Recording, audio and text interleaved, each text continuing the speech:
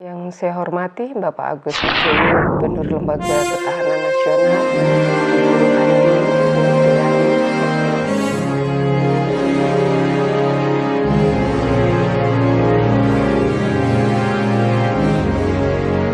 Eskalasi politik dunia tahun 60-an begitu kompleks, penuh ketidakpastian. Penerapan politik liberal dengan sistem multipartai justru menimbulkan persaingan antar partai yang tidak sehat, ditandai dengan konflik perebutan kekuasaan yang merugikan bangsa Indonesia.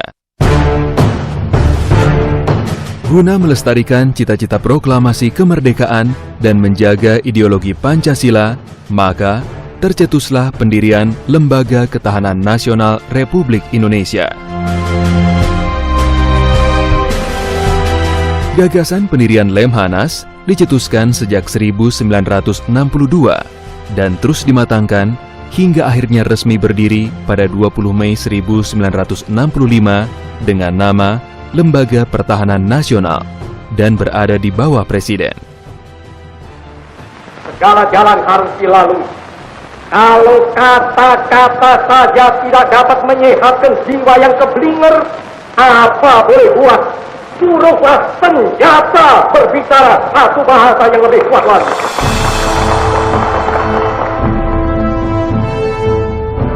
Usai pergantian kepemimpinan Republik Indonesia tahun 1966 berdasarkan Kepres nomor 122 tahun 1967, posisi Lemhanas dialihkan kepada Menteri Pertahanan Keamanan dan bertanggung jawab kepada Menhankam Pangap.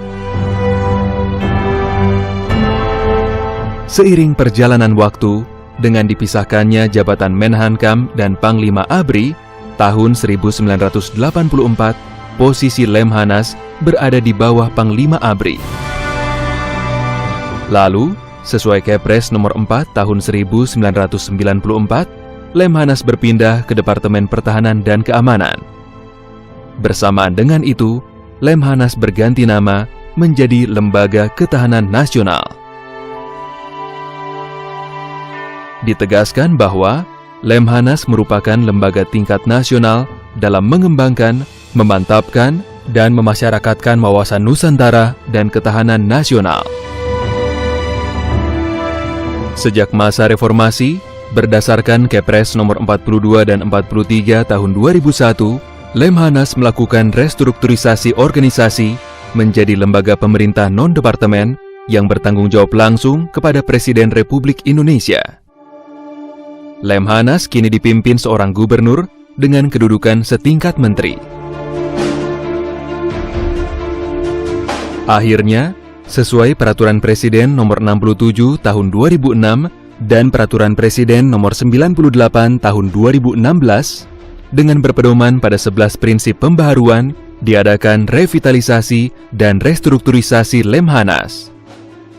Langkah ini dilakukan guna mendukung visi Lemhanas, yakni menjadi lembaga yang berkualitas, kredibel, dan berkelas dunia dalam bidang ketahanan nasional.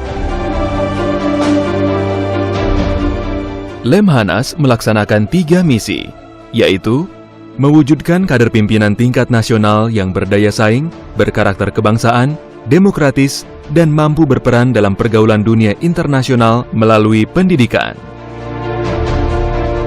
Memberikan masukan pemerintah dalam pengambilan kebijakan internasional, regional, dan nasional melalui pengkajian strategis. Mewujudkan komponen bangsa yang berkarakter kebangsaan sesuai 4 konsensus dasar bangsa melalui pemantapan nilai-nilai kebangsaan.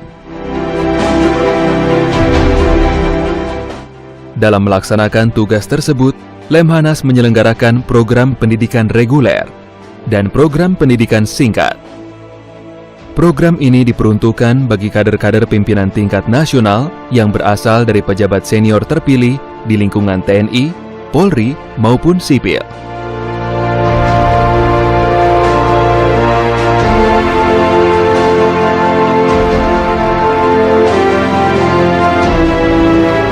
Sebagai lembaga kajian strategis, Lemhanas RI juga melakukan pengkajian berbagai permasalahan strategis dalam lingkup nasional, regional, maupun internasional, baik di bidang geografi, sumber kekayaan alam, demografi, ideologi, politik, ekonomi, sosial budaya, dan pertahanan keamanan melalui Laboratorium Pengukuran Ketahanan Nasional.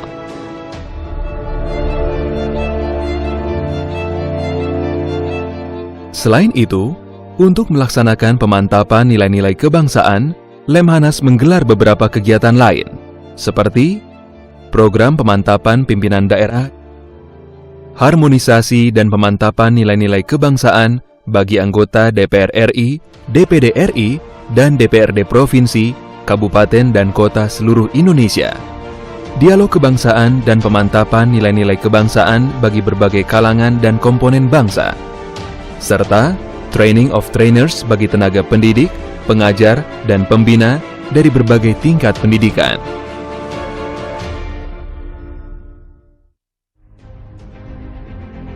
Dalam rangka meningkatkan kerjasama dan tukar-menukar informasi, Lemhanas senantiasa menerima kunjungan tamu-tamu dari dalam dan luar negeri, baik pejabat sipil maupun militer. Lemhanas juga melakukan kunjungan dalam dan luar negeri yang dilakukan para peserta pendidikan PPRA dan PPSA dalam bentuk Studi Strategi Dalam Negeri atau SSDN dan Studi Strategi Luar Negeri atau SSLN. Dengan amanah dan harapan yang dipercayakan oleh negara dan masyarakat, Lemhanas RI kini terus membangun dan memperkuat kapasitas dan kapabilitasnya dengan 11 prinsip pembaruan, revitalisasi, dan restrukturisasi organisasi, reformasi birokrasi, dan jejaring sosialnya untuk berupaya dan mendapatkan pengakuan sebagai world-class institution.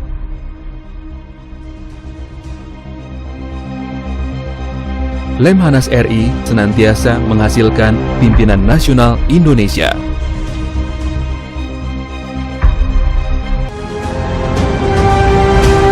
Itulah peran dan fungsi Lemhanas, kawah candra di muka bagi kader-kader pimpinan nasional Indonesia.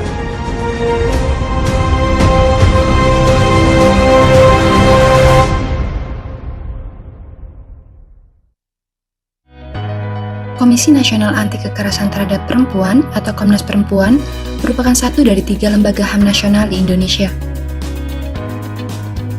Komnas Perempuan dibentuk pada tanggal 9 Oktober 1998 melalui Keputusan Presiden Nomor 181 Tahun 1998 sebagai respon atas desakan masyarakat sipil atas kekerasan seksual terhadap perempuan yang terjadi dalam rangkaian kerusuhan Mei 98. Landasan hukum ini kemudian diperbaharui melalui Peraturan Presiden Nomor 65 Tahun 2005. Landasan kerja Komnas Perempuan antara lain Undang-Undang Nomor 7 Tahun 1984 tentang pengesahan konvensi-konvensi mengenai penghapusan segala bentuk diskriminasi terhadap perempuan dan Undang-Undang Nomor 5 Tahun 1998 tentang pengesahan konvensi-konvensi menentang penyiksaan dan perlakuan atau penghukuman lain yang kejam, tidak manusiawi, atau merendahkan martabat manusia. Tahun 2020 ini, Komnas Perempuan telah berusia 22 tahun. Dalam menjalankan mandatnya, Komnas Perempuan ditugaskan untuk antara lain melakukan pemantauan dan pencarian fakta, melakukan kajian, dan memberikan pertimbangan-pertimbangan kebijakan kepada para pemangku kepentingan di pemerintahan maupun masyarakat. Selama 22 tahun berdiri, Komnas Perempuan telah menghasilkan beberapa capaian, diantaranya kerja-kerja dalam membangun pengetahuan tentang kekerasan terhadap perempuan atau KTP, diantaranya dengan rutin meluncurkan catatan tahunan atau catahu setiap tahunnya, konferensi pengetahuan dari perempuan atau PDP, terintegrasinya sejarah Mei 98 dalam kurikulum muatan lokal di DKI Jakarta.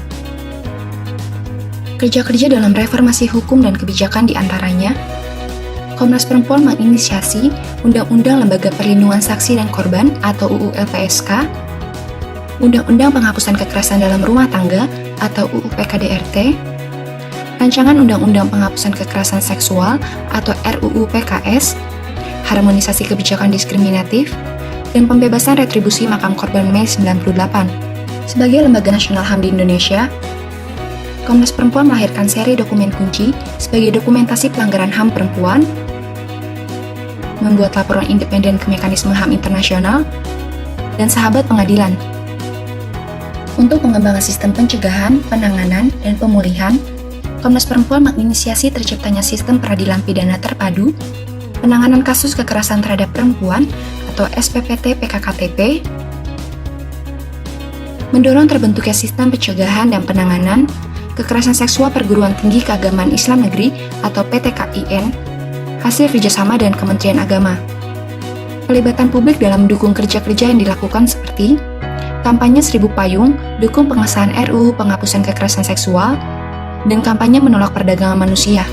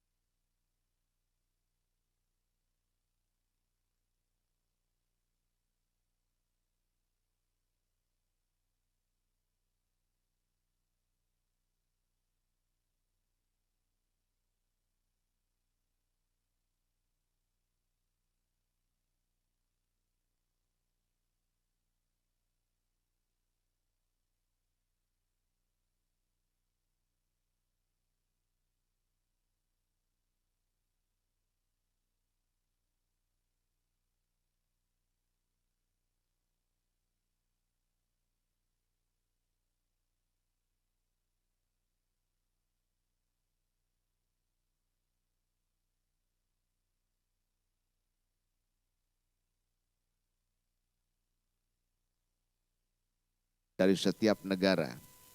Berbagai advokasi yang diberikan terhadap isu ini selama beberapa dekade menciptakan gelombang besar dalam pengarus utamaan gender dalam setiap program dan rencana aksi pembangunan, baik di tingkat global, regional, dan nasional. Merupakan hal terpenting ketika kita menjaga komitmen dalam menggapai kesetaraan gender dan pemberdayaan perempuan dengan tetap memperhatikan pengarus utamaan gender dan memperhatikan hak-hak perempuan dalam pembangunan dan perdamaian. Oleh karena itu, seruan untuk pemberdayaan perempuan dan melindungi hak perempuan menjadi bagian dari kesepakatan global, sebagaimana hal ini tertuang dalam agenda pembangunan.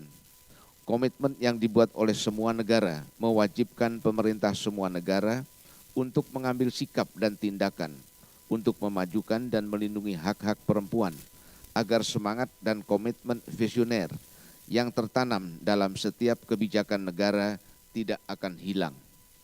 Hadirin yang saya hormati, menciptakan sebuah kebijakan yang mendukung peran perempuan dalam proses pembangunan adalah suatu kepastian. Perempuan dapat menikmati hak asasinya sebagai komitmen internasional dan prasyarat untuk kerjasama yang lebih luas dalam pembangunan, demokrasi, perdamaian, dan keamanan. Maka pemberdayaan peran perempuan akan menjadi pilar utama dalam mendukung pencapaian tujuan pembangunan. Kesetaraan perempuan bukanlah masalah moral dan bukanlah masalah kemanusiaan, akan tetapi lebih condong pada masalah keadilan. Oleh karena itu, memberikan hak yang sama terhadap perempuan dalam proses pembangunan merupakan keniscayaan jika pembangunan ingin bergerak maju, stabil, dan aman. Perkembangan peran perempuan yang dijunjung dengan persamaan haknya berada di garis terdepan dalam melahirkan setiap keputusan maupun kebijakan. Kita menyadari betapa strategisnya peran perempuan untuk membuka landasan yang memperkuat kesetaraan gender dalam penguatan ketahanan nasional. Hampir semua negara melakukan reformasi di segala bidang dengan memasukkan keberadaan perempuan dalam peranannya sesuai dengan kemampuan. Proses pengambilan keputusan dan kebijakan pada semua aspek pembangunan yang mengarah pada penguatan ketahanan nasional tentunya menerapkan pendekatan holistik dan komprehensif dengan melibatkan perempuan di dalamnya. Kesetaraan gender yang mengedepankan peran perempuan akan mendorong adanya pengembangan kapasitas sumber daya perempuan sebagai komponen bangsa yang potensial dalam percepatan pencapaian tujuan pembangunan nasional. Oleh karena itu, kebijakan yang terintegrasi dengan langkah-langkah kolaboratif yang mendasari kesetaraan gender dan hak perempuan akan lebih dapat diterima sebagai kesepakatan. Kita tidak bisa menghadapi tantangan sekaligus tidak dapat menyelesaikan masalah pembangunan apabila kita sendiri tidak membekali pengetahuan terhadap perempuan dalam keterlibatannya pada proses pembangunan. Oleh karena itu, penting bagi kita untuk menyadari bahwa kesetaraan gender dan pemberdayaan perempuan lebih didorong untuk memberikan dampak yang efektif terhadap pelaksanaan agenda pembangunan yang telah direncanakan. Harapan kami agar membangun kembali kehidupan dan mempertahankan perdamaian akan terwujud apabila kita benar-benar memperhatikan apa yang dapat diberikan dari peran perempuan dalam kontribusinya terhadap pembangunan secara berkelanjutan demi menguatnya ketahanan nasional. Hadirin yang saya hormati, kesetaraan gender dan hak perempuan dalam pembangunan yang mendukung ketahanan nasional membutuhkan pemahaman kontekstual. Globalisasi ekonomi, fragmentasi global, dan komplikasi konflik tanpa batas dengan berbagai konsekuensinya terhadap kehidupan perempuan di semua negara adalah tantangan yang perlu dihadapi dan disikapi secara bijak dan cermat. Krisis ekonomi global pasca COVID-19 telah memunculkan isu-isu baru yang perlu ditangani secara proporsional. Peran perempuan pada era COVID-19 ini harus memanfaatkan dinamika global. Dengan peta geopolitik dunia pasca COVID-19 yang berubah, maka perempuan harus bekerja sesuai dengan perkembangan tuntutan dan dinamika global tersebut. Fenomena fragmentasi etnis, bahasa, dan agama yang berbenturan di tengah persaingan global dan merebaknya COVID-19 akan lebih banyak menimbulkan konflik baru. penggunaan kekerasan yang berbasis gender sebagai salah satu dampak penyebaran COVID-19 telah menjadi ciri yang menakutkan bagi kehidupan manusia. Tidaklah mudah dalam menghadapi fenomena ini ketika perempuan menghadapi tekanan akibat keterbatasan hak dan aksesnya. Cenderung COVID-19 memicu perubahan perilaku yang mempengaruhi keberadaan perempuan, yang mana hal ini dicerminkan salah satunya dari wujud kekerasan terhadap perempuan. Diyakinkan hal ini akan terus berlanjut yang nantinya akan menjadi bentuk pelanggaran hak asasi manusia yang semakin meluas.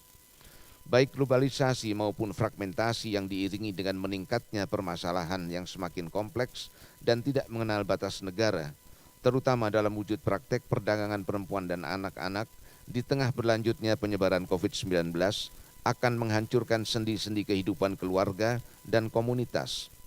Menjadi hal yang penting bagi kita untuk mencermati gejolak sosial yang berkembang, yang mempengaruhi ketahanan nasional akibat COVID-19 dengan memperkuat peran dan posisi perempuan dalam pembangunan dan perdamaian.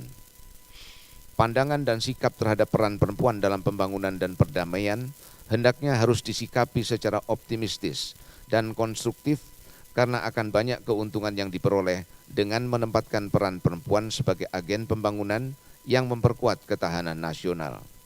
Dengan latar belakang ini, maka penting bagi semua negara untuk mengakui pemberdayaan peran perempuan dan kesetaraan gender diperlukan sebagai salah satu pilar penopang pencapaian kepentingan bersama. Untuk itu, maka ketahanan nasional yang dibangun dalam perdamaian dan pembangunan akan memberikan signifikansi yang nyata bagi semua negara dalam melanjutkan keberadaannya. Untuk itu pula, maka serangkaian target untuk mempromosikan pemberdayaan perempuan sebagai elemen fundamental yang sangat diperlukan dalam mengurangi kerentanan perempuan terhadap ekses tantangan ke depan. Pembangunan manusia, keamanan manusia, dan kesetaraan gender yang dibangun di atas komitmen kita bersama menjadi fokus utama dalam perdamaian dan pembangunan. Namun perlu ditegaskan kembali bahwa penting bagi kita untuk mengetahui bagaimana kita dapat menjamin dan memastikan bahwa kesetaraan gender dan pemberdayaan perempuan dalam pembangunan dan perdamaian bisa terlaksana dengan menghasilkan kontribusi nyata bagi penguatan ketahanan nasional.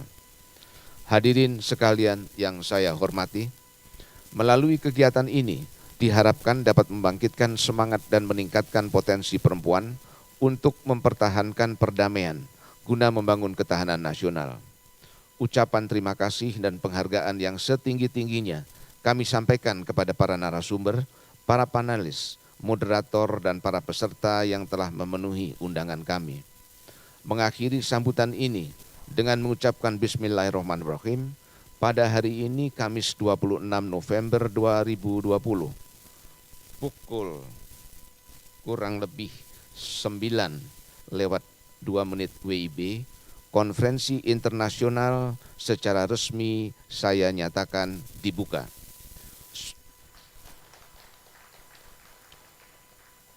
Semoga Tuhan Yang Maha Esa memberikan bimbingan dan petunjuknya kepada kita semua dalam mengabdi kepada bangsa dan negara yang tercinta ini. Sekian dan terima kasih. Wassalamualaikum warahmatullahi wabarakatuh. Selamat pagi.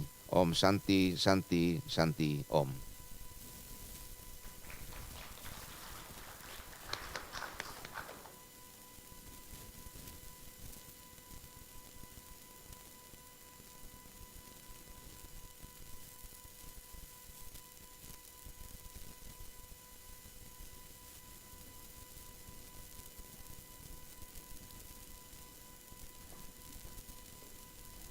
Terima kasih banyak Bapak Gubernur Lemhanas RI atas pidato sambutannya yang sangat memberikan dukungan terhadap agenda-agenda kesetaraan gender baik di dalam pembangunan dan perdamaian, baik di Indonesia dan di tingkat global. Honorable guests, ladies and gentlemen, it is now time to hold a photo session. We would like to invite to come onto the stage in order. First, former representative of Indonesia to ICHAR, Bapak Raffendi Jamin. Please come forward. Ibu Satyawanti, Commissioner of Komnas Perempuan. Ibu Teresia Iswarini, Commissioner of Komnas Perempuan,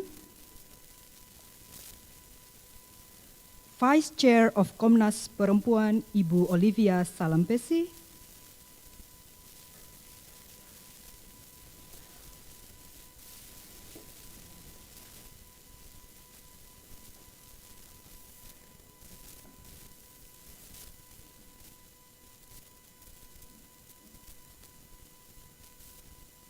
berikutnya Profesor Alimatul Kiptiah, Commissioner of Komnas Perempuan,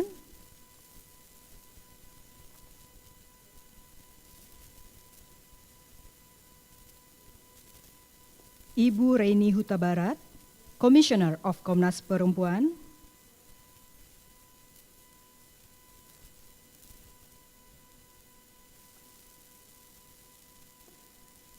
The Secretary General of Komnas Perempuan Ibu Lili Danes,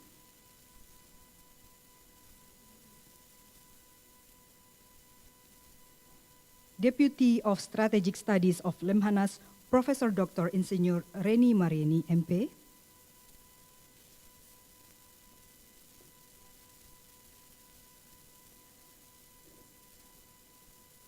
Vice Governor of Lemhanas Bapak Air Marshal of TNI, Wiko Sofyan,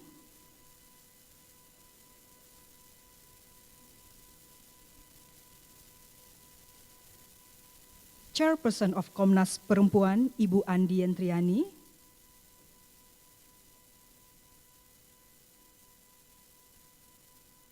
and lastly, the Governor of Lemhanas of the Republik Indonesia, Bapak Lieutenant General of TNI, Retired Agus Wijoyo.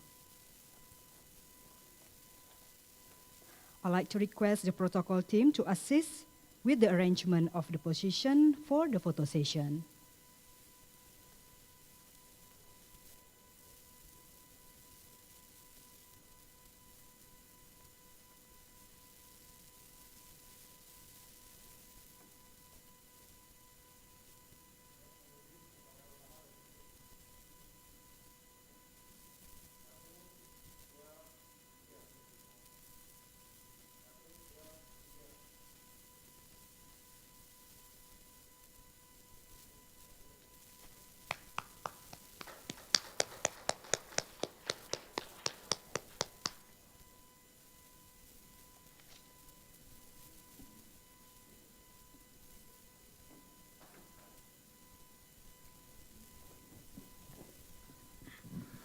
Lain kali saya akan mengusulkan kuota 30% untuk laki-laki.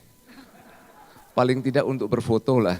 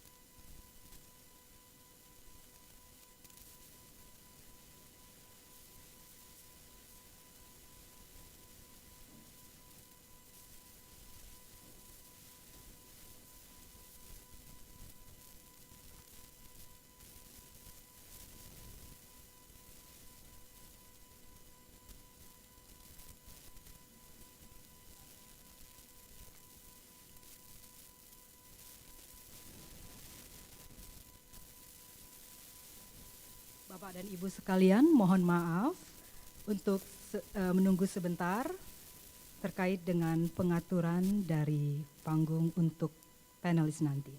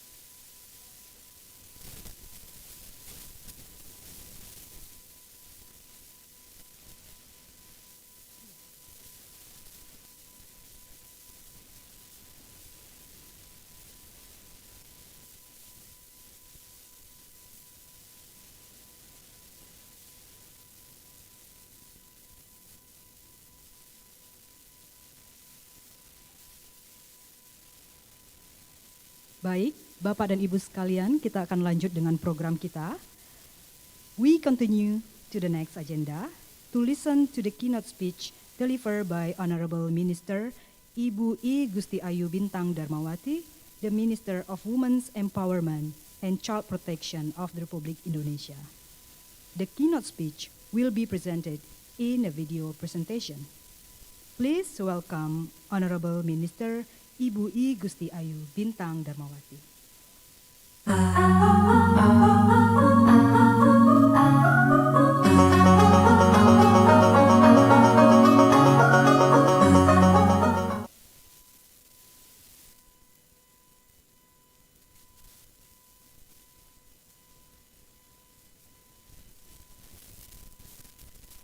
Yang saya hormati Bapak Agus Wijoyo, Gubernur Lembaga Ketahanan Nasional, Ibu Andi Yentriani, Ketua Komisi Nasional Anti Kekerasan Terhadap Perempuan, Bapak Jamsid Kaisi, UN Women Representative Indonesia, para narasumber, hadirin sekalian yang saya banggakan, Assalamualaikum warahmatullahi wabarakatuh, salam sejahtera untuk kita semua, Shalom, Om Swastiastu, Nama budaya, salam kebajikan, tentunya salam sehat untuk kita semua. Pertama-tama mari kita panjatkan puji dan syukur kehadirat Tuhan Yang Maha Esa, karena atas rahmat dan karunia-Nya kita semua dapat hadir pada hari ini dalam konferensi internasional yang diadakan dalam rangka peringatan Hari Internasional Penghapusan Kekerasan Terhadap Perempuan dan 20 tahun pelaksanaan Resolusi 1325 Dewan Keamanan PBB tentang perempuan, perdamaian, dan keamanan. Adapun tema pada konferensi hari ini adalah Building Grounded and Sustainable Peace, Women Experience in Post-Conflict Situation and the Realm of Radicalism, di mana saya akan berbicara mengenai pengalaman perempuan Indonesia dalam membangun perdamaian, prestasi, tantangan, dan memajukan agenda. Apresiasi saya sampaikan kepada Komisi Nasional Anti Kekerasan Terhadap Perempuan dan Lembaga Ketahanan Nasional Republik Indonesia yang telah menginisiasi terselenggaranya acara ini. Saya harap acara ini dapat menambah wawasan, membuka pikiran, dan memperkuat komitmen kita semua dalam mendorong partisipasi perempuan dalam perdamaian, melakukan langkah-langkah pencegahan serta penanganan khusus dan spesifik pada saat perempuan menjadi korban kekerasan. Bapak Ibu hadirin yang saya banggakan, seperti kita ketahui bersama, dilandaskan keprihatinan atas terjadinya berbagai konflik baik di skala internasional maupun nasional di berbagai negara-negara dunia, Dewan Keamanan PBB mengadopsi Resolusi 1325 tentang perempuan, perdamaian, dan keamanan pada tahun 2000. Resolusi ini mengamanatkan bahwa kepentingan perempuan harus diprioritaskan dalam hal terjadinya konflik, mewujudkan perdamaian, dan berbagai upaya resolusi konflik lainnya. Resolusi ini juga memuat poin-poin perlindungan bagi perempuan dari segala bentuk kekerasan serta proses rehabilitasi bagi perempuan korban kekerasan. Lebih lanjut, pasca krisis akibat konflik terjadi, kepentingan perempuan juga harus menjadi prioritas pada masa mitigasi konflik. Jangan sampai perempuan kembali terjebak dalam berbagai bentuk dan modus kejahatan atau menjadi korban kekerasan setelah konflik berlalu. Bapak Ibu hadirin sekalian, sudah 20 tahun berlalu sejak Resolusi 1325 diadopsi, negara-negara di dunia terus melakukan langkah-langkah progresif dalam mendorong implementasinya.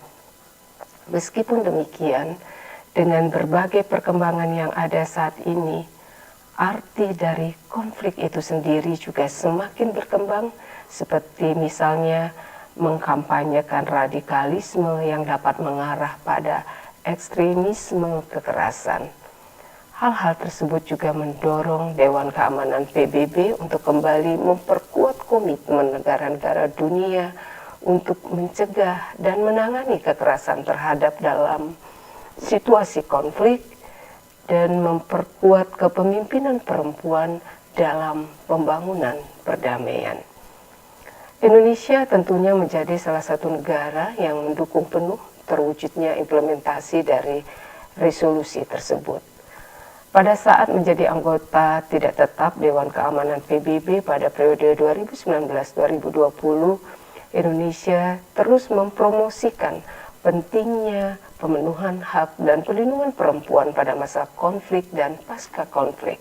Bahkan pada saat Indonesia menjadi Presiden Dewan Keamanan PBB melalui Menteri Luar Negeri Ibu Retno Marsudi, Dewan Keamanan PBB mengeluarkan resolusi 2538 pada tahun 2020 yang mendesak semua negara anggota PBB dan organisasi regional untuk mempromosikan partisipasi perempuan.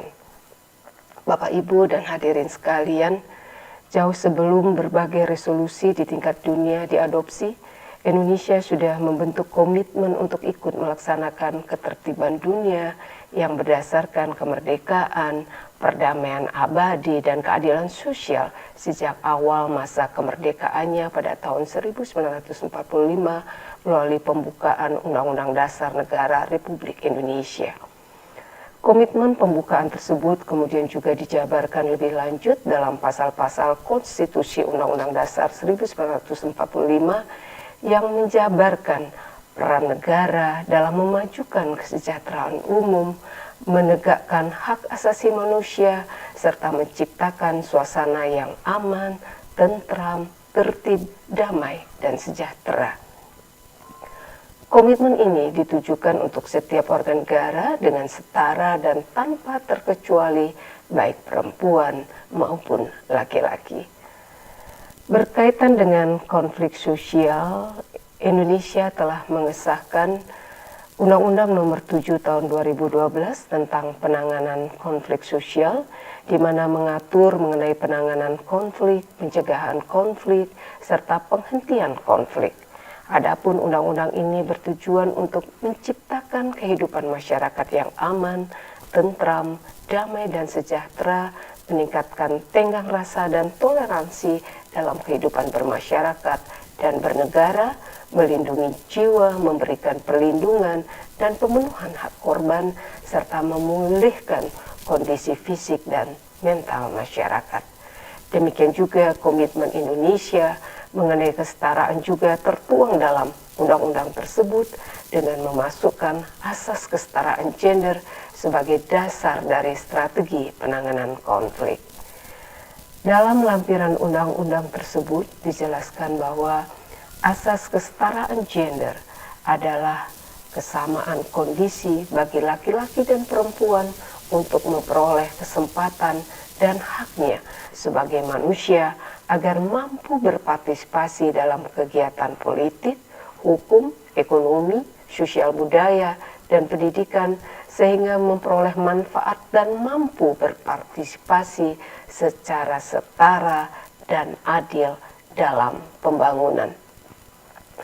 Kemudian yang kedua, melalui Peraturan Presiden Nomor 18 Tahun 2014 tentang perlindungan dan pemberdayaan perempuan dan anak dalam konflik sosial, yang mengamanatkan agar tersedia layanan bagi perempuan dan anak yang meliputi perlindungan khusus baik dalam hal pemenuhan hak maupun perlindungan bagi korban kekerasan.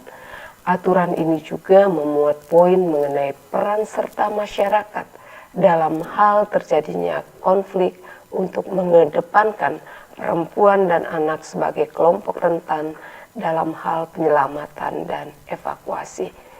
Dengan begitu, sudah sepatutnya segala bentuk upaya dan program yang dijalankan pada saat konflik dan pasca konflik mengedepankan kebutuhan-kebutuhan spesifik perempuan dan didasari oleh kesetaraan gender. Bapak Ibu hadirin yang saya banggakan, sebagai kelompok rentan, perempuan memiliki kebutuhan-kebutuhan khusus dan spesifik yang harus dipenuhi dalam kondisi apapun.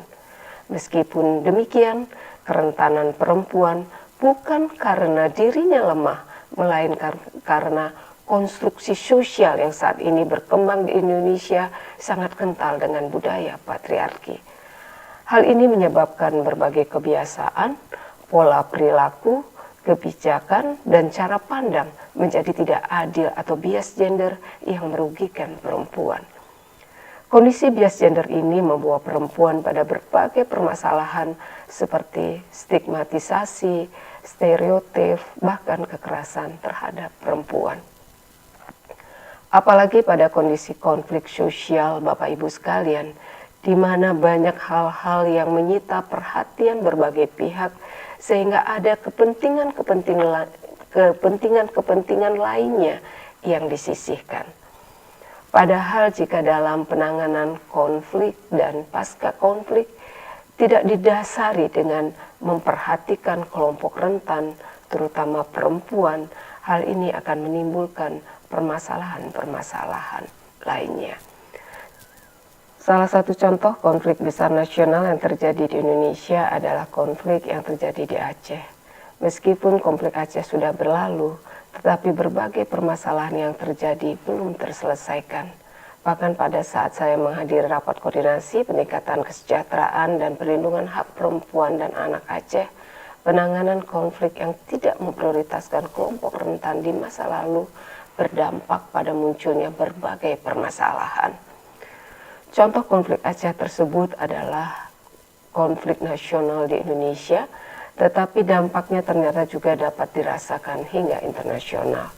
Bahkan dalam berbagai contoh konflik yang terjadi, ketika akar penyebab dan dampak konflik tidak ditangani dengan upaya dan program yang berperspektif gender, hal tersebut akan menciptakan peluang untuk mengkampanyekan radikalisme yang dapat mengarah pada ekstremisme kekerasan.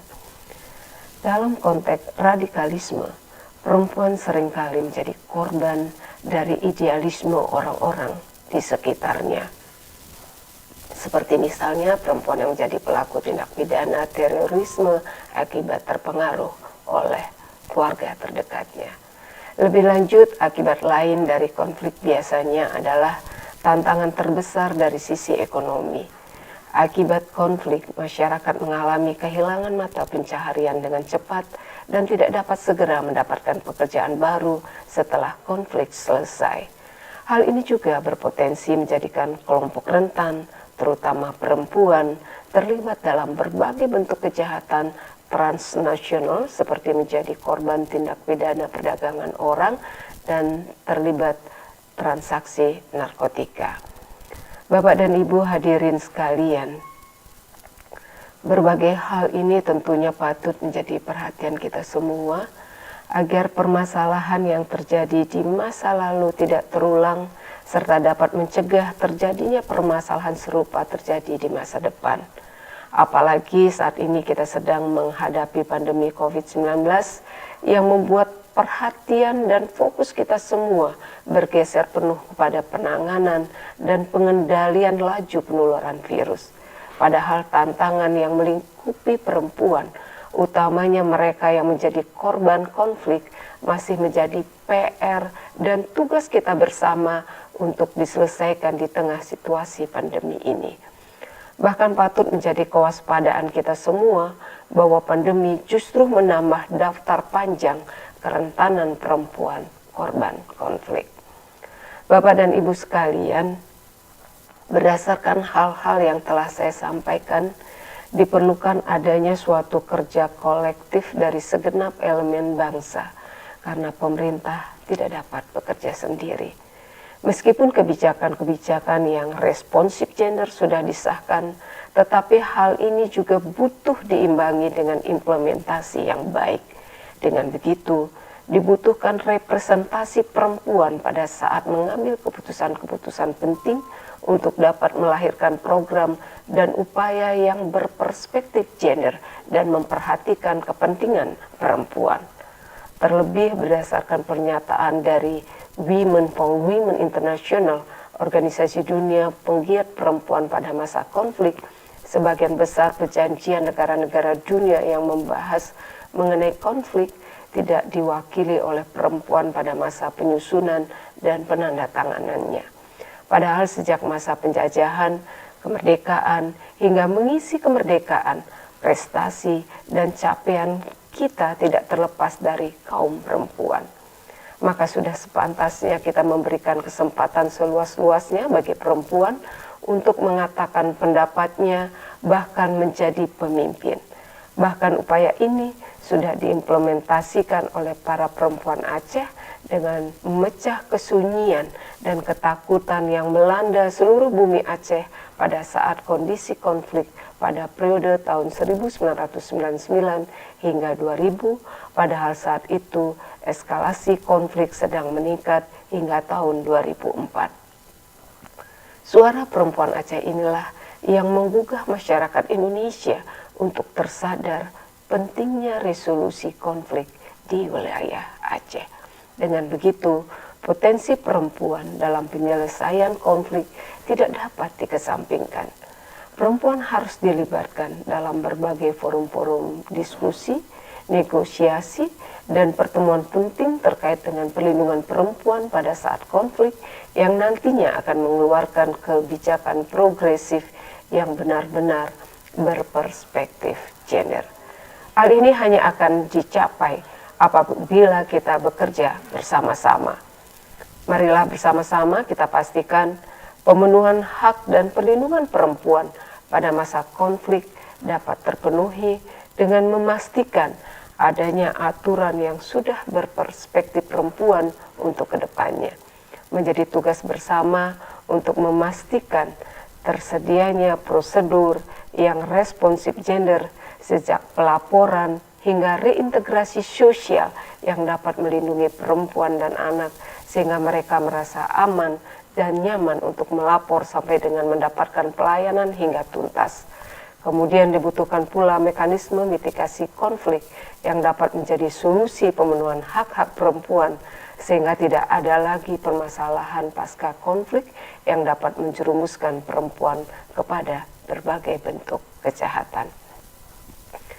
Saya mengajak hadirin sekalian dari berbagai latar belakang dan profesi, baik laki-laki maupun perempuan, untuk dapat melawan pemikiran dan budaya yang merugikan perempuan.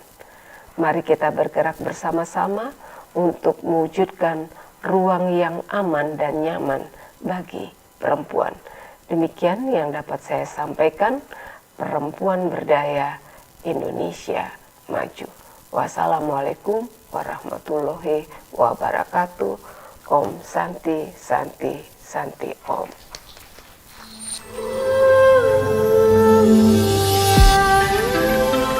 Terima kasih banyak Ibu Menteri I Gusti Agung Bintang Darmawati atas keynote speech-nya. Honorable guests, ladies and gentlemen, now we come to the main agenda of the conference. I would like to introduce and invite our today's conference moderator, Bapak Rafendi Jamin. Bapak Rafendi Jamin is the representative of Indonesia to the ASEAN Intergovernmental Commission on Human Rights, or ICHAR, from 2009 to 2015, and currently is the Senior Advisor of Human Rights Working Group HRWG. Pak Rafendi will guide us throughout the conference session and the following discussion, including question and answer session. Pak Rafendi, the floor is yours.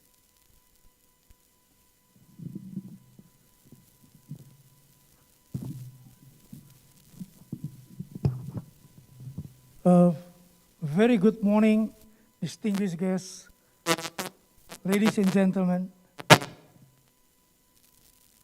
This is now the time for us to go to the substance for our meeting.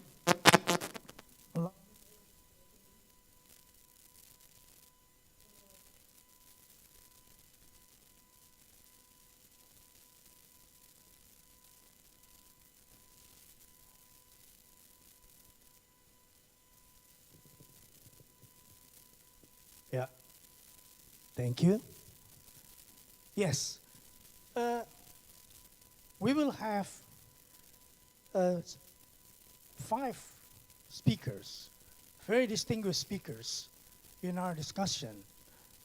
We have heard and we have witnessed all the formality this morning, and all protocol has been observed, and now we are entering the process to be more relaxed so we can be more open in our discussion.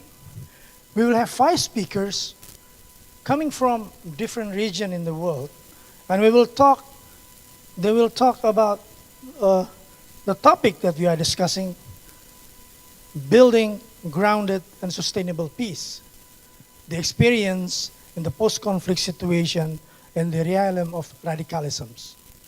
As we all know, that this event is very much related with the celebration, I would say, not only memorizing, but celebration of the UN Security Council on Women, Peace and Security, and and International Women's Days, which is actually just passed a few days ago. The 5 speakers that we have, one is at the international level, the second one is at the level of Asia Pacific, and the third one will be at the level of ASEAN, the Association of Southeast Asian Nations. And the other 2 speakers, 2 distinguished speakers coming from national perspective. So we have a very complete distinguished speakers to listen to, and we have the time about 2 hours 45 minutes. After the presentation of the speakers, it will be followed by discussions. And in my list of discussion, we have about 14 discussions. And let us hope that the process will go smoothly. It is not an easy job for me as well to really taking control of the 5 distinguished speakers and 14's discussion. After the discussions, then it will be followed by question and answer. As you know, this is a hybrid process, so we have audience here in the room. We also have about in total, more than 100 participants, both in the Zoom as well as in the YouTube. Another point I'd like to say, the first speaker is an international expert on transnational justice, Honorable Fabian Savioli. He will deliver his presentation by videotaping.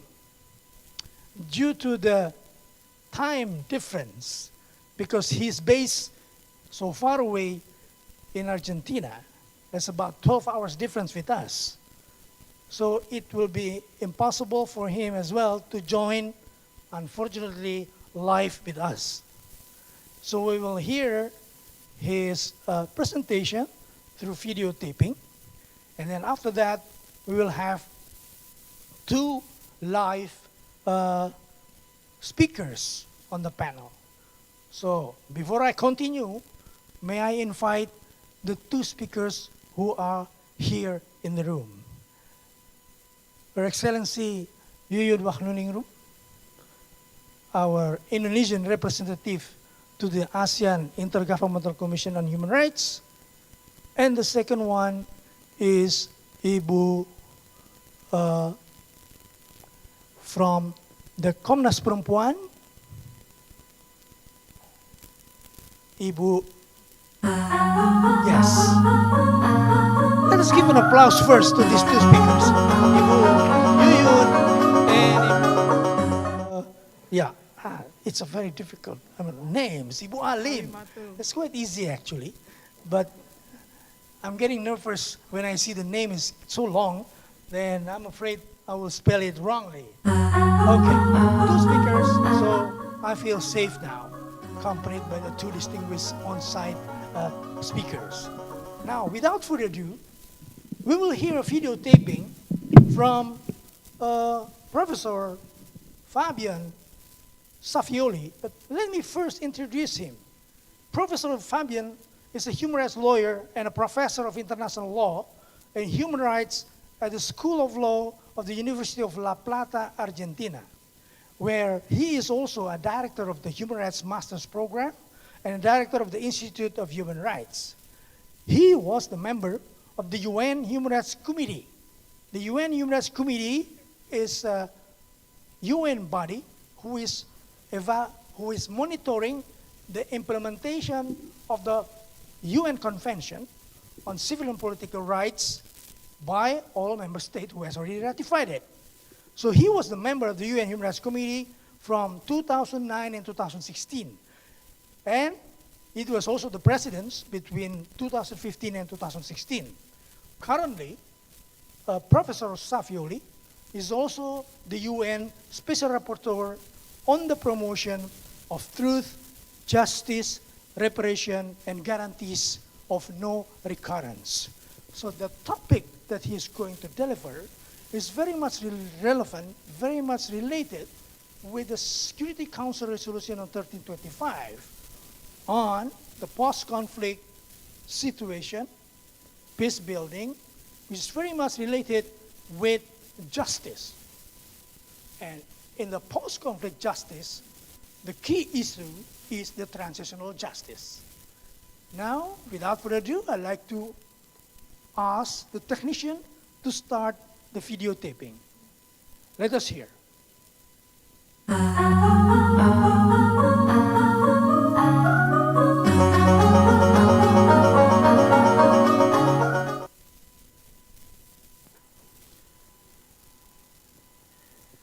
Hello, my name is Fabian Salvioli. I am the UN Special Rapporteur on the promotion of truth, justice, reparations, and guarantees of non-recurrence.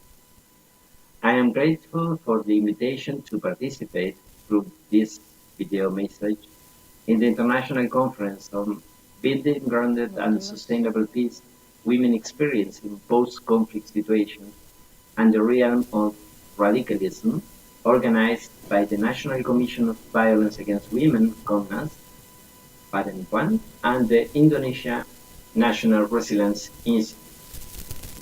We are gathered at this event to commemorate the International Day for the Elimination of Violence Against Women and the 20th anniversary of the adoption of the UN Security Council Resolution 1325. As you know, the landmark Security Council Resolution 1325 of 2000 and its subsequent resolution taken in 2008, 2009, 2010 called on member states to increase women's representation at all decision-making levels in institutions and mechanisms for the prevention, management, and resolution of conflict. The gender perspective to transitional justice processes has been integrated throughout the work of my mandate, including in country visits and thematic reports in line with inter alia, the UN Security Council 1325, and the global study for the implementation of this resolution.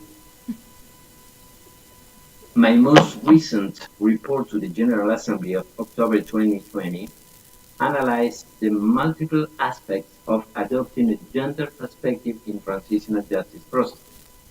Today, I have been asked to address the questions of the contribution of women's experience to transitional justice processes as a ground to build peace, a global perspective. So, let me first pass to the role of women in peace building.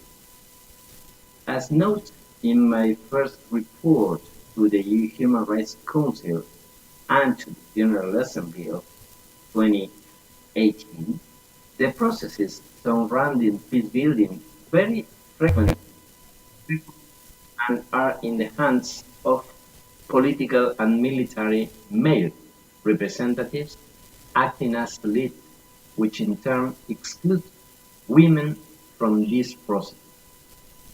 Despite their substantive contribution to bringing about political transformation and their crucial role in local, community-based initiatives, women frequently fail to gain from the reform policies adopted in peace-building settings and are excluded from the design and implementation on related transitional justice process.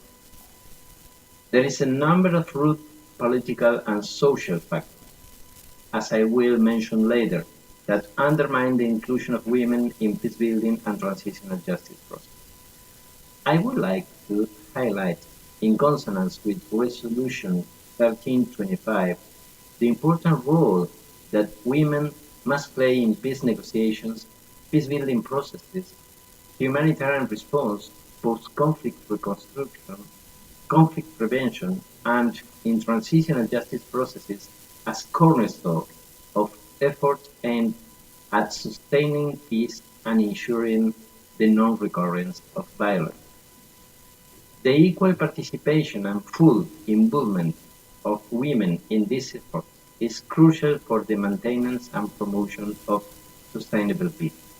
The global study sets out how the empowerment of women contributes to strengthening peace operations, attaining peace agreements, improving humanitarian assistance, countering violent extremism, and achieving sustainable peace. However, insufficient progress has been made in the field of peace building in relation to the participation of women as negotiators of informal and formal peace processes, the formulation of inclusive national action plans of women's and peace and security, the very low rate of prosecution for sexual violence, the real threat to the lives of women brought about the violent extremism and militarization, the significant obstacles encountered by women peace builders, and the insufficient financial and provided aid to fragile states to address gender issues. A solid understanding of the impact of armed conflict on women and girls, and the adoption of effective institutional agreements and arrangements to guarantee the protection and full participation in peace building and transitional justice processes can significantly contribute to the maintenance and promotion of international peace and security. Now, let me talk on the multiple aspects of a gender perspective in transitional justice process. During the country visit undertaken by my mandate, several concerns have been raised with regards to the role of women in transitional justice conflict. Gender-related dimensions of violence during the conflict and repression period. These violations are cruel and unacceptable. The insufficient involvement of hearing of women during national consultations on transitional justice policies, the insufficient representation of women in truth commissions, the need for gender-specific training for all commissioners and other members of transitional justice mechanisms in the design and implementation of a gender-sensitive strategy, the need for gender-sensitive reparations scheme, women's access to the land in the context of reparations and land reform, and etc., etc. Systematic and structural discrimination against women fostered by patriarchy and the allocation of roles based on gender stereotypes has impacts of all areas of life and affect all women, particularly women living in poverty in rural areas, women from ethnic minorities, women with disabilities, and lesbian, gay, bisexual, and transgender persons, among others. In my report to the General Assembly, I have highlighted the many aspects of adopting a gender perspective in the conceptualization, design, and implementation of national transitional justice processes in order to provide an adequate and comprehensive response to women and LGBT persons who have been victims of serious human rights violations and to ensure their effective participation in this process, which in turn will contribute to the sustainability of peace and reconciliation in countries transiting from conflict or authoritarianism to the democracy. I have noted that it is vital to overcome the neutrality of Truth Commission mandate, requiring them to comprehensively address the causes and consequences of sexual and other violence based on gender, sexual orientation, and gender identity. Reparation measures must consider gender and its intersectionality, the complexity of the harm suffered and its consequences on the daily lives of women and LGBT persons, the potential stigmatizing effect of the crimes and reparations, and especially the potential transformative effect of certain reparations measures on the structure of gender exclusion. Regarding accountability, I have pointed out that while the valuable experience of the International Criminal Tribunal contributed to the visibility of sexual and gender-based violence and raised standards for prosecution in national courts, impunity for sexual and gender-based crimes continues to prevail, and there are barriers to access justice for women and LGBT persons. To guarantee the non-recurrence of violence, including but not only against women, and support peace efforts, states must modify discriminatory legal provisions, improve representations by gender, develop training programs for officials, and revise manuals and educational materials to move away from structures that reproduce patriarchal and discriminatory patterns. Memorialization processes also must fully include the gender perspective and adopt critical analysis of hegemonic patriarchal culture. Without the adoption of an adequate gender perspective, transitional justice processes will not be able to comply with human rights and non-discrimination standards and will not be adequately equipped to contribute to peace and reconciliation. I would like to highlight the need for effective participation of women and girls and victims of sexual and gender-based violence in the design and implementation of transitional justice processes from the beginning. Without the participation of women and victims of sexual and gender-based violence in consultative process, transitional justice mechanisms are likely to reflect bias concerns, priorities, interests, and experience, and ignore sexual and gender-based violence. Consultative processes with women and victims should encompass the entire transitional justice process from design to implementation as reflected Security Council's resolution of women, peace, and security adopted in 2009. The number is 2467. To ensure safe and ample participation of women and victims of sexual and gender-based violence in consultations regarding the design and implementation of transitional justice processes, consultations should be held in safe and secure conditions for these persons. Make accessible linguistic geographic, and compensatory measures to them, and provide training, communication, and awareness-raising strategies on the topic to be consulted and the actual procedures and scope of the consultation. I wish you all the best, and thank you very much.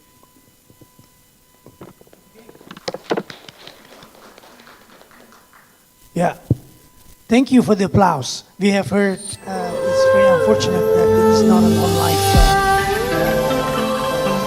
presentation from Professor Fabian Safiuli. I see there are some more distinguished guests already arrived in the room. I'd like to recognize Pa Habib, the Director of Human Rights and Humanitarian Affairs of Indonesian Ministry of Foreign Affairs. We are now entering the second speakers. The most important point that Fabian has already shared with us is the multi-aspect of general perspective in the transitional justice. We have a situation in Indonesia. We will hear as well some response later on after we hear the whole 5 speakers, that some of the discussions will also address the issue and experience in Indonesia. Let me now introduce the second speakers. The second speakers that we have, she is coming from, her expertise is on radicalisms and the woman experience. Madam Mosarat Kadim, I hope I can see her in the screen. Hello, Madam Mosarat, are you there? I hope that the speaker is already unmuted. Okay. Madam Mosarat Kadim, she is a co-founder of the Paiman Alumni Trust, a pioneer organization in preventing and countering violent extremisms and inclusive peace education in Pakistan. Madam Mosarat is an internationally known expert on prevention of violent extremisms, de-radicalization, women, peace and security, and has spoken in the UN General Assembly and Security Council on this subject. She is the member of the International Review Panel of GCERF, WASL, and Commonwealth Women Mediators Network. She advocates in the realms of women, peace and security at the national and international level. And she will deliver her intervention this morning, about 15 minutes, with the topic radicalisms and women's experience in building peace in Asia Pacific. Now, without further ado, may I invite Madam Mosarat. You have the floor.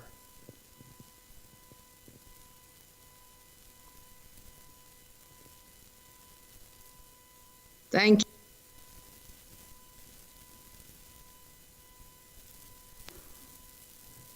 Madam Mosarat, over to you. Oh, yes, because I wanted to wait for the unmute.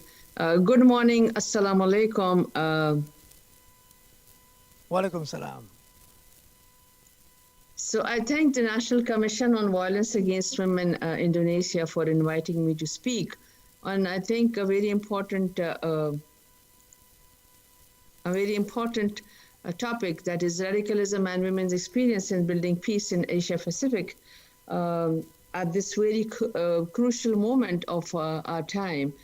So thank you very much once again. I'm going to speak about the experience that I have on working with on de-radicalization, reintegration and rehabilitation of women in Pakistan, and also will focus a little bit on the role women play in supporting, participating and encountering extremist groups in Pakistan. I hope that will be helpful for all the audience and the participants. I just want to highlight that few years ago, it was unthinkable that women can also be radicalized and they also can participate in violent extremist movement and in political violence in Pakistan. The reason was that they appeared to be disturbingly normal. The women next door, the work colleague, or the neighbor. And so personal appearance tells us little about why this woman, as opposed to any other woman with the same profile, would turn to extremism. So in this situation, the larger community as well as the government did not recognize and realize that yes, women are contributing to violent extremism in some form and shape. But the violent extremist groups in Pakistan, I would say in some parts of Pakistan, they were very strategic and are still very strategic and appealing to women through their messages to join them in their cause.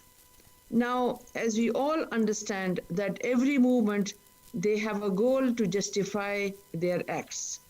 And in the same way, and especially in a country like Pakistan, where religion plays a central role in everyday lives of many, these extremist groups exploited people's emotional, but particularly women's attachment to religion, citing Islam as validation and justification for their acts of violence. They were aware that the majority would never question the extremist narrative, which is against the message of peace, humanity, love for all, value of tolerance that is given in the Quran and then practiced by Prophet Muhammad sallallahu alaihi wasallam.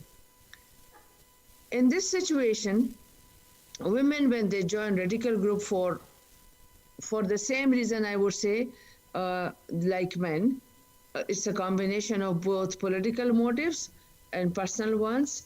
They of course join this political movement because they've been convinced that you are working for a cause, you're contributing to their so-called jihad. And of course, extremist groups, they use feminism to cut feminism at its knees. And what was that? In particular, they challenge the local cultural practices that appear to disempower women, such as arranged marriage, of course, violating their rights, insisting on women's active consent as marriage partner, and women's right to inheritance were too appealing to the women to join these groups in some part of Pakistan.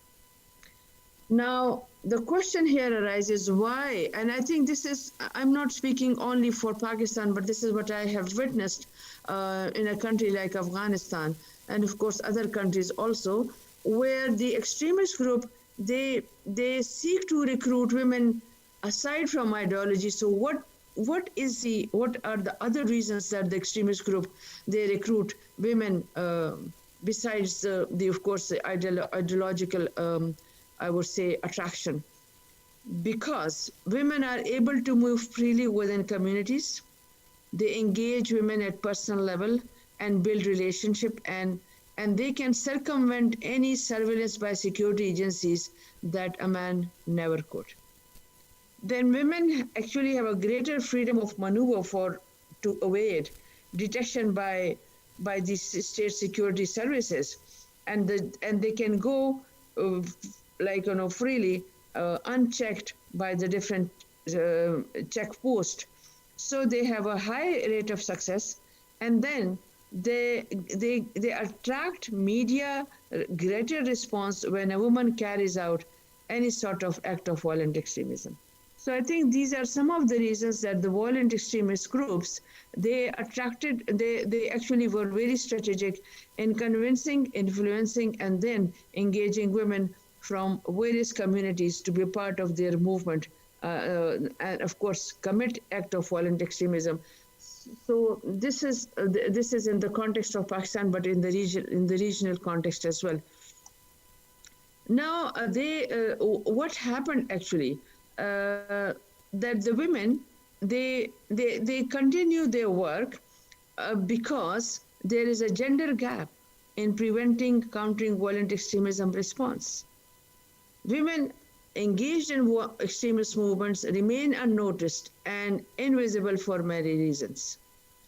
This oversight persists because women are not visible in public sphere, and they use private social gatherings and home visits to carry out their violent extremist agenda, while the society continues to believe that violent extremism, like war, is men's domain. Now, in this situation, I would say I can claim that PEMAN was the first one to notice, PEMAN is my organization, to notice the movement of these women, particularly in an area which was hard hit by violent extremism, the area that borders Afghanistan. It is known as the northern, it's called now the Khyber Pakhtunkhwa, where extremism was at its peak and it continues for 2 decades. Now, when the women were engaged in the violent extremist acts, the state, I would say, security apparatus did not recognize the role that women are playing in different capacities. So when the rehabilitation and reintegration and the de-radicalization of youth was taking place, and policies came into I would say practice to disengage the youth and of course the violent extremists from the extremist groups, there was no policy framework for rehabilitation, de-radicalization, rehabilitation, and reintegration of women. So the efforts to de-radicalize women and to prevent radicalization in women in the first instance are non-existent even today in Pakistan. And women's involvement in radicalization remains a non-issue for governments, for security agencies, and for the larger community in Pakistan, and I think in the region as well. In some of the regional countries as well. The underlying assumption is, for this state of affair, that women lack agency permeates legal and policy responses to extremism and can have serious consequences. The majority of the preventing and countering violent extremist strategies have a narrow focus on the role of women either as victims or peacemakers who can help prevent violent extremism without paying attention to the diverse role they play in countering, mobilizing agents, or participating in violent extremism. So, what we actually came up with, our intervention,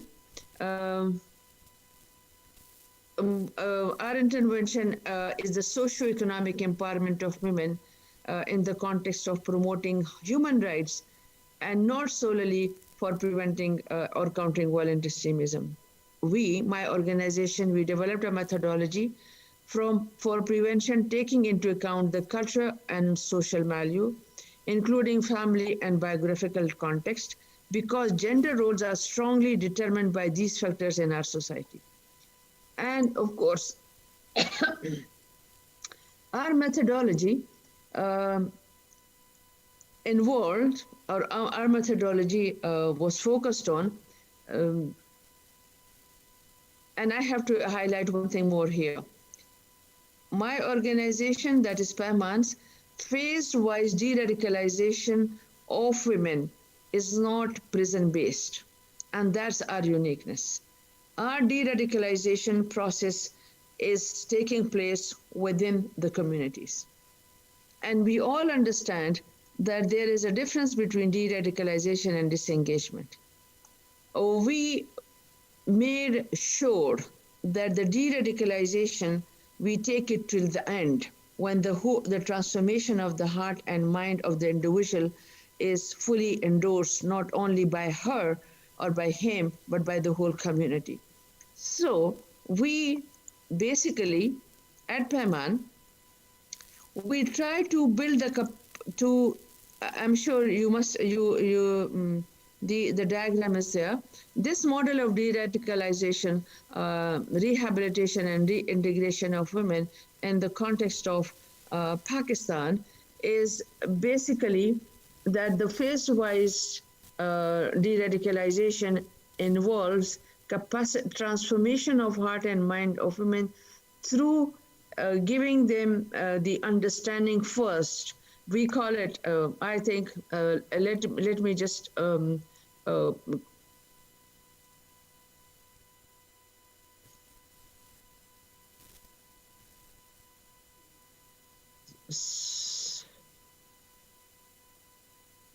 yeah, we just actually, we do the theological re-education. Why theological re-education? Because most of the women have been influenced by the selected text of the Quran by the violent extremist group to join their groups, to join their cadre. So we use the text of the Quran within its context to re-educate women, to enlighten women what actually the Quran is saying.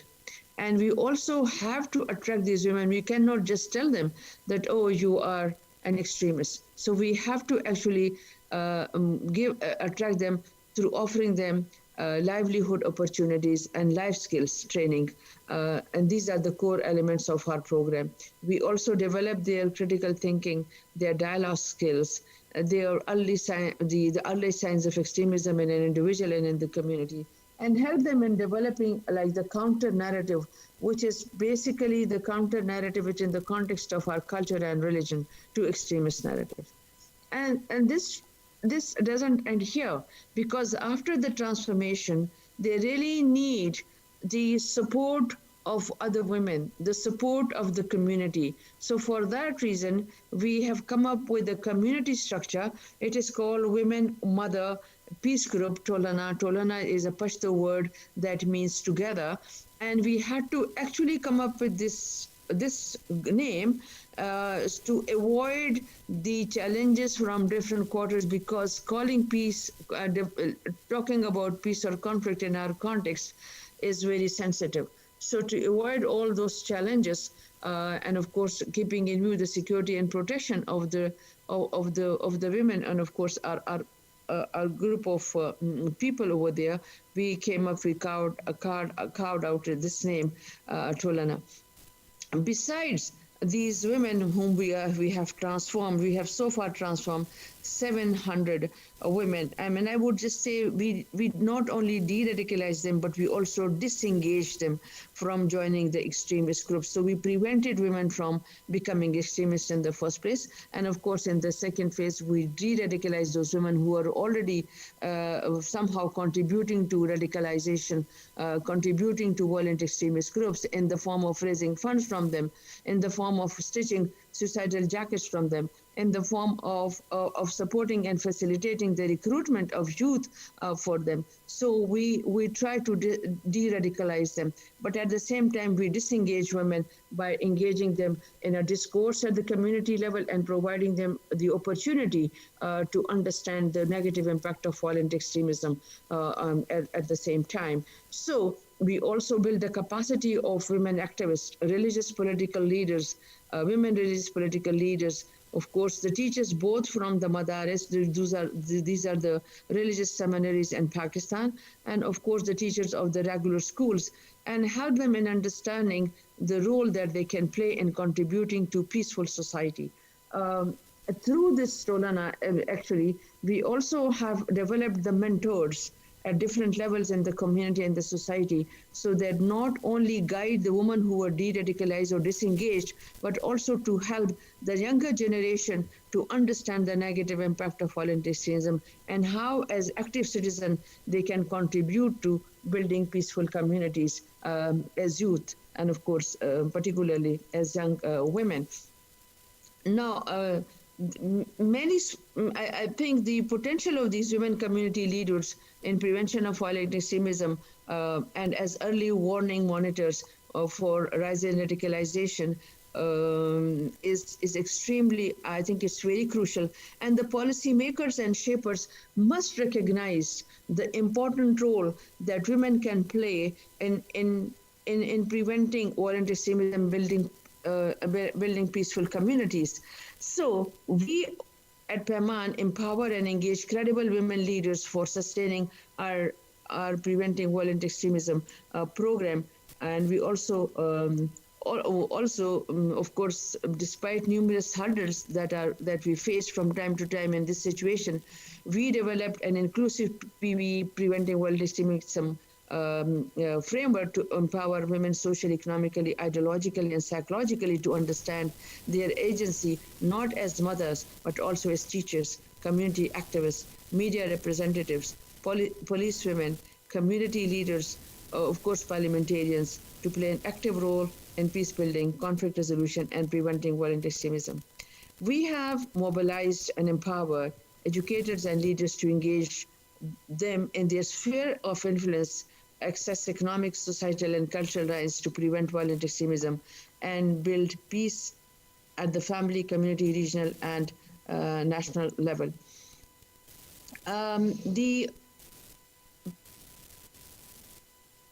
I would just say United Nations Security Council Resolution 2242, it calls for women to take a leadership role in developing strategies to counter violent extremism. Yet, women remain overwhelmingly underrepresented in influential national, regional, and international security institutions, limiting their ability to effectively influence the formulation of relevant definitions, strategies, and approaches to preventing and countering violent extremism and to security sector frameworks.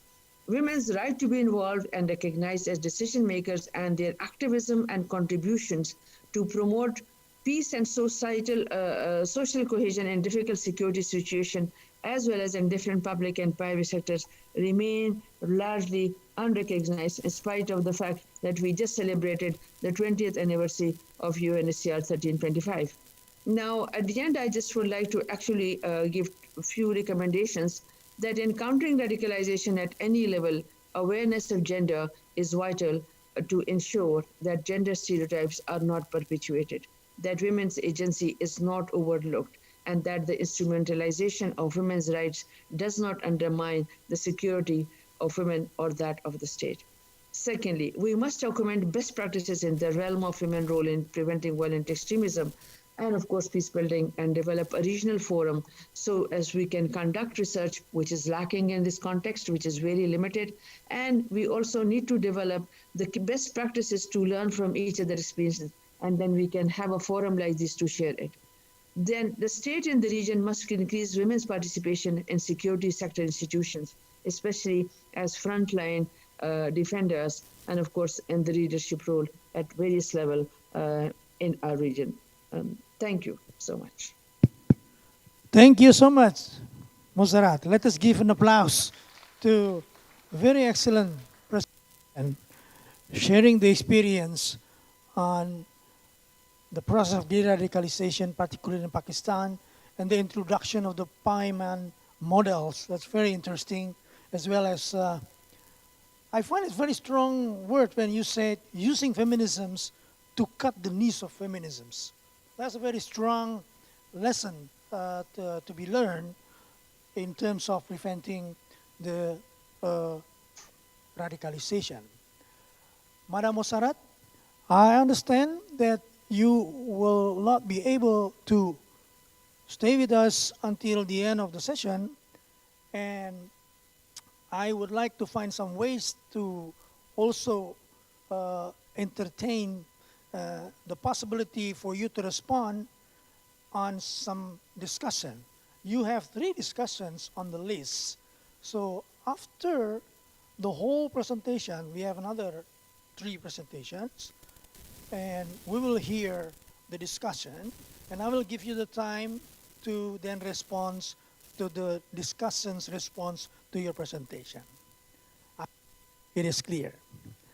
Okay, now we are entering the 3rd speakers.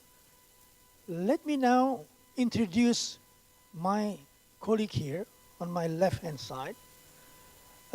It's much easier when it is not hybrid, when it is not online, to introduce her. Yuyun Wahyuningrum, Excellency Yuyun Wahyuningrum, is currently the representative of Indonesia to the ASEAN Intergovernmental Commission on Human Rights. the ICHR. Her period is 2019 and until 2021, right? She's also a PhD candidate at the International Institute for Social Studies in The Hague of the Erasmus University. Wow, studying and working. Amazing. At the moment, she's still serving as also a senior advisor of the Human Rights Working Group. Oh, I know this organization. Yeah, that's my organization. So she's actually my colleague. Yeah, let us give an applause first to Yuyun before we go to hear her presentation.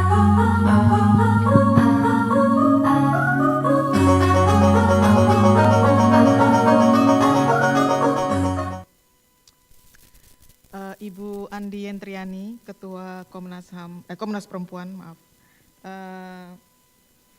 Bapak Marsda TNI Wiko Sofyan, Wakil Gubernur Lemhanas RI, Bapak Ahsanul Habib, Direktur HAM dan Kemanusiaan Kemlu Republik of Indonesia, Bapak Ibu Komisioner Komisi Komnas Perempuan yang saya hormati, para panelis dan pembicara, para peserta baik online maupun offline.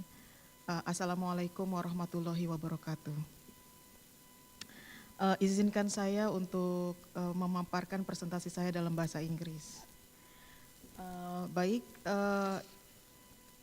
The topic that given to me is on the right to peace in Southeast Asia in the midst of COVID-19 pandemic women experiences. I have prepared presentation, but I can also read some of the presentation I've prepared earlier. I was given a guided question, which is very, very helpful. Thank you very much. The questions are, what are the dynamics in addressing issues of right to peace in Southeast Asia, particularly during the COVID-19 pandemic? And the second question was, how does the dynamic affect the lives of women in Southeast Asia, and how have they been responding to the situation? And the third question was, how would ICHR, my organization, respond to those experiences in its work to promote peace, utilizing human rights frameworks? First, I would like to recognize that the ASEAN Human Rights Declaration, Article 38, mention about the right to enjoy peace. Let me read the article. Every person and the peoples of ASEAN have the right to enjoy peace within ASEAN framework of security and stability, neutrality and freedom, such as the rights set forth in the declaration, can be realized. To this end, ASEAN member states should continue to enhance friendship and cooperation in the furtherance of peace, harmony, and stability of the region. Next slide, please. Now, I would like to start answering the question given to me. What are the dynamic addressing issues of right to enjoy peace in Southeast Asia? As we can see, COVID-19 has created a situation that may potential to compromise the right to enjoy peace, such as restricted freedoms. Our freedom has been restricted due to COVID-19, freedom of movement, freedom of association, our freedom of expression and opinion. Our rights also compromised during the COVID-19 situation, like right to life, right to health, right to education, right to work, right to privacy, and many other rights that need to be mentioned later. Some countries in Southeast Asia use securitization approach rather than human rights to address COVID-19 pandemic. 3 ASEAN member states impose state of emergency to deal with COVID-19, which create more power to executive and legalize restriction of freedoms. In their law on state of emergency, they mention that these and that rights can be violated, can be breached. So it's the law provide the legal basis of violating the rights. Nevertheless, this state of emergency only for temporary. So for instance, Thailand only have one period of state of emergency, but continue to be extended from another 1 month, another 1 month. Now, Thailand also imposed a state of emergency, not because of COVID-19, but because of the protests, student protests. Cambodia also has a state of emergency in place by the law, and it has 9 months for state of emergency. So supposed to be now almost done for the period of state of emergency. Philippines also imposed state of emergency for 6 months, so perhaps now extended. And we have a shrinking space. Even before COVID-19, we have a shrinking space. We thought that shrinking space offline will create another space online. But apparently, it is not the case in number of countries in the region. Even spaces at the online area continue to be restricted. Those who are speaking on the online spaces got arrested. So we continue to hear this, we continue to find this kind of evidence in different countries in Southeast Asia. Refugees and migrant workers raided, arrested, and detained. So our migrant workers in different countries were raided and detained in the detention center. Some reports already came out from many organizations how Indonesian migrant workers had been treated in the detention centers in Malaysia, both in Peninsula and also in Sabah. Those who are marginalized and vulnerable becoming more vulnerable and marginalized, such as poor people, elderly, person with disabilities, migrant workers, LGBTIQ, ethnic minorities. Trafficking in person and people smuggling cases of refugees also happen. Those Rohingyas, refugees, were rejected to board on land in Malaysia and Thailand, but accepted in Aceh, Indonesia. We continue to hear xenophobia, hate speech, and discrimination during the COVID-19 pandemic. But at the same time, we also have the high dependency on technology. That could be a good one because now we become familiar with technology. But from our perspective in human rights, it is very, very important to take a look at digital rights in this kind of situation. How to make sure people can continue to express their opinion as equally safe at the offline and online. And we also see democratization of knowledge. So you can now access a lot of knowledge in YouTube, in online, and beyond borders. So this is very good about having this kind of initiative online. Next slide, please. So the second question is, how does the dynamic affect the lives of women in Southeast Asia and how they respond to this situation? Majority of the frontliners are women, so they're primarily vulnerable to the COVID-19. There is an increase of women burden of unpaid care and domestic work, and there are a number of problems that had been documented by civil society organizations across the region on how women have access to healthcare, mainly longer waiting times when seeking medical care.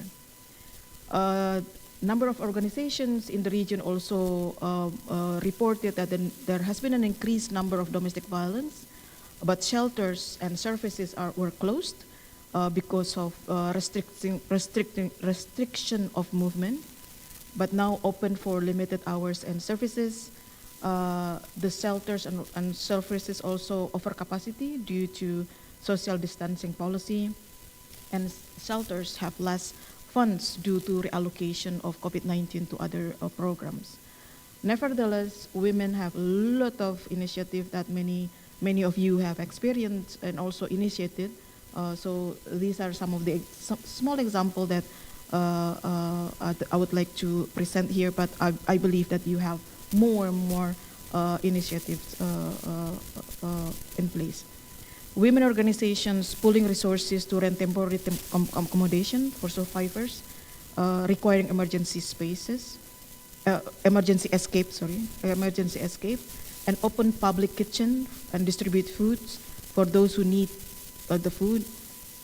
SMEs move their marketing and distribution to online, And some women groups also provide and distribute cloth masks for those who need the mask, like in the detention center, refugees, migrant workers. Women bear a disproportionate load of adverse impact of the pandemic. Next slide, please. So now, what my organization do, the ASEAN Intergovernmental Commission do to respond to this situation using a human rights framework. Our first press statement on the May 1st of 2020 calls for ASEAN member states to put human rights at the heart of pandemic responses. And we continue to call this a message when ASEAN come up with the ASEAN Comprehensive Recovery Framework. Now the framework already having human rights as the safeguard of measures in recovery framework.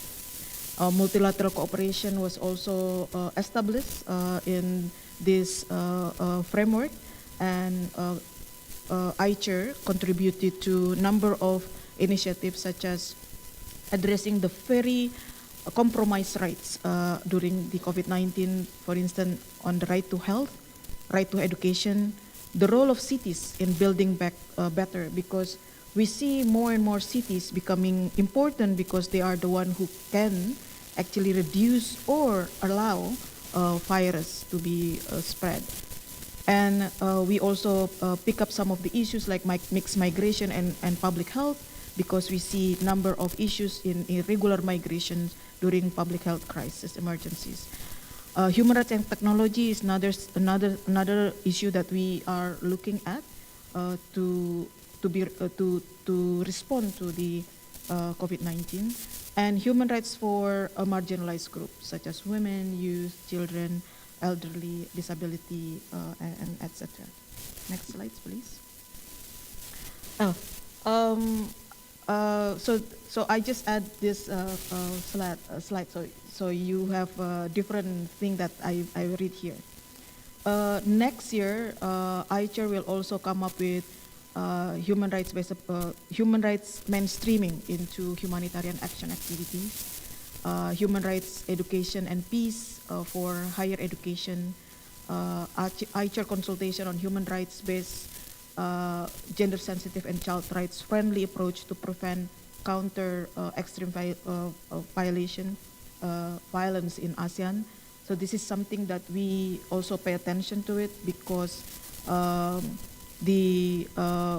Indonesia has a lot of best practices in introducing some of the initiative to counter violent extremism with human rights perspective. So we would like to share our experiences in the region, and hopefully we can come up with a more and more human rights based approach in activities.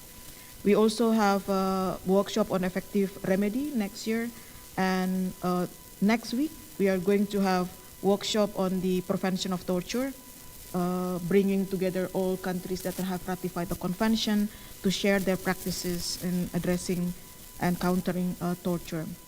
And lastly, we are organizing business and human rights.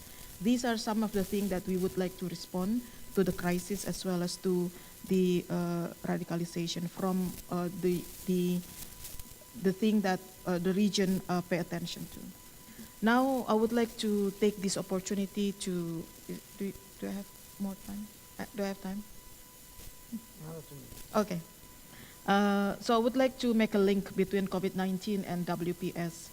The fact that COVID-19 is not a conflict situation, but ensuing humanitarian crisis allows for the intervention on the UN SR 1325, especially because the WPS framework has provided some good framework, for instance, for protection, women participation, prevention, and relief and recovery.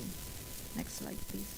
So these are some of the examples of how this framework for WPS can be implemented or can be applied in the addressing COVID-19 in the region. And that is actually my last slide. Thank you very much. Okay, Yuyun. Excellency Wahyuningrum, thank you for your hearing about how the ICHR and ASEAN actually respond to this crisis and relate it to the agenda of women, peace, and security. Thank you so much. We are now going through the next speakers that I would like to introduce, which is also here with us, Professor Alimatul Kiptia. Professor Alim is a member of the National Commission on the Violence Against Women as well, a commissioner. She is a professor in gender studies at the Faculty of Da'wah and Communication, the University of Islam, the State University of Islam, Sunan Kalijaga, Yogyakarta. She is also active in the Central Board of Aisyah and the Tarjih Council and the Tajdid of the Muhammadiyah Central Board. Madam Alim completed her undergraduate education from the Faculty of Da'wah, UIN Sunan Kalijaga, Yogyakarta, the first Master in Psychology of Gajah Mada University, Yogyakarta, the second Master's in Women's Studies in Iowa, USA, and a doctorate of the University of Western Sydney, Australia. Well, you go all over the world to gain your degree, Madam. Congratulations. She is active as a resource person and researcher both nationally and internationally, and until 2020 has visited at least 25 countries. She explores feminist, gender, communication, and sexuality issues. Almost all of Madam Alim's writings use a progressive Muslim feminist perspective. That's a very strong word. Her writing related to women and peace, including the role of women in preventing violent extremism, madrasah, advancing efforts to spread religion. Her topic that she will deliver in the next 10 to 15 minutes is a woman leadership in building peace, transforming from national to global resilience. Over to you, Madam Alim. Thank you very much. Bismillahirrahmanirrahim. Assalamualaikum warahmatullahi wabarakatuh. Salam Nusantara, salam sehat untuk kita semuanya. The Excellency, the Governor of Lemhanas, Bapak Letjen Purnawirawan Agus Wijoyo, and all leaders and representatives from Lemhanas, and the Chairperson, Mbak Andi Entriani, Ibu Andi Entriani, sorry, and also the Commissioner, and the Ministry of Women Empowerment and Child Protection, Ibu Igusti Ayu Bintang Puspayoga, and all distinguished speakers, discussion, committee, and all participants. I would like to address the issue of women leadership in building peace, transformation from national resilience to global resilience. There are 4 points that I'm going to discuss today. First, women's experience in diverse roles and positions will explain the multiple forms and layers of violence and discrimination. Second, achievement will explore women initiative, output and outcome. And the third one, challenges, consists of barriers faced by women in promoting peace and accessing remedies. And the last one, strategy.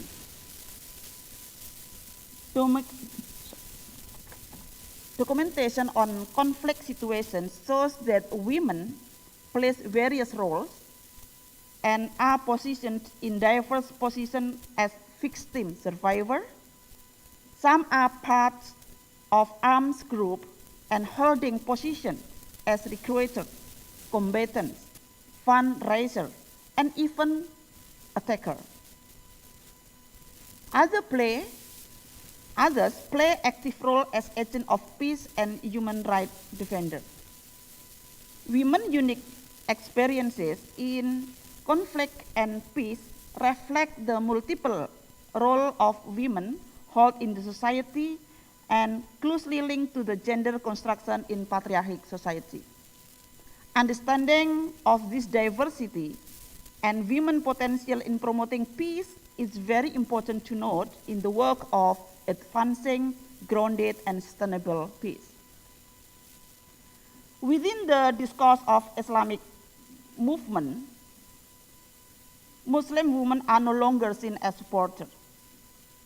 In Indonesia, number of women combatants has increased. These data tell us that the number of women as part of arms group increased. For example, 12 women has been sentenced to jail, and one of these powerful recruitment process is maximizing the social media. The power of social media influence netizens by emphasizing feeling instead of thinking, which reinforce gender stereotype that women are more emotional than rational. These extremist groups also use visual media and rhetoric that Muslim oppressed, for example, and need help from other Muslims, and also sometimes using the very vulnerable visual that encourage the user of social media to have empathy and help them. At least 3 reasons women involved as part of arms group: declining number of male combatants, also war strategy utilizing gender stereotype that portray women only as passive victims. I think this is also mentioned by Dr. Mosharat Khodim, that they use women as gender stereotype that usually the society perceives that women as passive people. And also the third one, women's psychological need to address their vulnerability in other contexts. This is can be understand from the context of immigrant women worker, which is sometimes they are in vulnerable situation, or so if there is a record group that propose something, have their psychological need, and then they follow this group. Komnas Perempuan since 1998 to 2020 has conducted research, study, and found that there are some specific impacts of conflict on women, namely the increasing number of widows. I think because of there is war and there are many men die, so there are number of widow increase. As we know in the society, widow, there is negative stigma, and also they face vulnerable crisis on economic problem. And the second one, the specific impact is multiple violence. They face domestic violence and also violence in the community as apart from violence related to the conflict: rape, sexual assault, sexual torture, sexual persecution. In some theories mention that actually when they did sexual activity, it's not for sexual expression or pleasure, but it is for exercise their power. This is, I think, that's very important to note as well. And the third impact is continued impact experienced by victim. For example, the stigma of Gerwani, yeah, and also the issues of rape May 98, culture of violence, mental health, and services. And the last impact, based on Komnas Perempuan study, is less recognizing the role of women as agent of peace. The second point is achievement. Through women leadership, there are some achievements, such as knowledge building.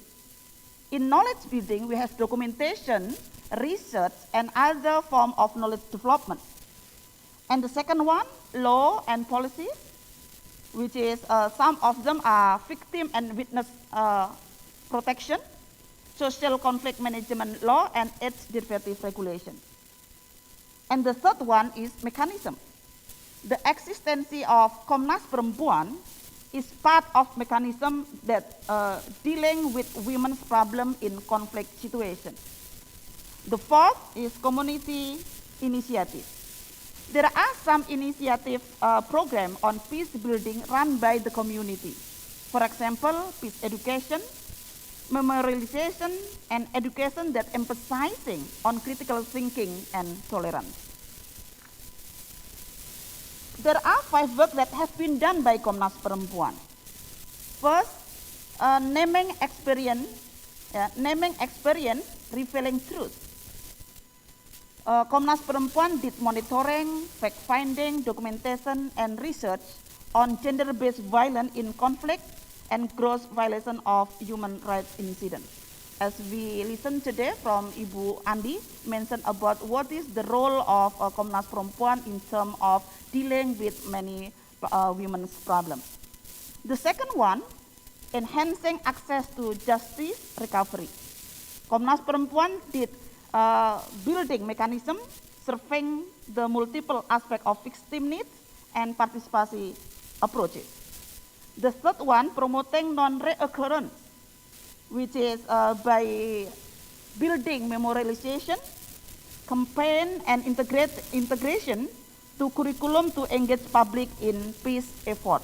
Like Ibu Andi mentioned today, we had collaboration with Dinas Pendidikan DKI, and insya Allah next week we are going to go to Ambon, also the same program for how to integrate curriculum of peace at school.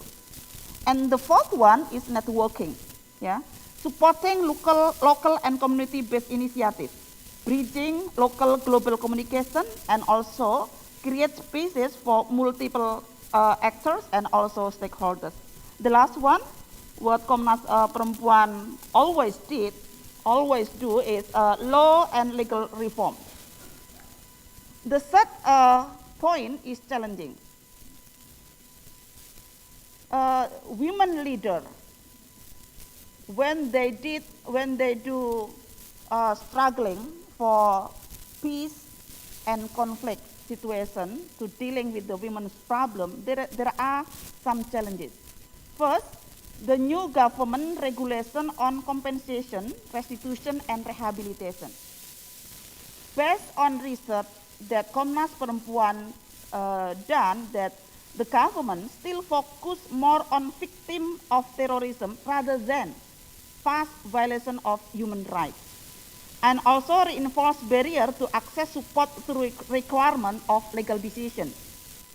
Sometimes there is possible sources of new tension within the society. For example, because of the ex-napiter, they get a resource, but the other vulnerable group, they don't get a resource from the government, for example.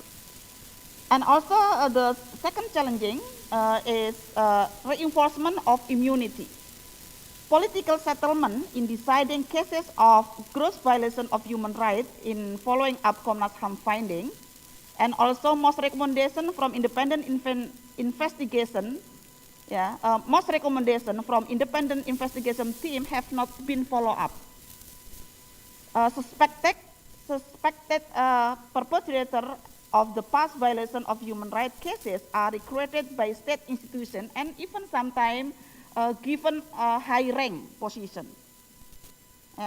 And retirement polemic over past violation cases, particularly of 1965 and 1998 tragedy.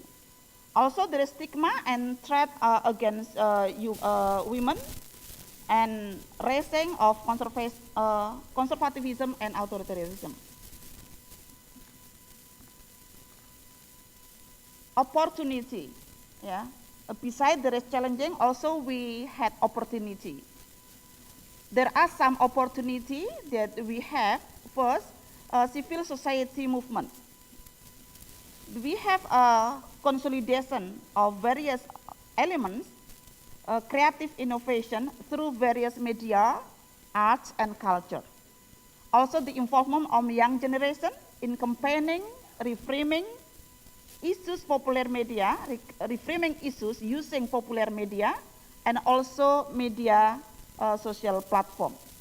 Aceh, we have good experience in Aceh that there is 2 out of 7 commissioners are women in TCR organization, and has a priority to ensure that access for recovery for women survivors.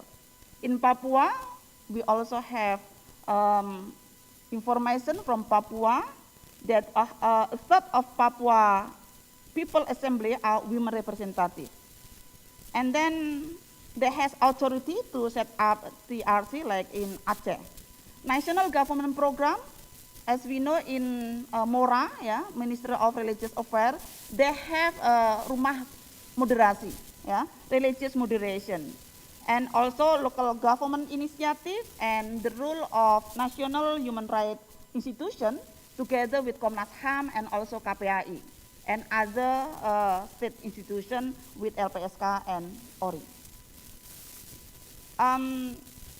The framework Women in Peace Building. This is actually is already mentioned in UNSCR 1325, which include prevention, participation, protection, and also recovery.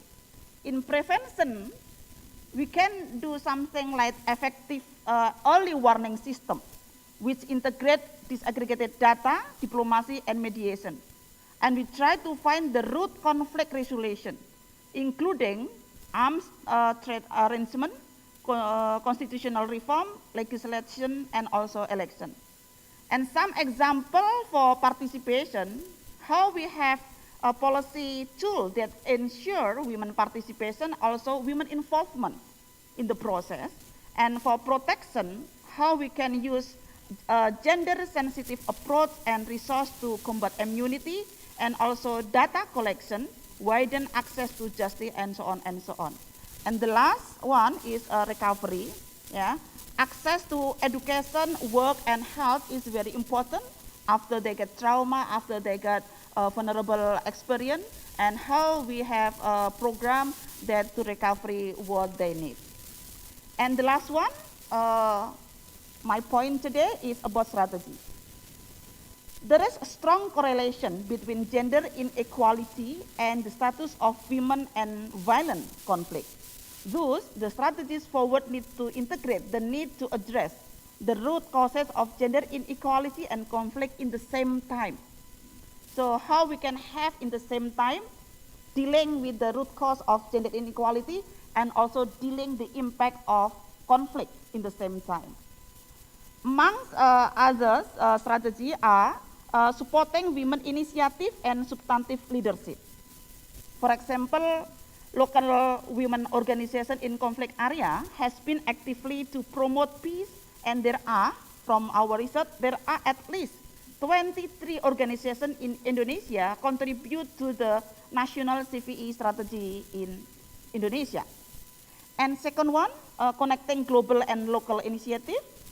And the third, optimizing the digital content creative on women and peace by producing, disseminating peace and progressive content. And also, knowledge building based on women experience.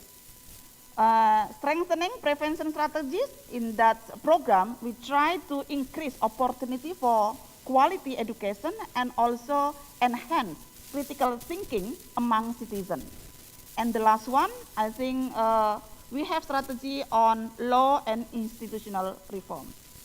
I think that's all my presentation, and then we have a fruitful discussion.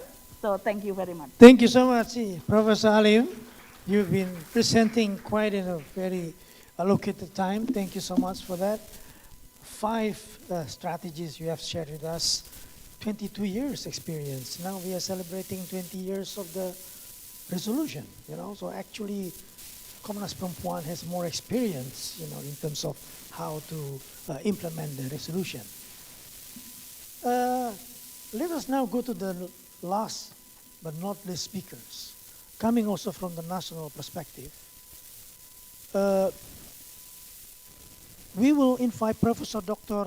Yeni Malik. She is online. I hope she's already on the screen and unmuted. Professor Dr. Yeni Malik, SSNMA, is an Indonesia first female professor of Russian language linguistics. Currently, she is a residence professor at the Faculty of Humanities, University of Indonesia. Having expertise in the field of Russian language and culture, She has been involved in compiling the Big Russian Indonesia Dictionary since 2005. She's also a teaching expert in the field of social and cultural affairs at the co-host of our conference today. She will deliver her presentation in the next 10 to 15 minutes on the reflections on women's role in peace building to strengthen the national resilience. Now, without further ado, Professor Jenny Malik, over to you.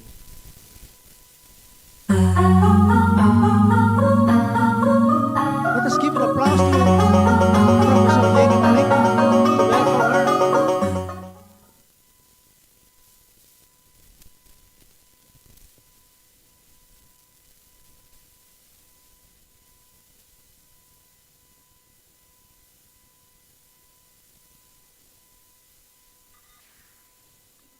Yes. Thank you, moderator, for this opportunity for me.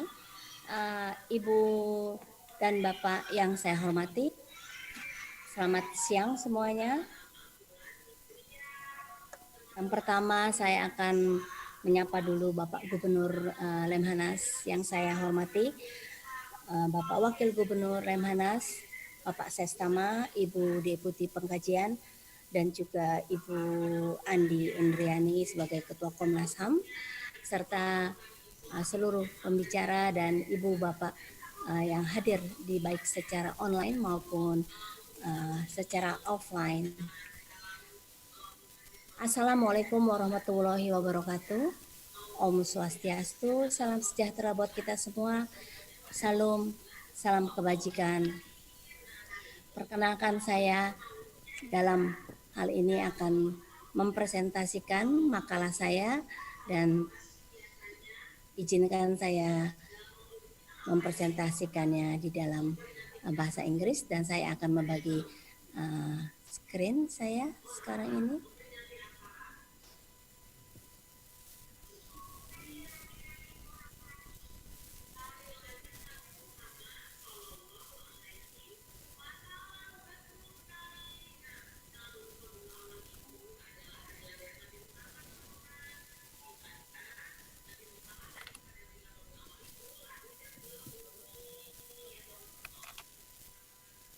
Aku sudah terlihat? Belum kelihatan. Bapak moderator? Belum kelihatan, Bu. Pihak teknisi apa bisa membantu? Bapak moderator, apakah sudah bisa terlihat? Belum kelihatan nih, Ibu Prof.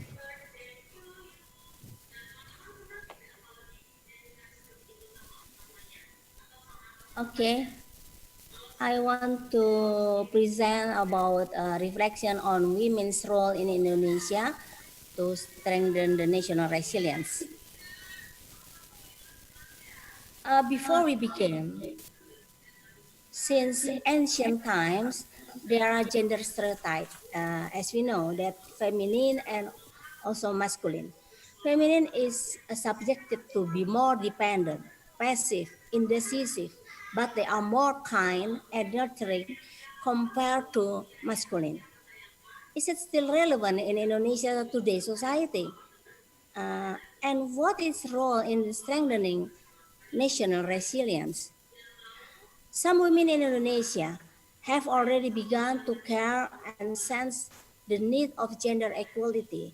In this picture, as we see, that there were a celebration in August 2017 that promote women to be not only treated as object, but must become subject and should participate actively in public sphere.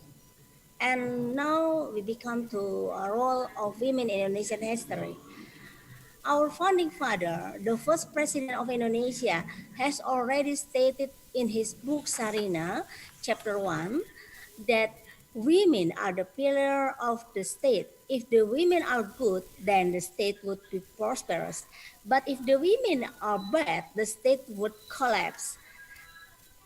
And also, the statement of the importance of women in modern society came from our Minister of Foreign Affairs, Ibu Retno Marsudi, which stated that women have a very important role in upholding world peace and security because they have one advantage that men do not have, namely a maternal instinct that can naturally create peace with love, care, and harmony. Let's turn back time and look at the past before independence. The role of women in social movement has already begun. Budi Utomo, which founded in 1908, created a branch for women known as Putri Mardika. They taught women to speak up and actively involved in society. By the end of 1928, there was first Indonesian Women Congress. This promote yearly celebration of Indonesian Women's Day in December 22nd. This date marks the recognized beginning of organized women movement in history. Also in May 27, 1930 in Bukit Tinggi, women in Bukit Tinggi, West Sumatra created their first women religious association. And one of the most notable heroine, Raden Ajeng Kartini, she was a pioneer in the area of education and women's rights. She concerned with the emancipation of women and the problem in her society. She saw that the struggle in her society, their autonomy, legal equality, and the aspiration for higher education. In her book, which was the collection of letters she sent to her friend in Europe, provided inspiration for women in the fight for independence. And there were also many women all over Indonesia who fought on their own way for freedom, equality, and the rights, such as in Aceh, Cut Nyak Maluku, Java, and also Sulawesi, etc. After independence, the movement and creation women association became more active, such as creation of Perwari, WANI, Wanita Negara Indonesia, Kongres Wanita Indonesia, KOANI, Indonesian Congress of Women in Solo. In the era of the first president of Indonesia, women were given voting right in election and elected right in parliament, and he also made law to give equal payment for the same job as men. After Sukarno's era, President Suharto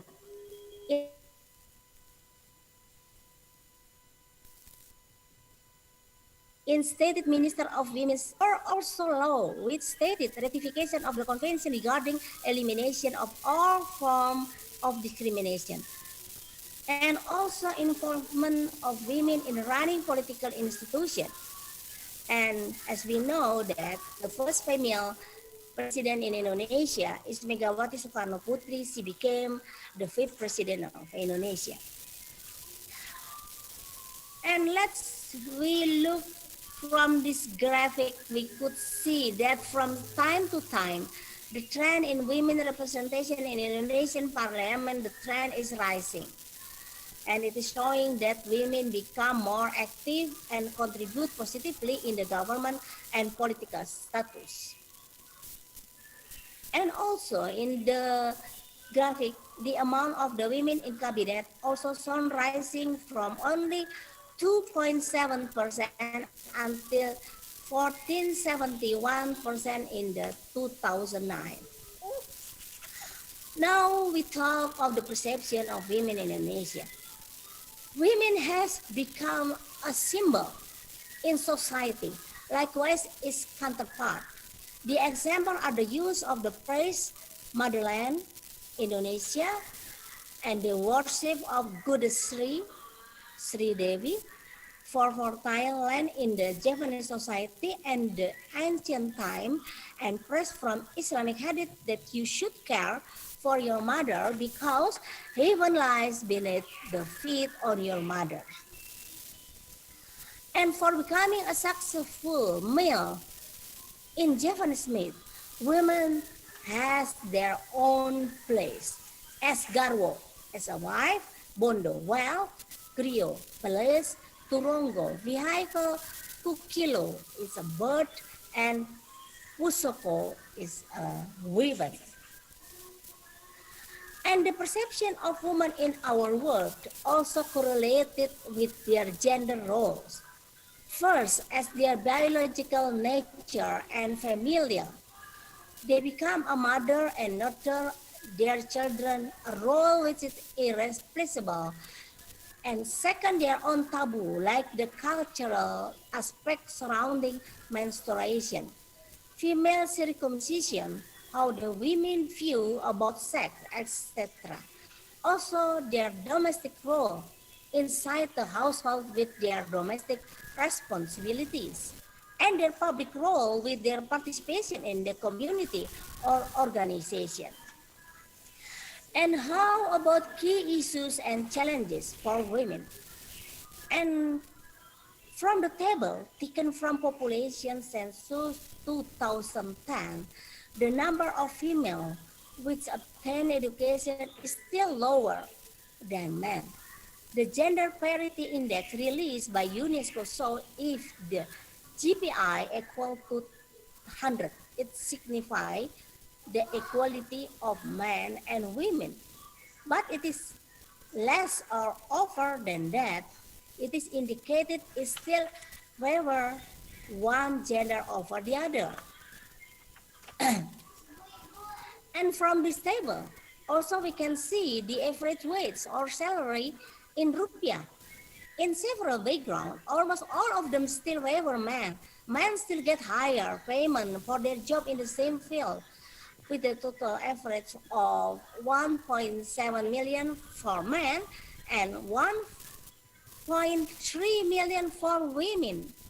And the percentage of unemployment also seemed to be higher in women in the 25 to 59 age group. Sadly, this age group is supposed to be the most reproductive one.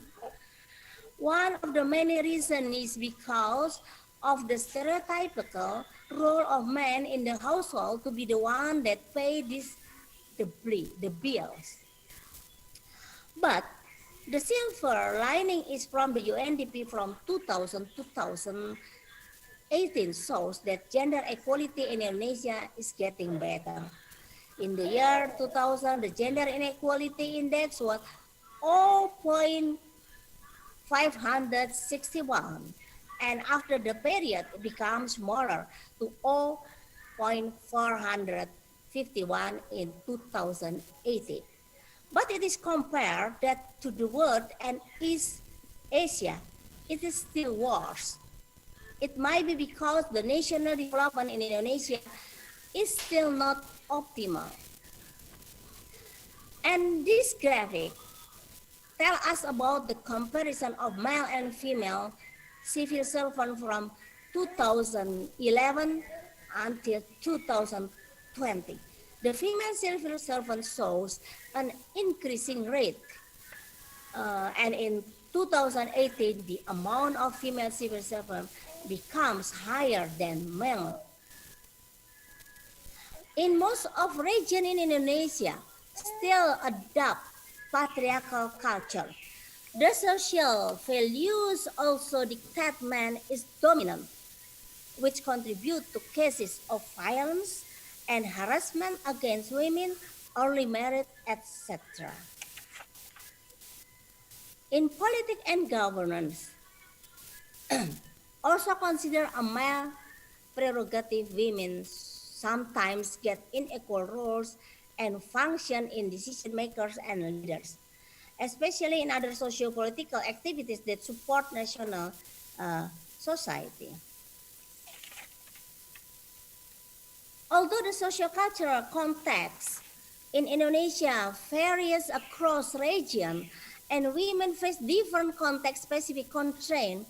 There are some common obstacles faced by women across the country due to their domestic roles and responsibilities, subordinate status in gender relation, and patriarchal social attitude toward their participation in public life.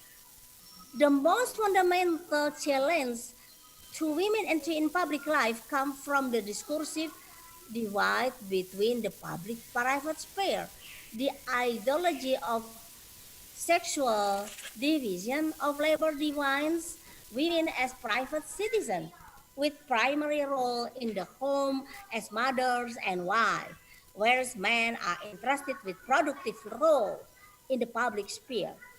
This public-private dichotomy shapes structure of opportunity for women in Indonesia. The gender role, ideology, invisible women's contribution in the productive sphere. It is not socially recognized, and therefore less resources are interested in women human capital by the family and the state. Women with no independent financial means, lacking in social and economic power basis, and it is difficult to enter in the male-dominated world of politics. And what is the opportunities and threats? One of the opportunities already ratified from international commitment, the Republic of Indonesia has ratified the Convention of the Elimination of All Forms of Discrimination Against Women, which obligates nation states to harmonize domestic law in line with international law pertaining to gender-based violence. And the other opportunities is the existence of Komnas Perempuan, which focus on gender-based human rights violation and condition for fulfilling the right of women victims as knowledge center, resource center on women's human rights, and as trigger for change and policy formulation. And the opportunities from legal context. There are Article 27 of the Constitution stipulated every citizen enjoys equal status because before the law and government and is obliged to uphold this status without exception. And also there are laws of general election that requires political parties to nominate 30% and include at least 30% of women for their representative. And the other opportunities by policy context, there is Presidential Instruction Number 9, 2000, which is gender mainstreaming in national development is the main policy and strategy introduced to reduce the gender gap and eliminate discrimination against women. And the policies, education, health, employment, housing, poverty reduction, and also social protection. And policy context, the Ministry of Home Affairs has also issued a circular letter mandating all government agencies to use gender analysis in the budgeting process. The poverty reduction strategy and medium development plan also make a national commitment to work toward gender equality. But what is the threat? Indonesia has been a long time in patriarchal society. Gender biases in social attitude are deeply entrenched in Indonesia. Stereotypes and myths like what I did presented is norm. The lack of discourse on gender mainstreaming in everyday life that makes it difficult for effort to increase the role of women to run optimally. Not to mention the existence of policy of some local governments that have not been accommodating to the creation of a socio-cultural climate to increase the role of women. The decentralization in Indonesia is both opportunities and threat. The threat may come from local regulation that discriminate against women, like Syariah Perda in Aceh. And now is the moment and national resilience. The myriad factors that undermine women's capacity to participate in strengthening national resilience demand a multi-sectoral approach. Women are not a homogeneous group, not always share the same constraints and opportunities to participate. Also, their gender identity is mediated through their social positioning along the line of class, ethnicity, religion, and rural and urban divides. The policy for the improvement of women's participation in public life should work at multiple levels with multiple stakeholders. In governmental work, it should be introduced supportive regulation, legislation, political and institutional reform.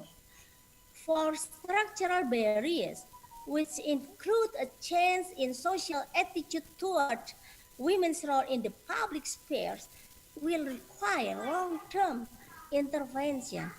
A social change in public perception and attitude toward women's role does not come easily, and it requires long-term sustained effort.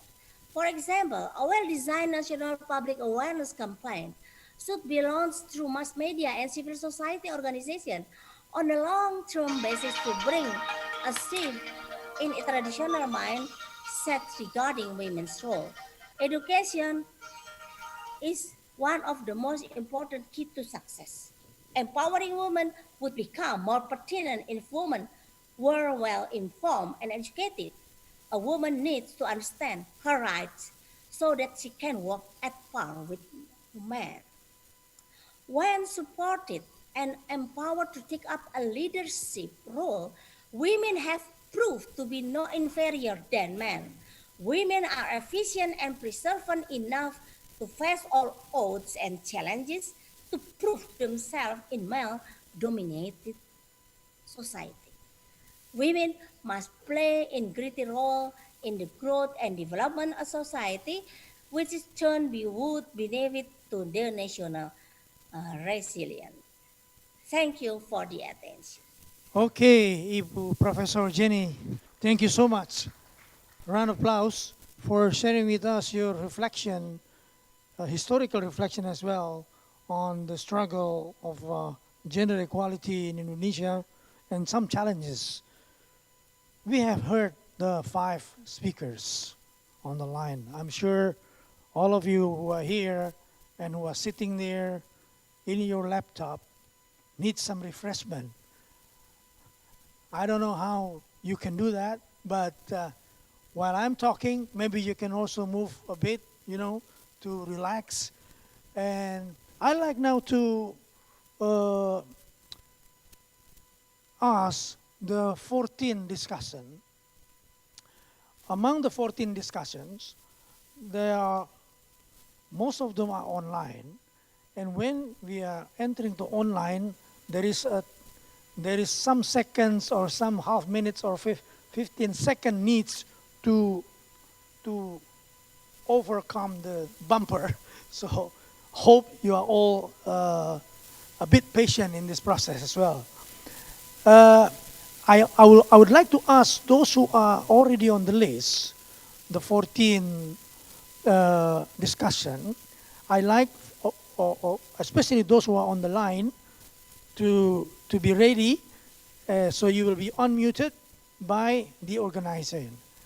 May I now invite the first intervention that will focus on the first presentation from Professor Fabian Salvioli on the transitional justice issues. May I invite Ibu Galuh Wandita from Ajar. Ibu Galuh, over to you. You need about 15 seconds, I understand. Yes, you are on the screen. Over to you, Galuh. It's not yet unmuted. Okay. Okay. I couldn't unmute it myself. Okay, thank you very much, everybody. I have to be brief, so I won't say hello and good morning to everyone, each of you. Just my reaction from listening to the speakers today. Sometimes I feel like I'm living in a parallel universe, disconnected from the UN resolutions promising the participation of women, victims of conflict, and the upholding of their rights. The reality on the ground is very different. 20 years since 1325, there is still very little progress for justice for women survivors of gender-based violence in conflict. If we look at the ocean of gender-based violence cases in our region, maybe only 2 cases that I know of have been brought to justice. One is a case in East Timor from 1999. It's called the Lolotoe case, where 3 women were raped by an Indonesian military commander and Timorese militia. And also another case of forced marriage through the tribunal, the hybrid tribunal in Cambodia. In most of our countries, unfortunately, our security institutions are still very reluctant to own up to the past. And you know, as we heard from Mr. Fabian, acknowledging the truth is the beginning of trying to transform how we are, transform our structures, transform our institutions and our culture. Listening to the speakers today, it's very clear that we're facing really an unprecedented situation. We have like triple enduring impunity. Impunity from the mass crimes, you know, our mechanisms, our human rights commissions, our truth commissions, our courts are still too weak to challenge the people who are still in power, who do not want to acknowledge a difficult past. We are still dealing with impunity for everyday gender-based violence. So in Indonesia, we're still struggling with even getting our laws to protect victims of sexual violence. So that is one of the realities in which we are working. And now we have a new impunity in the context of religious persecution and the politicization of religion. Our Pakistani speaker spoke about how extremist groups are using women's invisibility as an opportunity to radicalize women to join in acts of violence. And then on top of this, we have this fog and repression in the name of COVID. So we are treading in very dangerous and difficult grounds. And as somebody who is working on this ground, I feel like we don't need more frameworks or resolutions at an international, regional, national levels, but we need commitment and investment in direct action, actual steps, concrete mechanisms to ensure that justice for victims of gender-based violence is provided, because that is the foundation for peace. So we need to find ways to provide urgent and immediate support for survivors of gender-based violence in conflict. Some people, including the person, Dr. Mukwege, who just won the Nobel Peace Prize, he is pushing for a universal approach for care and acknowledgement for victims of rape and gender-based violence during conflict, because without this, they cannot take part in working for peace and justice. In Indonesia, we have the Perdasus in Papua for urgent assistance to women victims, but it has not been implemented. In the meantime, there are new victims in the land and forest conflict, and in our own denial of this racism that continues to be experienced by women and men in Papua. Our elderly victims of 1965 atrocities have got very little assistance, just a little bite from our institutions like LPSK and Komnas HAM. And in this way, I think Komnas Perempuan can play a concrete role in thinking out of the box and finding a new way to acknowledge them and refer them to services.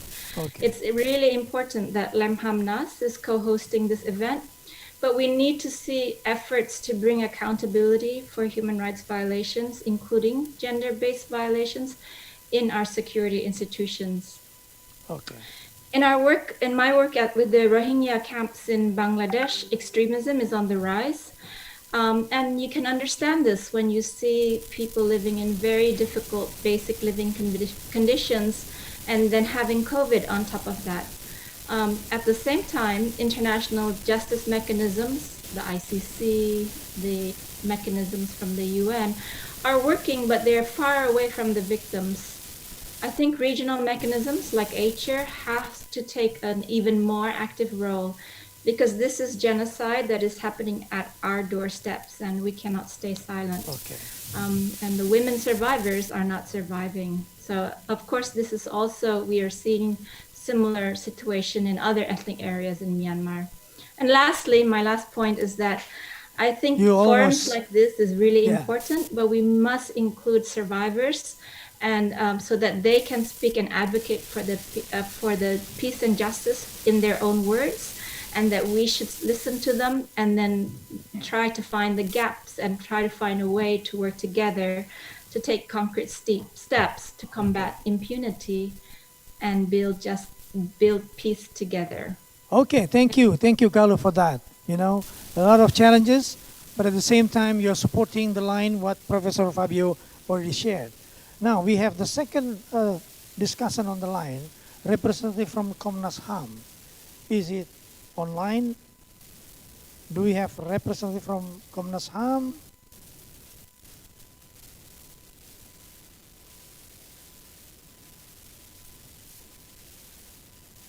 No.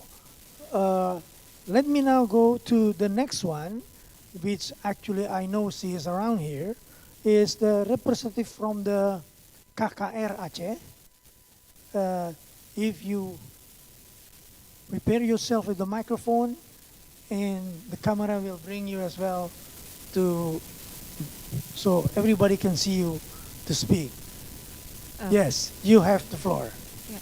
Baik, terima kasih. Assalamualaikum warahmatullahi Can you stand up probably so the camera will help you? Oh, stand it up. Okay. Ya. Assalamualaikum warahmatullahi wabarakatuh. Saya Evi Zain, Wakil Ketua KKR Aceh. KKR Aceh adalah komisi negara yang dibentuk melalui Perjanjian Damai MOU Helsinki dan khusus untuk Aceh. Nah, KKR di Indonesia baru ada di Aceh. Semoga ini menjadi inspirasi buat wilayah lain yang nantinya akan menyelesaikan persoalan pelanggaran HAM masa lalu. Tadi Ibu Menteri sudah menyebutkan soal bagaimana dalam kontribusinya terhadap resolusi 1325, sehingga KKR Aceh berkontribusi banyak terhadap penyelesaian persoalan pelanggaran hak asasi manusia masa lalu melalui proses non-yudisial. Nah, untuk itu saya sebenarnya mempersiapkan presentasi mungkin secara cepat, tapi tidak perlu saya sebutkan karena banyak sekali temuan-temuan yang kami temukan dalam menjalankan tugas, seperti Febian dan Galuh Wandita sebutkan tadi bahwa perlibatan perempuan dalam proses menjaga dan mengelola perdamaian itu dimulai dari pengakuan negara terhadap eksistensi perempuan, mulai dari awal terjadinya konflik di berbagai daerah. Seperti contoh misalnya dalam masa kurun waktu 30 tahun konflik itu banyak perempuan di Aceh yang mengalami pernikahan dini, khususnya di wilayah-wilayah mana terjadi konsentrasi gerakan Aceh Merdeka. Yang kedua, banyak perempuan yang mengalami kekerasan seksual yang dilakukan oleh aparat negara yang sedang melakukan tugas. Yang ketiga, partisipasi politik perempuan yang kemudian menjadi hilang dan kemudian menjadi leader sosial pada masa-masa konflik dan sebagainya. Yang selanjutnya, posisi hari ini bahwa perempuan di Aceh mengalami kebanyakan perempuan yang pernah mengalami peristiwa kekerasan pada masa lalu, kemudian tidak serta-merta bisa bangkit lagi di masa damai saat ini. Membutuhkan waktu dan perjuangan yang banyak serta intervensi yang besar dari negara.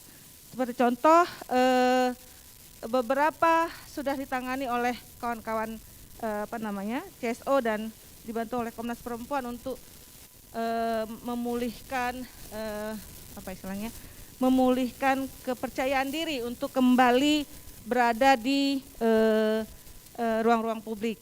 Nah, ini yang menjadi concern kita, bahwa sebenarnya perlibatan perempuan dalam proses mengelola perdamaian itu, kalau itu tidak diakui eksistensinya, tidak diakui bahwa mereka pernah memberikan kontribusi besar terhadap perdamaian, maka pengelolaan perdamaian, membangun yang kita sebut sustainability tadi menjadi jargon saja dan tidak bisa dilaksanakan, apalagi kalau regulasinya tidak didukung.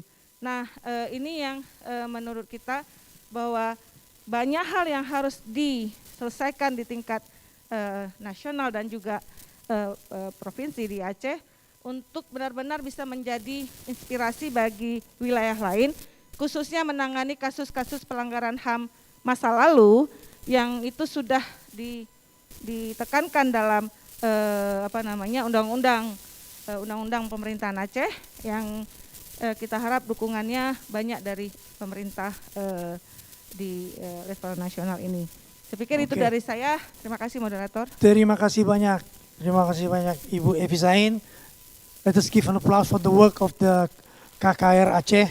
Now I understand that Komnas HAM representative is already online. I like now to invite Kurnia Sari, your 5 minutes intervention. Over to you.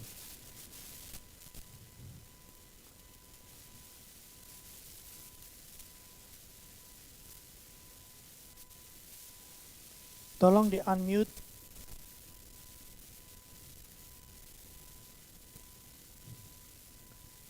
Ini Kurnia Sari.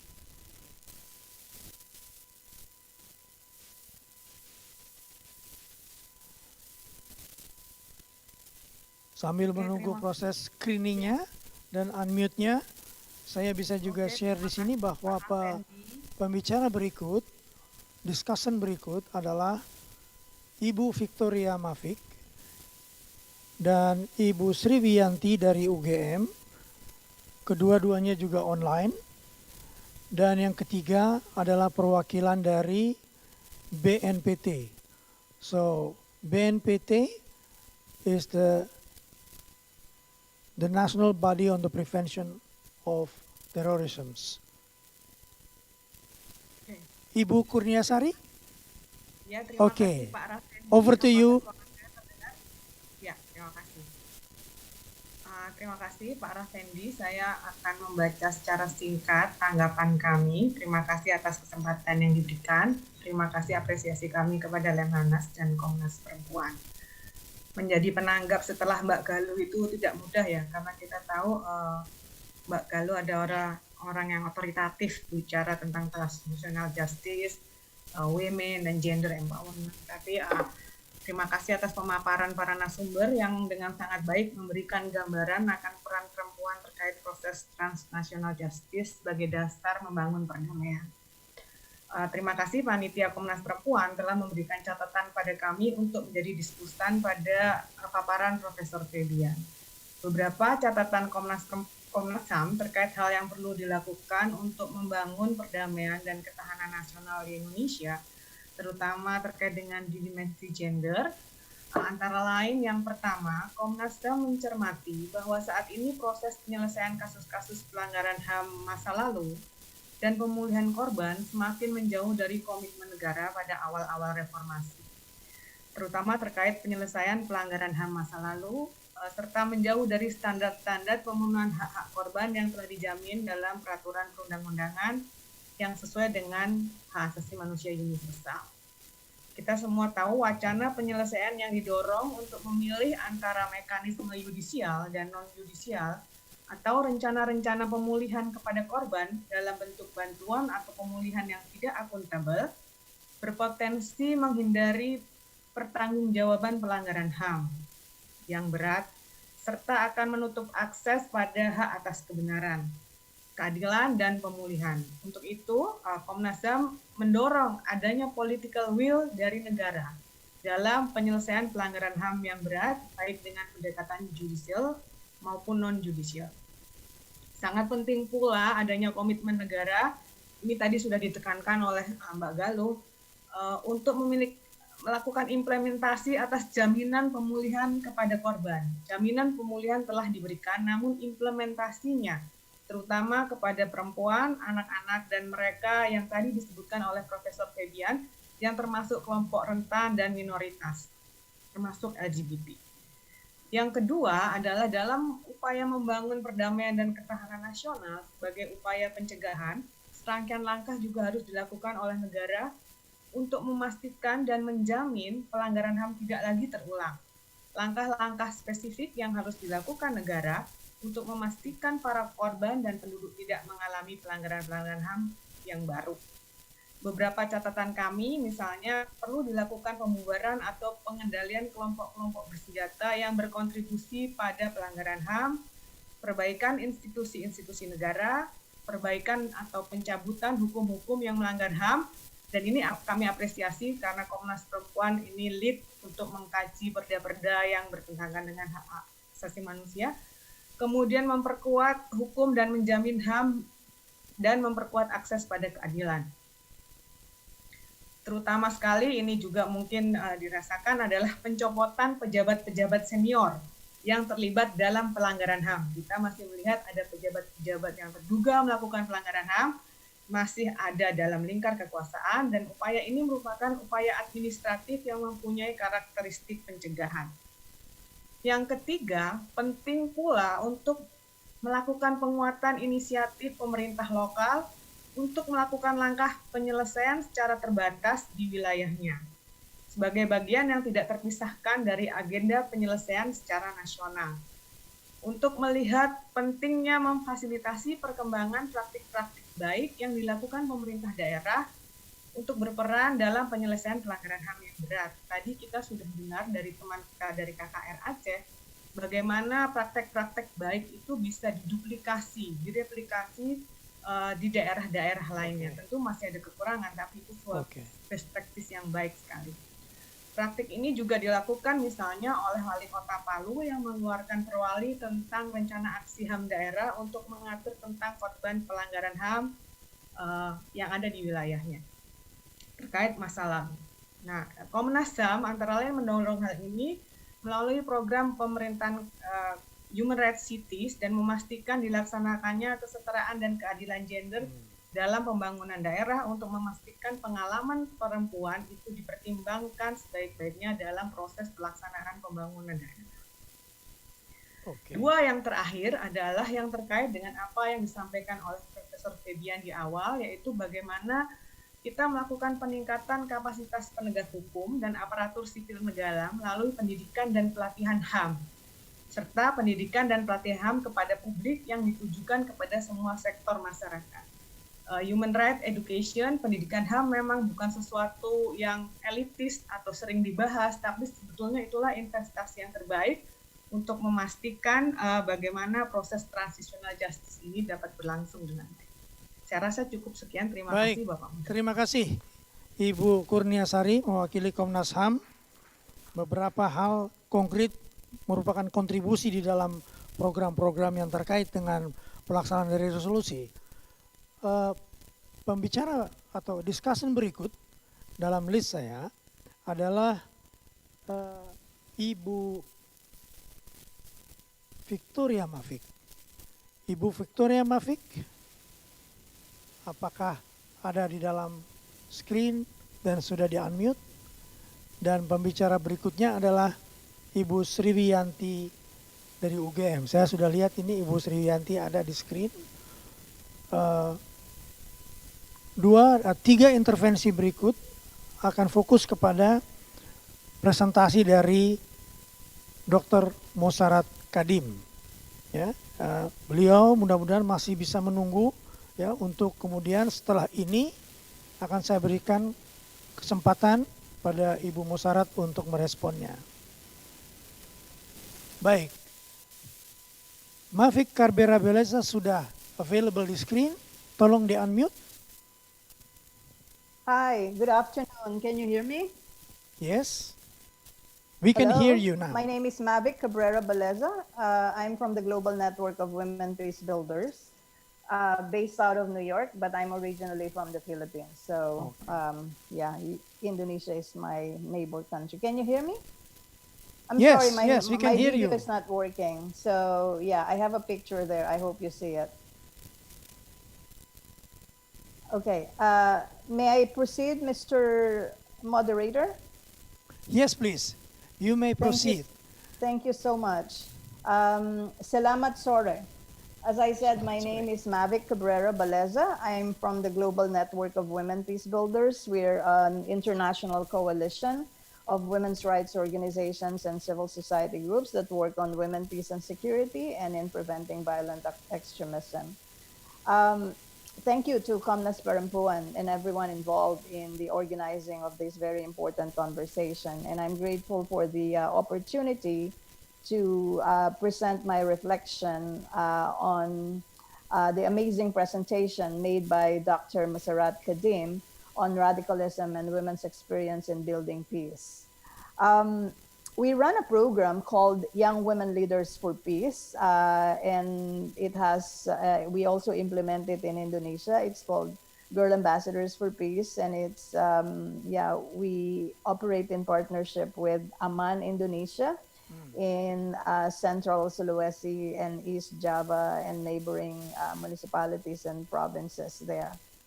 And our implementation strategies are quite similar to those of Paiman Alumni Trust shared with us by Dr. Kadim. So from Dr. Kadim's presentation, as well as those of other speakers, it is very evident that a gender analysis informed by the perspectives of local women and men, I would like to make an emphasis on that while we are a women's organization, we also work with men and boys, as well as young people, should be at the core of any successful policy or program designed to address radicalism and prevent violent extremism. However, what we're seeing now is still that countless women, particularly young women, remain excluded from decision making at all levels of this work on preventing violent extremism and addressing radicalization, and even women, peace, and security issues more broadly. So we have gender blind policies that fail to address the exclusion of women, young women, and girls from political decision making, education, and economic opportunities, which increases their vulnerability to discrimination, sexual violence, and radicalization. And as a result, we all know there's a growing number of women and young women who are recruited by extremist groups such as Boko Haram in Nigeria, Al-Shabaab in Kenya and Somalia, and we all know the groups in Indonesia and the Philippines and other parts of our region.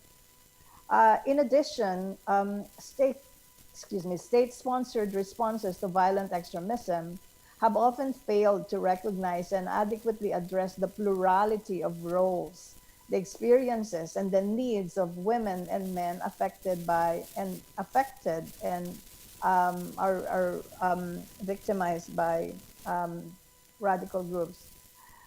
There's also a serious problem with securitized, male-dominated, exclusionary counterterrorism measures that perpetuate gender stereotypes, which negatively affect women and young people. So I'm originally from the Philippines, and the Philippine government adopted an anti-terrorist law in July. But really, this is actually directed to those who are critical of the government, those who are organizing peaceful assemblies, not so much now because of COVID, but there's still a lot of peaceful assemblies happening online.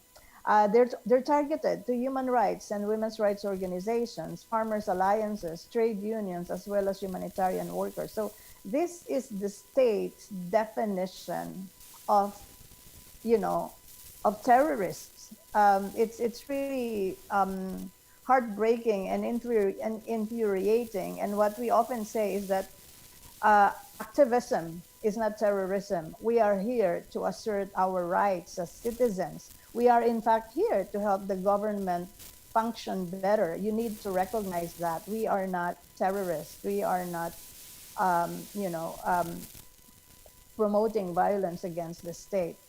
Another point I would like to make is that we also need to reflect on the impact of the COVID-19 pandemic on our work in promoting peace, in combating radicalization and preventing violent extremism. While the pandemic is a conflict and violence multiplier, at the same time, it is also a teachable moment. There's a lot to learn from this crisis. As the saying goes, let not a good crisis be wasted, meaning let us draw the lessons from this, because this is not the only pandemic that we will face. And it has demonstrated how connected the issues we confront, which demands also an integrative and intersectional approach that uses a human security framework. Finally, I would like to draw attention to our work in Indonesia, the Girl Ambassadors for Peace, which, as I said, we implement with Aman Indonesia, and we've also had a cooperation with Muslimat, the women's organization,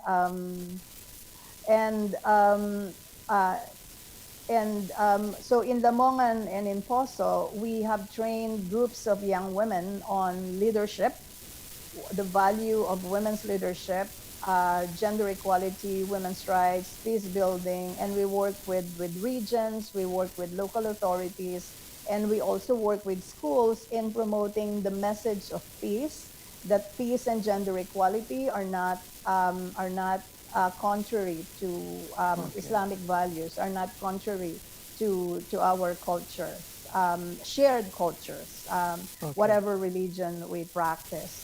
And again, I also would like to emphasize one more time the importance of working with men and boys, that in order to solve or address effectively the issue of gender equality and denial of women's rights, we need to work with them. We need to have their support. Okay. I'll end here, and thank you again for organizing this important conversation. All right. Thank you so much, Victoria Mafik, for your intervention, engaging man in supporting the woman. We have two speakers on the line here, and then the first one, after the two discussion, I'd like to invite Pa Aksanul Habib to give the intervention, but let me allow first the first two speakers. Wait. Ibu Wijayanti, Sri Wijayanti, are you there? Yes. Please unmute. She's already available.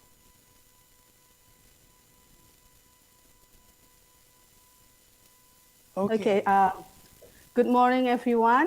Assalamualaikum warahmatullahi wabarakatuh. Salam, Om Swastiastu, Namo Buddhaya, salam kebajikan, and God bless us. Yeah. I would like to give an appreciation first to Lemhanas and National Commission on Violence Against Women for organizing this very important event. I think I will focusing on give a comment on the presentation of Madam Mosaret Kadim. I think this very interesting kind of presentation with regard to experiences from home country in Pakistan. What happened in Pakistan, the involvement of women in radicalism, violence extremism, and in terrorism is not a single phenomenon. These phenomena are also evidential in several Asian countries, including Indonesia. In Indonesia, the soft case of the involvement of women in suicide bombing happened in Surabaya city, as it involved a family consists of husband, wife, and 2 children in 2018. In 2019, BNPT also reported that there are at least 15 women involved in a terrorism attack. And then we also noticed in February 2020, BNPT also announced there were around 600 ex-Indonesian citizens returned from Syria, which the majority are women and children. A very crucial question is how this happened. how does this happen? What are the factors that lead to the more and more women involved in the radicalizations, and how do we prevent this? What Bu Andi, the head of Komnas Perempuan, had mentioned before, that we cannot forget and need to reflect how does gender structure has any link with the involvement of women in radicalism, violence, extremism, and terrorism. So Madam Mosarat Kadim has also analyzed this radical movement in is anti-feminism and anti-gender equality. So previous studies have shared that there are no single but various factors that women potentially involved in the radical movement. Understanding this factor, I think is very good to give us insight how to prevent it. One of the study which I also involved, it is found that the factors are very complex, mixing between economic, social, and politics, but there are always a specific factors in a specific context. We have not to forget it. We do aware that the level of radicalism grows through the educational institution in Indonesia, social groups, or even in the state or government institution. I think this needs to be addressed as soon as possible. With regard to gender structure, there is a strong opinion that women who are supporting traditional gender role are more potential to become a follower of a radical ideology. However, the assumption is growing, which in radical ideology, women's role does not only in domestic level anymore, but also in public sphere in order to growing their movement, in order to spreading the concept of jihad. The shifting of gender roles in this movement become very important to be evaluated as well. It is an indication that the traditional of gender ideology become more dynamic. So this is also presented very well by Madam Mosarat. Finally, I do really agree with Madam Mosarat that we do not only focus to the role of women in radicalization, but we also need to fill in the gap, especially the gender gap. We need to have more discussions, more rooms, and more support for women on women's organization who works in grassroots to prevent radicalism and violence extremism. Okay. The role of women as peacemaker, especially in Indonesia, are very visible, but they are not recognized yet by the authority. Okay. They are marginalized from the decision-making process in local level and then mostly in a national level. The need to incorporate in every program of counter-radicalization, as well as we already has the revision of anti-terrorism law, which emphasizes on prevention. Yeah? This prevention program needs to be established with gender perspective, and then women participation in formal and formal decision-making need to be upheld, women's empowerment, so that women are more aware of that there are early warning signs of the rise of violence extremism in their community. Okay. For this, we cannot only focusing to women, but also male, youth, and then and also especially for the gender awareness. We do need to strengthen the knowledge of governments as well, local governments on gender awareness, and of course, the establishment of early warning sign of violence extremism. Refer to several previous studies, it is found that at least there is a continuum process from radicalization to violence extremism and terrorism. We need to prevent this process early in the beginning. We do need to identify the early warning sign with gender perspective. In Indonesia, as I remember, at least there are 5 signs of gender-specific warning in everyday life.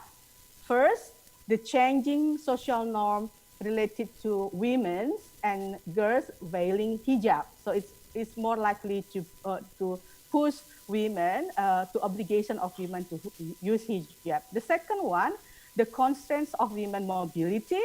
The third one is about the exclusiveness of mosques, only to certain group or only to men. The fourth early sign is social naming and hate crimes. And the last one is the threat or act of gender-based violence. For example, early child marriage, female circumcision. Okay. So these problematic issues, some of it actually has the impact of the state or government's policy or the practices done by the government itself. So this is something that we need to reflect very thoroughly. The other important points mentioned by Madam is actually with regard to the role of religious leader to reinterpretation of Islamic with gender equality perspective, which in Indonesia context, the existence of the Indonesian Congress Women's Ulama, the religious leader, become very relevant to be involved in PVA, and then I think the state needs to support this kind of movement. To conclude my comment, talking about women in preventing violence extremism, we need to discuss the strengthened gender awareness, gender equality, women participation in any decision-making process, government program, establishing early warning sign mechanism, and also to promotion zero tolerance policy on violence against women. Okay. We do need alternative and diverse approach with non-masculine representative of military approach. I do agree to have further deeper studies on best practices in different contexts, and I also do agree with Mbak Galuh, we do not need a more policy, but we need to have a concrete program. Okay. Now I want to end my comment. Wassalamualaikum warahmatullahi wabarakatuh. Om Okay. Santi Santi Om Shalom. God bless us. Wishing everybody Thank in you. health condition. Thank you so much, Ibu Sriwiyanti. This is, before I give the floor to Mosarat, we have heard two intervention to the presentation of Madam Mosarat. The last one here is from the National Agency on the Prevention of Terrorism. Do we have the representative from BNPT? Yes, we have there. Please, can somebody give the microphone? So after hearing the response from BNPT, yeah, Pak Habib, mohon maaf. After hearing from BNPT, and then we will hear the response from Mosarat, and then I'll give it to you. Yeah. Okay. Okay, thank you, Silakan. moderator, for the time. I think I will deliver my discussion in bahasa, I think. Yang terhormat Ibu Andi Yetriani, Ketua Komnas HAM, kemudian Bapak Wakil Gubernur Lemhanas, Bapak Marsdia TNI Wiko Sofyan. Assalamualaikum warahmatullahi wabarakatuh. Selamat siang, salam sejahtera, Om Swastiastu, Namo Buddhaya, salam kebajikan. Terima kasih, saya sebelumnya perkenalkan, saya adalah Wahyu Herawan, Kolonel Marinir dari BNPT perwakilan. Seperti tadi kita diajak untuk menanggapi pernyataan dari Madam Mosarat tentang radikalisme dan perempuan dan pengalamannya dihadapkan dengan Asia Pasifik maupun di negara di Pakistan. Indonesia dan Pakistan mempunyai kecenderungan yang tipikalnya lebih sama. Tadi beberapa poin-poin dari Ibu Madam Mosarat menyatakan bahwa para rekruter atau para kelompok-kelompok itu merekrut para perempuan itu dengan menggunakan tafsir-tafsir dari versi mereka. Kemudian mereka juga mengcounter dengan tafsir-tafsir dari versi yang dia bilang. Kemudian mengapa wanita dijadikan aktor atau dari anggota terorisme tersebut, karena mereka itu menggunakan isu feminisme seperti Bapak Menteri bilang bahwa dia tidak bisa hiding atau bersembunyi di balik isu feminisme. Kemudian jika mereka melakukan serangan maka mendapatkan expose yang begitu besar dan mendapatkan pemberitaan atau yang begitu besar. Kalau kita lihat bahwa saya juga menyikapi tentang pengertian antara terminologi radikalisme dengan terorisme ataupun deradikalisasi. Seperti tadi Madam Mosarat menyatakan bahwa mereka melakukan deradikalisasi di masyarakat. Kalau di Indonesia, kalau kita harus convert juga di hukum-hukum Indonesia bahwa deradikalisasi itu diberikan kepada tersangka, terduga hingga orang yang ingkrah dan para mantan. Ketika mereka belum dinyatakan tersebut, kita melakukan dengan prevention atau pencegahan. Jadi kita tidak memberikan program deradikalisasi, tapi memberikan program pencegahan. Kemudian kalau kita melihat selalu banyak debat tentang apa sih definisi radikalisme, terorisme. Terlalu banyak debat tentang pengertian radikal. Jadi kalau disesuai dengan Undang-Undang nomor 5, kita harus menyamakan itu secara konseptual bahwa itu adalah radikal terorisme, tidak dipisah. Karena ketika kita bicara radikal, bahwa dulu Indonesia dibentuk dengan radikal. Tapi kalau kita bicara dengan frasa yang sama, yaitu radikal terorisme, bahwa itu akan menjadi satu kesatuan yang sama. Kalau kita melihat bahwa sekarang ada 544 napiter, 12-nya adalah perempuan, kemudian 5 masih dalam proses penyidikan. Ini juga membuktikan bahwa perempuan juga bisa terlibat atau menjadi pelaku, entah itu sebagai pelaku sebagai korban, atau secara hukum atau law enforcement dia dinyatakan sebagai pelaku. Kemudian kalau kita melihat bahwa ancaman perempuan itu yang dapat terafiliasi, saya menggunakan frasa terafiliasi, karena sometimes they will unconscious atau tidak sadar ketika mereka masuk dalam suatu jaringan atau masuk dalam jaringan tersebut, karena beberapa macam faktor ketika mereka terlibat dalam jaringan-jaringan tersebut, seperti sekarang bahwa era globalisasi di mana era perkembangan informasi yang beredar melalui internet atau dunia sangat pesat. Kemudian perempuan di Indonesia harus kita akui bahwa porsi atau perannya di dalam kehidupan sosial atau kehidupan pekerjaan itu lebih sedikit dibanding laki-laki. Dan mereka banyak melakukan aktivitas di rumah dan terkadang tidak terlalu up to date tentang informasi-informasi yang ada di dunia. Kemudian kalau kita lihat, saya mengutip pernyataan dari Lemhanas, yaitu kita sekarang berada di post-truth era, di mana era ini adalah di mana informasi yang berada di dunia digital bersifat ambigu, di mana sebuah fakta atau kebohongan tidak bisa dibedakan secara jelas. Terkadang orang cenderung hanya mempercayai informasi yang menarik bagi emosi personal tersebut dan keyakinan pribadi mereka, dibanding mencari kebenaran yang dapat dicari oleh mereka. Kemudian faktor media sosial. Media sosial merupakan ruang terbuka bagi seluruh orang yang dapat bebas mengutarakan pemikirannya. Jadi apalagi dengan anonim, kemudian ketika mereka share, dia tidak merasa bersalah, tapi ketika itu yang saya bilang terafiliasi, terkadang mereka tidak sadar bahwa mereka sudah masuk ke dalam jaringan tersebut. Kemudian perempuan juga biasa menggunakan media sosial sebagai glorifikasi pada suatu topik atau golongan tertentu. Mereka akan mengidolakan atau menjunjung tinggi sesuatu tanpa mengetahui fakta atau kebenaran dalam informasi tersebut. Kemudian beberapa faktor juga adalah keluarga, keterlibatan perempuan dalam jaringan, juga dapat dipengaruhi oleh keluarga, baik suami atau keluarga jauh yang memiliki ikatan emosional. Seperti kita tahu bahwa tahun 2017 kita mendapatkan info bahwa ada 17 warga negara Indonesia yang dipulangkan dari Syria, yaitu kepala BP Batam dengan anaknya Dania. Setelah kita melakukan penelitian dan pendalaman, ternyata anak umur 15 tahun pada saat itu bisa mempengaruhi suatu keluarga besarnya untuk berangkat ke Suriah untuk bergabung dengan ISIS karena termotivasi dari media sosial, kemudian mempengaruhi keluarganya untuk berangkat ke sana. Kemudian ternyata mereka tidak mendapatkan apa yang diharapkan dari propaganda yang ada, kemudian akhirnya mereka bisa keluar dari Suriah tersebut.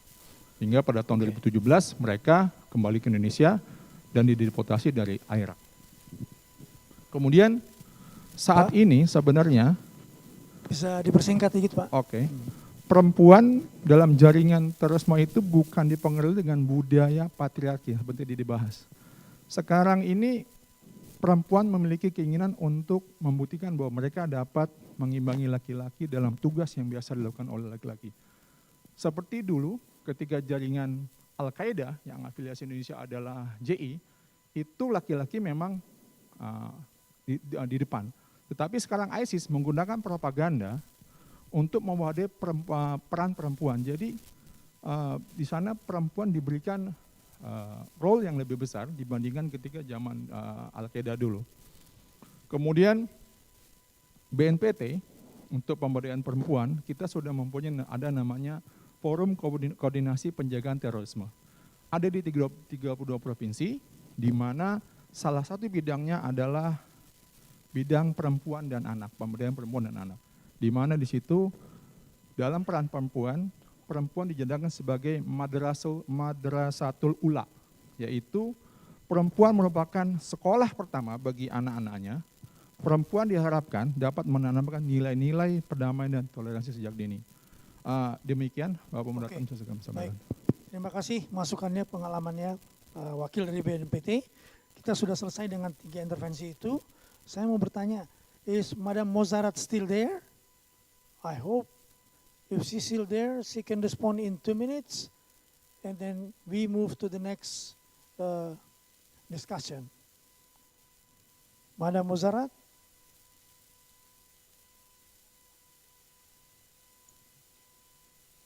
Oh, yes, thank you. It was a long waiting, but I'm still here.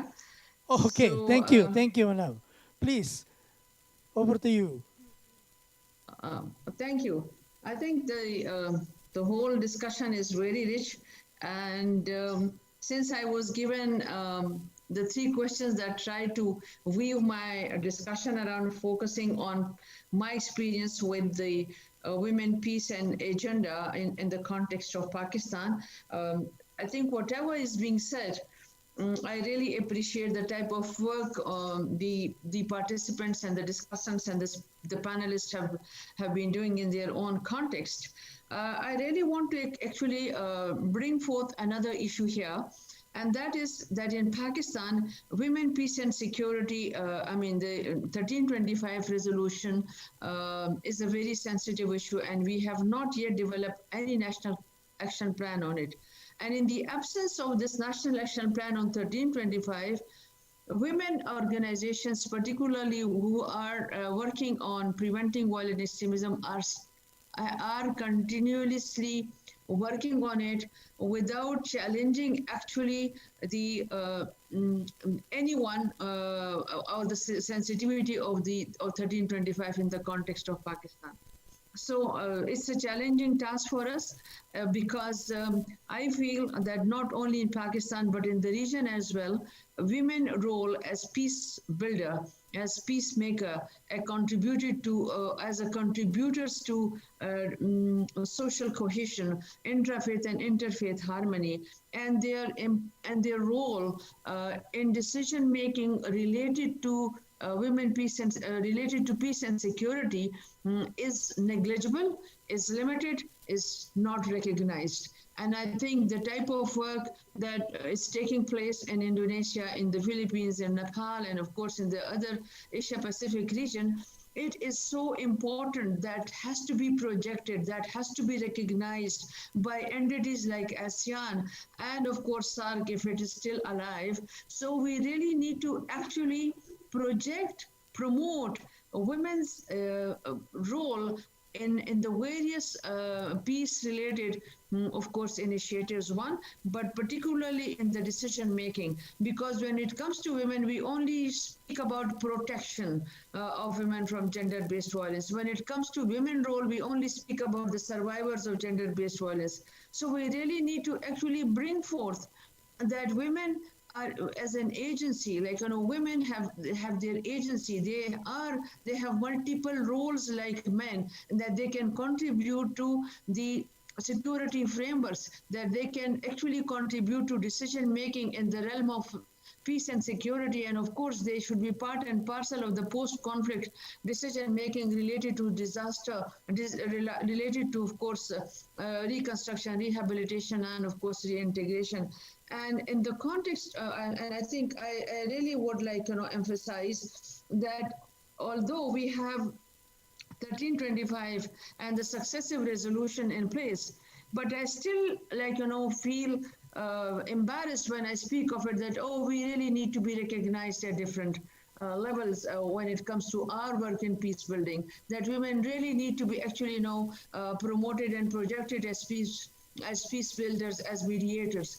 So I think this is the forum we really need to be speaking about it, how state machinery, how regional entities like ASEAN and how international entities like the UN can promote, project, and of course include more women in the decision making related to peace building, peace processes, mediation. So they are given space and they are given, of course, the seat at the negotiations table. I don't see any woman like, from ASEAN or from, of course, from my region contributing to the peace processes in a concrete common shape. They are invited as observers, but I really want to see them more women in the decision making when it comes to peace building and peace processes. The other point that I really wanted to highlight here was when it comes to women role in preventing violent extremism. It's a sensitive issue. It's a very sensitive issue. And although the women have been playing that role, and the United Nations 2242 call for it, but still we are far away from not instrumentalizing women's role in preventing violence. We are still focusing on their role as mothers. So we have to come out of that sort of a concept. The other thing is we really need strong regional networks. ASEAN is there, I'm sure, but actually we need a women peacemakers network so that we can assert ourselves. We can influence the policy makers and shapers, in including more women in the decision-making bodies at various levels. I think with this, I would really like to conclude my remarks. So thank you very much, and I look forward to receiving the report on this fascinating, of course, conversation and the conference. So congratulations once again to the organizers, and I wish you all the best. And All right. I look forward to the continuation of such great conferences and bringing together of diverse perspectives from the region. So I look forward to it in future as well. Thank you so much. Thank you, Madam Ozara. Thank you. Continuation, projecting and promoting the role and participation of women, especially the survivors. May I now go to the next? And also I'd like to consult before we go. This is already 12:45. We are actually already 5 minutes overdue. There are still 8 discussions on the list. So it's going to be a mission impossible. May I ask now that the intervention, instead of 5 minutes, it becomes 2 minutes. So then we will need more or less about 15 minutes to get over it. And we finalize, I can give it back to the MC. I hear no voices, that means no objections. Thank you. But as I promised earlier, I'd like now to invite Pak Habib, because he's already here waiting for his turn to give intervention, to respond to what has been presented by Ibu Yuni. You have the floor, Pak Habib. And then after this, I'd like to invite Ibu from the UN Women, Ibu Rais Sancai. Pak Habib, you have the floor.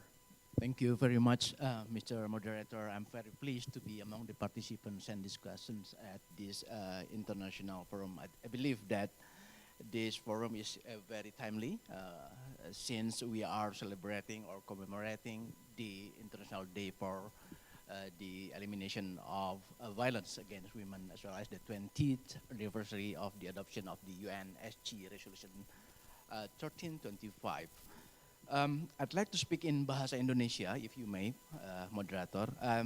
First of all, of course, I tried to make it very simple, from 5 minutes to 2 minutes. Pertama-tama barangkali saya ingin share dulu bahwa mengedepankan women peace and security itu adalah salah satu program nasional, prioritas kita di nasional. Saya punya 4 items yang bisa kita sampaikan, bahwa pertama, dalam keanggotaan kita di Dewan HAM, kita menjadi salah satu negara pengusung untuk terus melakukan revitalisasi peran women peace and security dalam konteks perdamaian dunia. Yang kedua, kita juga menjadi salah satu negara yang katakanlah sekarang kita adalah negara terbesar untuk penyumbang peacekeepers, termasuk female peacekeepers di 7 misi di dunia. Dan juga kita menjadi negara yang ke-7 di antara 119 contributing states, atau negara-negara yang mengirimkan pasukan perdamaian. Dan peran perempuan itu menjadi salah satu andalan kita dalam memajukan kontribusi pada perdamaian dunia. Di tingkat Asia Tenggara, kita juga memiliki Southeast Asia Network for Women Peace Negotiators and Mediation. Itu juga menjadi poin kita. Dan jangan dilupa, kita juga sudah aktif di Afghanistan, di Palestina, dan di beberapa tempat lainnya sebagai aktivitas kita di isu women peace and security. And then I would like to respond to Dr. Musyarat presentation regarding the radicalization as well as the notion that women need to take leadership role in developing strategies to counter violent extremism. I think this is a notion that narratively, normatively good, but the question on how we elaborate more on how we find a pattern of methods and measure as well as parameters is another problem. I have learned about this in many times, in many forums, but the thing is that there is no pattern and there is no universal method on how to elaborate the role of women in taking a leadership in the conflict situation. Particular problem related to the ideology and also economic matters. In terms of ideology, for example, we have seen that there are many cases such as in the UK and also in the Dutch and some other Western countries where women that is impacted or influenced by radicalization, they are going to the conflict zone like in Syria, joining with the ISIS, and then they lost their citizenship. So in that case, the situation is very much complicated if we look at to the situation on the ground. Saya juga ingin memberi komen mengenai, jadi saya akan menanggapi tanggapan yang disampaikan Ibu Galuh relating to the racism in Papua. Kalau saya cenderung berhati-hati menyebutkan adanya rasisme di Papua karena rasisme itu bukanlah kasus yang sistematik ya, bukanlah kebijakan negara dan negara tidak kondon terhadap rasisme karena kita punya undang-undang ratifikasi dari penghapusan racial discrimination. Ada beberapa kasus tapi itu isolated, namun demikian saya yakin pemerintah baik di pusat maupun di daerah committed untuk menghapuskan rasisme tersebut. Belum lagi kita melihat bahwa kalau di Papua itu dari Papua untuk Papua sehingga agak sulit membayangkan orang Papua mengatakan saudara sendiri sebagai sesuatu yang rasisme. Saya kira itu komen saya Pak Raffendi, mohon maaf saya buru-buru karena jam 1 saya ada kegiatan lain. Terima kasih. Terima kasih Pak. Thank you so much Pak Habib, your intervention. And now I'd like to invite Ibu San from the UN Women, Ibu Rais Sanchai. Are you still there?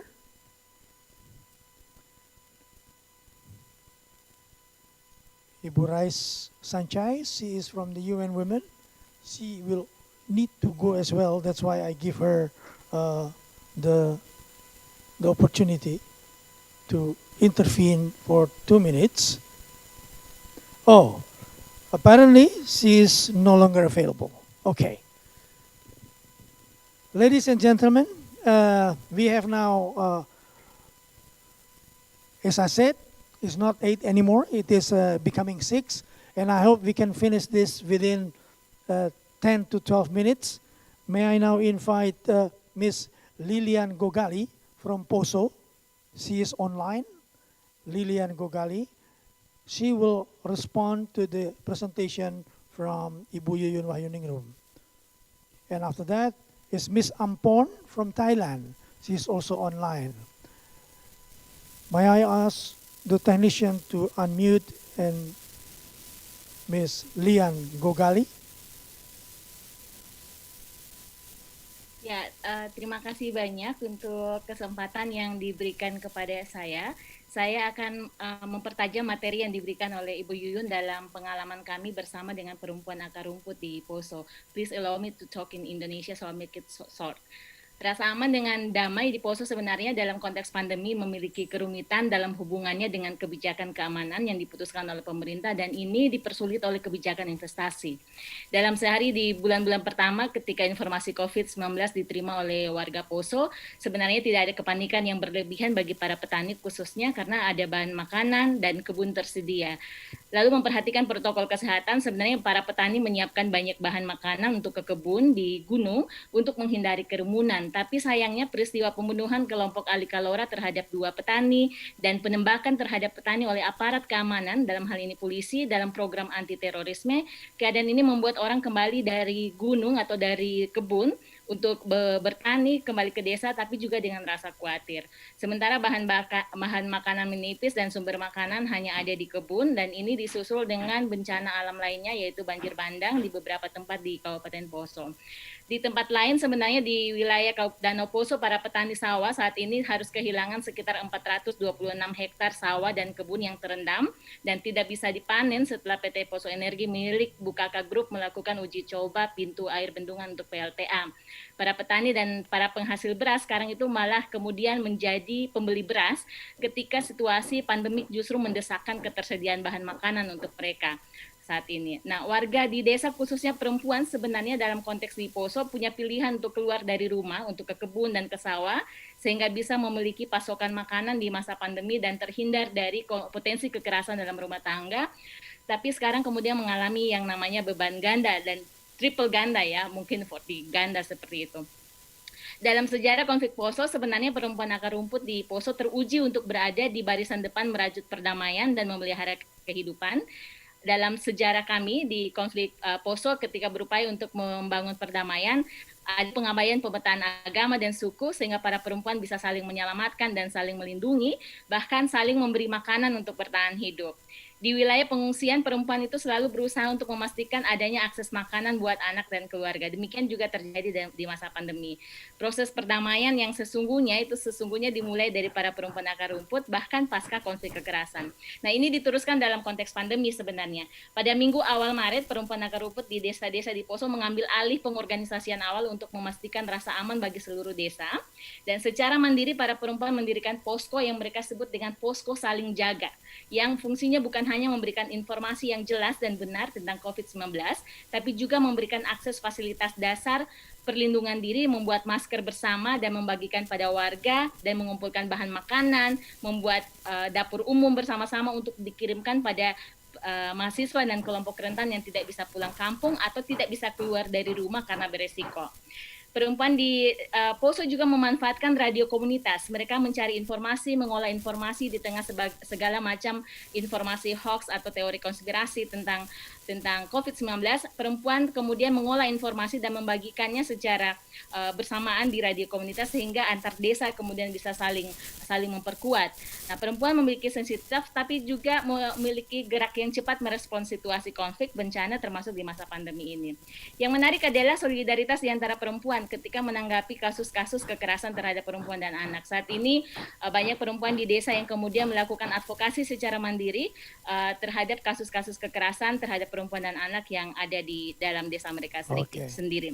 Namun kesulitan kita, sekali lagi kita bicara tadi, saya bicara tentang bagaimana kebijakan justru mempersulit.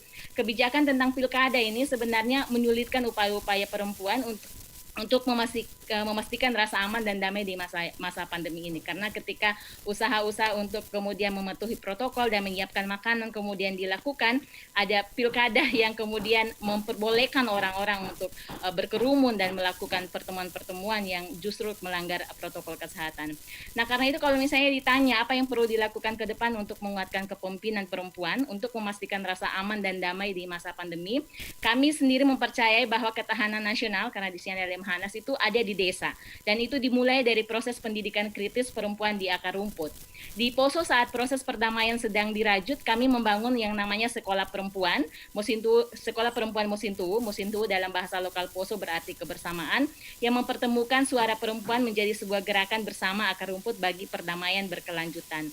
Di masa pandemik, kami mendirikan sekolah pembaharu desa, di mana perempuan bersama dengan pemerintah desa melakukan analisis kritis atas kondisi mereka dan perkembangan sosial ekonomi politik daerah dan nasional sehingga mereka bisa merancang model pembangunan yang berkelanjutan termasuk juga apa yang selalu disebut dengan ketangguhan saat bencana.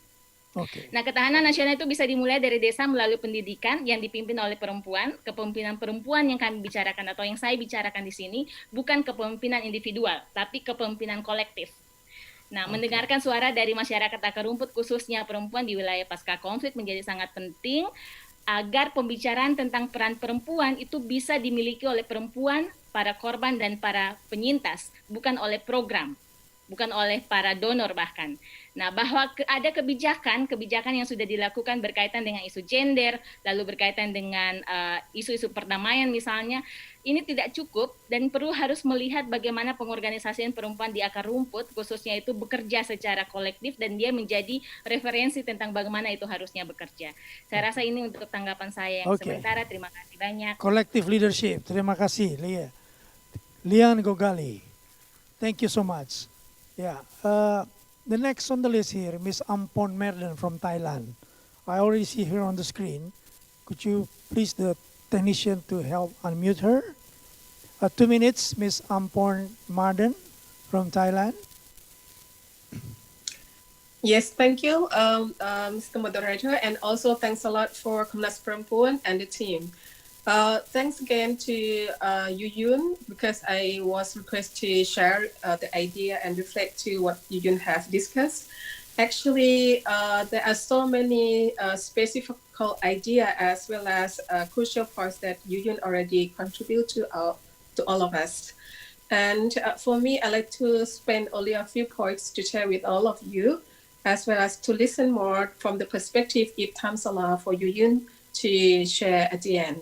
So Yuyun has touched upon the crucial points, how the state and beyond, including in the form of supranational agency, take role and responsibility towards the citizen in the name of protection and building stability for the society and bring the peace, for example, showing the case of state emergency. And there are so many countries in Southeast Asia. We have 3 countries applying and increasing numbers of the states securitized, male-dominated.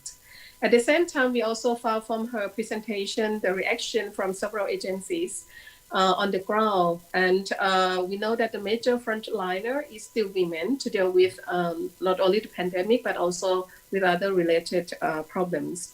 The involvement of women to build and strengthen peace process tremendously contribute to the society.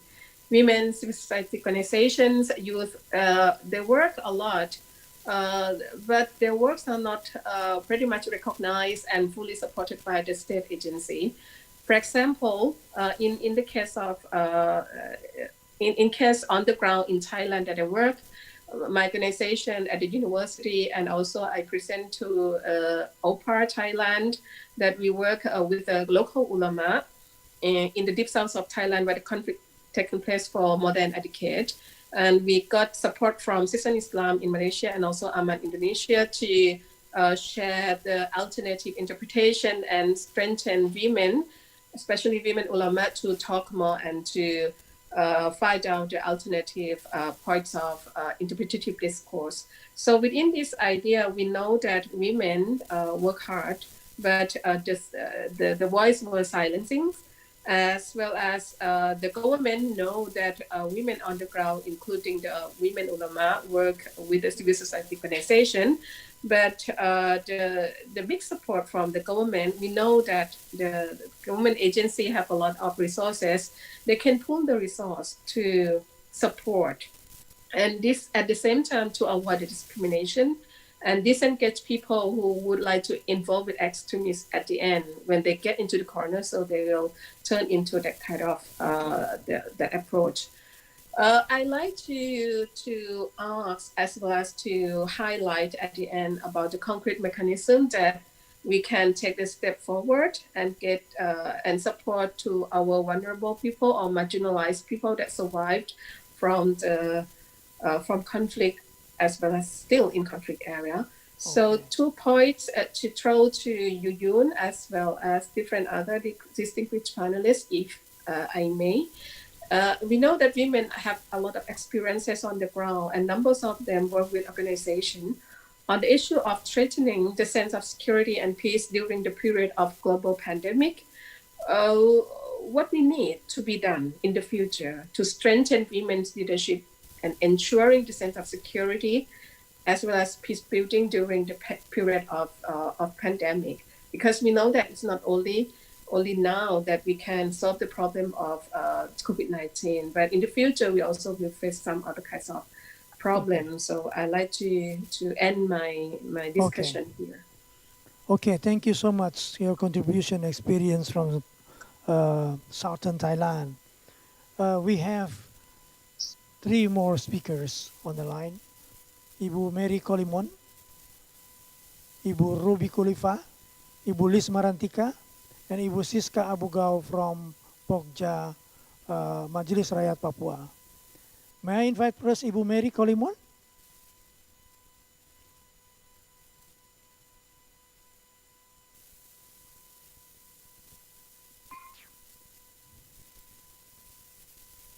Ya, terima kasih banyak untuk kesempatan yang diberikan kepada saya.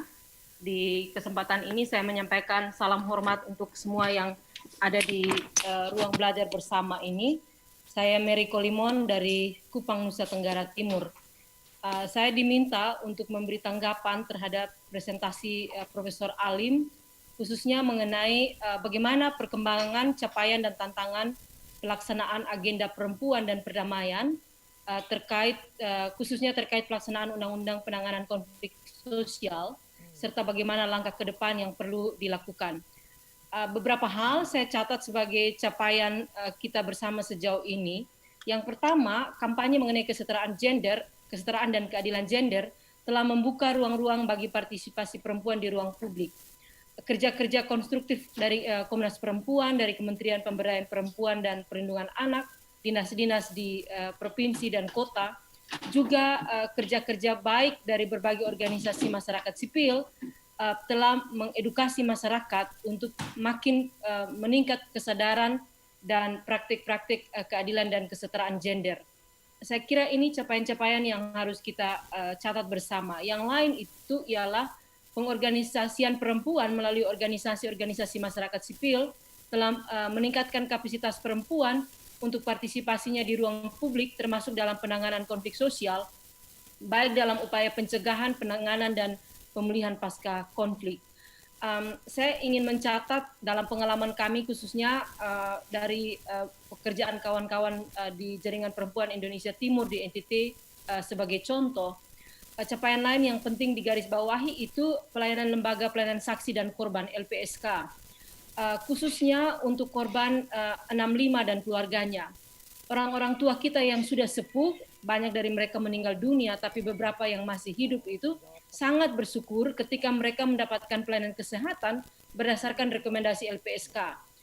Mereka bilang kepada kami, itu memberi mereka sense of justice.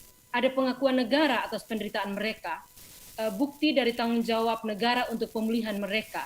Meskipun itu masih terbatas pada aspek kesehatan. Bagi kami ini capaian-capaian yang perlu dirayakan, walaupun belum maksimal, seperti masih pentingnya pengakuan atas kejahatan pelanggaran HAM masa lalu melalui prosedur pengungkapan kebenaran dan rekonsiliasi.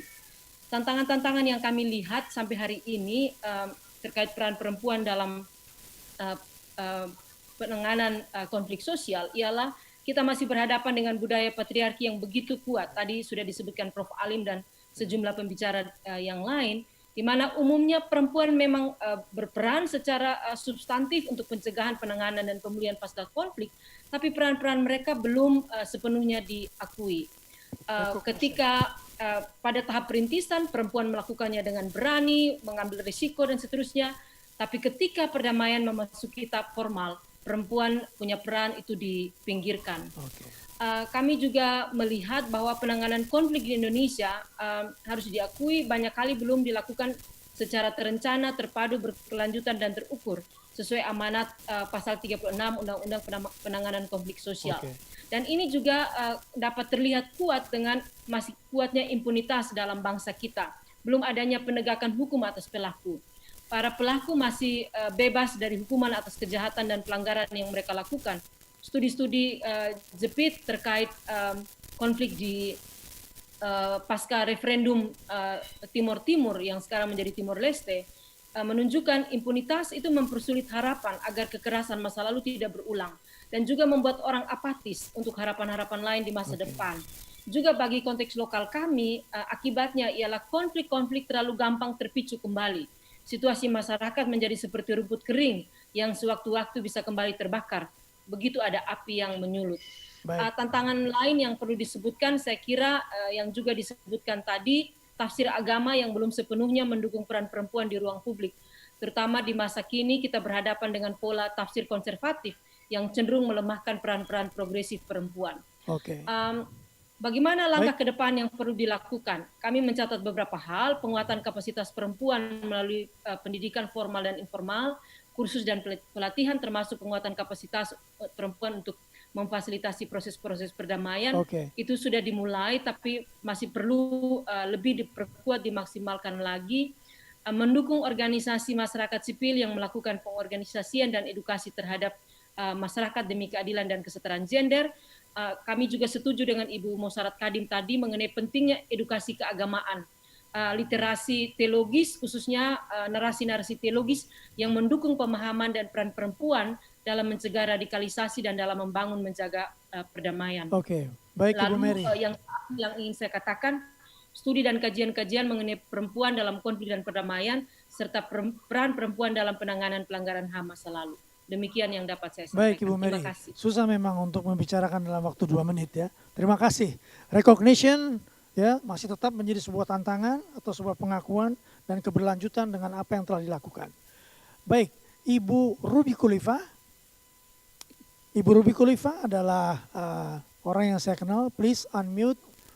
Ya, kalau bisa Ibu Ruby Khalifa 2 menit ini udah biasa intervensi 2 menit di forum-forum UN. Saya persilakan. Okay, baik.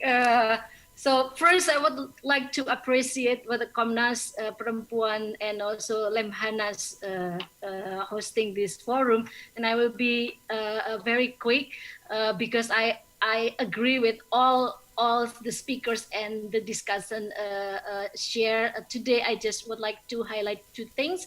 One is since Aman been part of the drafter of the National Action Plan on Women, Peace and Security in Indonesia, and also we assisting the Ministry of Women Empowerment and Child Protection in localizing the National Action Plan in 15 provinces in Indonesia, and we just finished our review using digital in looking at the implementation of the National Action Plan in Indonesia in the last 5 years. And I would like to highlight 2 things. Number one is the shift or the changings within civil society, where I think despite there are so many lacks in the implementation of women, peace and security, the women-led organization recognize and using the instrument for the advocacy, and some are works and some are not. And the other is we actually, the civil society, able to renovate and improve the peace architecture at the local level in line with the implementation of the law relating with village autonomy, that actually helping a lot. And the last one is the changings in partnership with the government.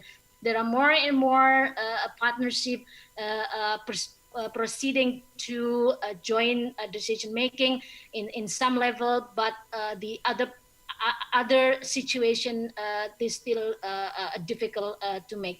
And other element that I would like to highlight here is means of implementation. We're realizing that the gap between civil society and government are so huge, and what is make not successful in promoting women leadership, it is not question about why we need women leadership, or it is not the question of whether we have women leadership, but it is a question because we don't have a good and effective institution that can actually promote women leadership, because our women leaders are surplus. We have a lot, but our policy as well as the mechanism that in place in the structure of the government not able to really looking at the existence of women peace builders, women organization, and women human rights defenders. So they are failure to really appreciating their work at the grassroots level. The other is actually we're looking at that there are a lot of chaotic in coordination. It's been like classic issue, but it is serious. And other thing is relating with not commitment in financing on the budget. How can we promote the women peace and security without commitment on the budget? And the last one that I would like to highlight is, I think, important for civil society to help the government and in place the mechanism for capacity building.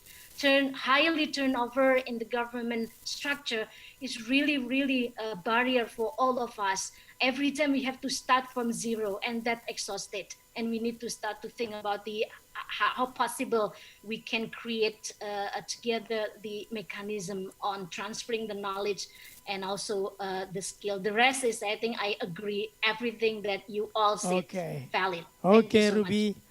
Thank you so much, Ruby. Thank you for a very strong statement. Ibu Liz Marantika. And the last one will be Ibu Siska Abugao.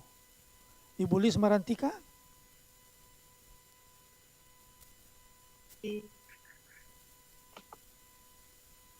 Ibu Liz. Ya, ininya videonya tolong. Oke. Baik, selamat siang dari Ambon. Ya. Baik, yang pertama saya ingin menyampaikan terima kasih kepada Lemhanas dan Komnas Perempuan untuk mengorganize kegiatan ini yang bicara tentang perdamaian, terutama sejak, kalau kami di Ambon kan sejak 21 tahun yang lalu ya, baru ada lagi percakapan yang lumayan komprehensif kali ini ya. Saya diminta untuk menyampaikan beberapa hal berkaitan dengan kontribusi perempuan dalam pelaksanaan agenda perempuan dan perdamaian dalam kerangka implementasi undang-undang penanganan konflik sosial dan saya untuk ketahanan nasional, dan saya ingin mempercakapkannya dalam konteks konflik Maluku dan pasca konflik sosial yang dialami di Maluku. Seperti yang kita ketahui bahwa tahun 1999 sampai tahun 2002 itu terjadi konflik di Maluku, dan dalam peristiwa konflik itu saya ingin menyampaikan pengalaman perempuan secara singkat ya, beberapa poin saja di dalam konflik itu. Yang pertama, posisi dan peran perempuan dalam konflik itu betul-betul bertentangan dengan apa yang terjadi. Jadi perempuan di tengah-tengah konflik membicarakan, menyuarakan stop konflik dan kekerasan di dalam masyarakat. Sehingga dari pengalaman-pengalaman itu kami, menurut saya, perempuan punya kompetensi sekarang ini untuk menyoalkan, terus melanjutkan isu perdamaian di tengah-tengah pergeseran situasi pasca konflik di Maluku. Nah, kampanye stop kekerasan dan konflik itu terus berlangsung, yang kemudian terlaksana dalam berbagai kegiatan di mana perempuan terlibat di dalamnya. Sekarang ini kepemimpinan perempuan dapat kita lihat dalam berbagai isu yang sangat beragam, isu perdamaian, isu interfaith, isu penegakan hak asasi perempuan, isu kekerasan terhadap perempuan, dan jadi isunya sekarang sudah sangat beragam, dan kapasitas, kompetensi perempuan itu terbukti di sana ya karena pekerjaan mereka. Nah, yang ketiga yaitu kelompok perempuan dalam penyelenggaraan Kongres Perempuan pertama mengkonsolidasikan diri dan merumuskan secara bersama-sama sebuah platform yang menjadi dasar dari pekerjaan perempuan dimanapun mereka berada dalam wilayah Provinsi Maluku. Jadi platform itu yang tetap dipegang oleh perempuan sebagai acuan untuk bekerja. Yang berikut berkaitan dengan situasi kekerasan terhadap perempuan dan persoalan perempuan lainnya, maka ada beberapa hal yang dilakukan oleh gerakan perempuan di Maluku berkaitan dengan advokasi kebijakan.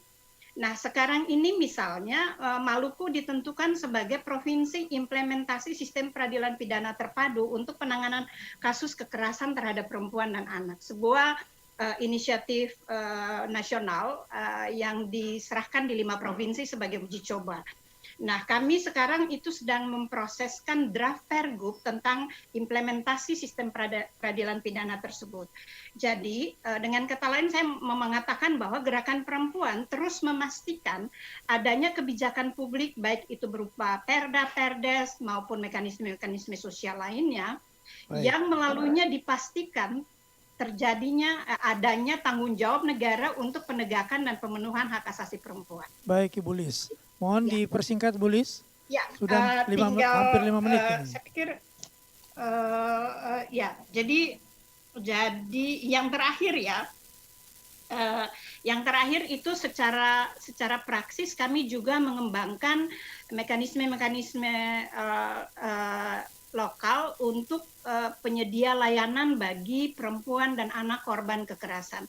Saya pikir di dalam bentuk-bentuk seperti inilah kami memastikan bahwa perdamaian itu terjadi mulai dalam keluarga, kemudian di masyarakat pun sampai dengan kebijakan negara untuk memastikan tanggung jawab negara terhadap pemenuhan hak asasi perempuan di wilayah Maluku. Terima kasih, Bu. Terima kasih banyak Ibu Lis. Konkret sekali, pengalaman berharga 2022 tahun. Terakhir di dalam list discussion adalah Ibu dari MRP, Ibu Siska. Ibu Siska Majelis Rakyat Papua, Pokja MRP, Ibu Siska Abu Gao, bisa ditolong di unmute. Kita mendengarkan 2 menit respons.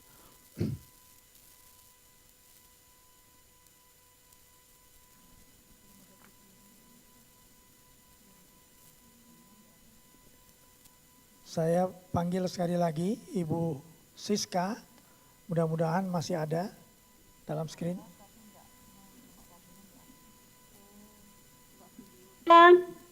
Oke. Selamat siang. Ya, selamat siang. Kami bisa dengar Ibu Siska. Silakan. Ya, selamat siang dan terima kasih Pak Moderator. Salam dari Papua. Salam. Saya Ibu Siska Bugau, anggota Majelis Rakyat Papua, dan sekarang ini saya Ketua Kelompok Kerja Pokja Perempuan. Dalam kesempatan ini saya mengucapkan banyak terima kasih kepada Komnas Perempuan yang mana dan selalu mengundang kami untuk dapat menyampaikan situasi konflik yang terjadi di tanah Papua secara khusus terhadap perempuan dan anak. Masalah di tanah Papua, konflik itu sudah mendunia. Pasti di dalam forum ini semua sudah mengetahuinya. Tetapi kami akan menyampaikan secara konkret dan situasi yang terjadi hari ini di tanah Papua, khususnya di Kabupaten Intan Jaya dan juga Nduga dan sekarang ini di Puncak Jaya. Di situ ada korban berjatuhan. Nah, di situasi itu, situasi hari ini Majelis Rakyat Papua bersama dengan Komnas Perempuan telah untuk mencapai kedamaian itu telah membuat 2 buku. Yang pertama adalah Stop Sudah, yang kedua adalah Anyam Noken. Dan dengan kerjasama dengan Komnas Perempuan bersama dengan Papua dan juga Majelis Rakyat Papua, bahwa setelah mengeluarkan buku tersebut telah menghasilkan tentang perdasus pemulihan korban kekerasan. Dan ini sudah jadi tetapi tidak dilaksanakan sampai dengan hari ini, dan kami masih melakukan kerja kelompok perempuan melakukan untuk mengeluarkan pergub itu untuk pemulihan korban yang telah masa lalu. Kemudian sekalipun sudah begitu, tapi hari ini situasi Papua masih terus korban berjatuhan, kekerasan terus berjalan, dan saya asal dari Intan Jaya dan saya memberikan keadaan dan situasi perempuan Intan Jaya atau daerah-daerah konflik yaitu di Makunduma maupun Puncak dan juga Intan Jaya. Secara khusus saya sendiri asal dari Intan Jaya, dan hari ini untuk perempuan begitu kalau laki-laki antara ini konfliknya konflik bukan sosial tapi konflik politik. Konflik politik ini Papua harga mati, NKRI harga mati. Ini yang dipertahankan. Lalu yang korban adalah perempuan dan anak. Laki-laki situasi mulai TNI masuk, mulai mereka mengejar saling satu dengan yang lain. Ya jelasnya anak dan ibu yang korban. Dan sekarang masa COVID-19, orang di Papua itu tidak takut dengan COVID-19. Tetapi hari ini kami takut dengan pembunuhan, kematian, penganiayaan, dan juga penangkapan. Ini yang kami takut, bukan COVID lagi. Oleh sebab itu hari ini di Intan Jaya secara khusus itu perempuan-perempuan menjadi bapak, jadi tugasnya jadi ganda. Mereka menjadi bapak di rumah, menjadi mama. Karena apa? Bapak-bapak ada yang sudah lari keluar ke hutan dan juga ke kota-kota karena memang ditelur terus kalau laki-laki. Perempuan masih ini, maka mereka harus menghidupi kehidupan makan minum untuk anak, biaya untuk anak-anak sekolah yang ada keluar mahasiswa, itu mereka harus dapat dari hasil kebun dan datang jual. Lagi pula pemerintahan di Kabupaten Intan Jaya tidak berjalan dengan baik karena pasca kerusuhan itu. Dan di forum ini pasti sudah tahu mengapa sampai terjadi dengan persoalan-persoalan korban berjatuhan, menambah pelanggaran HAM tambah terus. Oleh sebab itu sikap perempuan hari ini dari perempuan Intan Jaya maupun yang seluruhnya dari perempuan Papua, kami merasa bahwa dan kami Majelis Rakyat Papua, perwakilan perempuan yang ada di Majelis Rakyat Papua terus menyuarakan seakan-akan kandungan kami perempuan Papua itu tuh percuma. Kami melahirkan anak, tetapi anak kami dibunuh, suami kami dibunuh, saudara kami dibunuh. Tidak tahu apa sebabnya. Oleh sebab itu dalam saat ini saya sebagai perempuan dari Intan Jaya juga termasuk korban yang kemarin pembunuhan pendeta Jeremias Janambani itu tuh ayah saya juga itu sudah mendunia. Maka saya rasa hari ini tuh macam terima kasih kepada Komnas Perempuan dan juga pesan kami Majelis Rakyat Papua, persoalan ini terus-menerus walaupun kami sudah mengeluarkan, menyampaikan, tetapi sampai dan hari ini masih belum ada penyelesaian satu masalah atau satu korban pelanggaran HAM yang masa lalu bertambah terus sampai dengan sekarang ini. Jadi kalau bisa itu secara serius ditangani. Dalam hal ini ada Lemhanas juga ada. Terima kasih banyak. Semoga hal ini ditanggapi secara serius. Yang berikut adalah pesan kami. Mari kita duduk bicara. Perempuan juga sudah capek untuk jalan menjadi perempuan itu menjadi tulang punggung dalam rumah maupun menyelesaikan masalah juga. Baik. Dan kami meminta juga bahwa bila perlu itu izinkan dari Dewan PBB itu tuh injak di tanah Papua lagi, jangan Jakarta lalu Bali, supaya kita lihat hal ini sama-sama. Oke. Itu saja, terima kasih banyak, waktu kami kembalikan. Baik, terima kasih Bu Siska, luar biasa. Ya, upaya yang dilakukan bersama-sama dengan Komnas Perempuan dan kali ini juga dukungan dari Lemhanas untuk mencari pemecahan dalam persoalan perdamaian di Papua. Kita masuk pada akhir acara setelah mendengarkan masukan dari para panelis internasional, regional, sub-regional, dan juga nasional.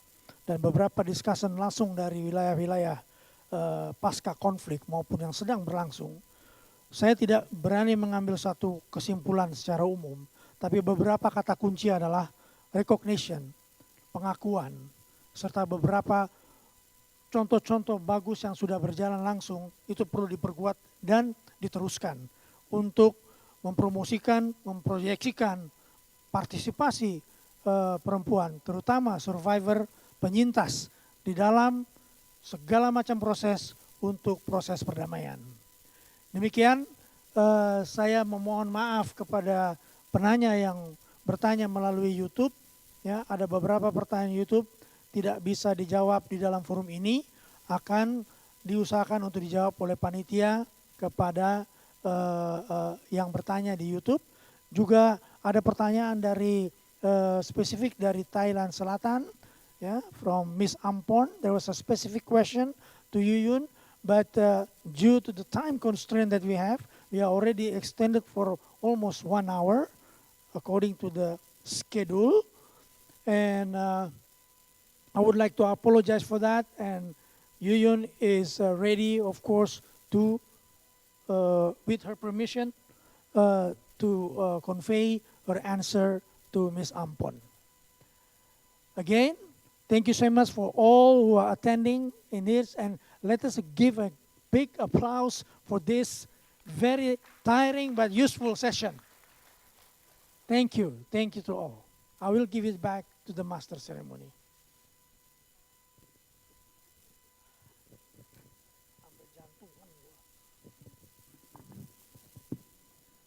Thank you so much Pak Raffendi for facilitating such a great discussion. Bapak dan Ibu sekalian, mari kita berikan tepuk tangan sekali lagi untuk diskusi yang sangat kaya pada siang hari ini. Honorable guests, ladies and gentlemen, to sum up our today's discussion, we would like to invite the steering committee from Lemhanas and Komnas Perempuan to present and deliver the concluding remarks. The concluding remarks will be presented by Marsma TNI Dr. Agus Purwo Wicoksono, SAMMMA from Lemhanas, and Ibu Komisioner Teresia Iswarini from Komnas Perempuan.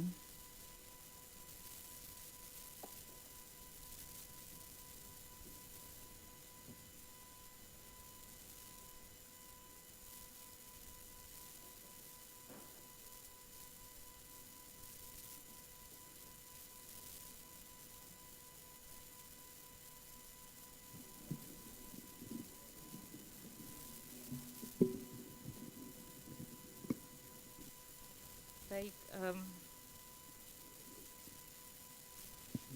terima kasih untuk para peserta yang masih tetap hadir pada konferensi internasional ini. Kami SC yang terdiri dari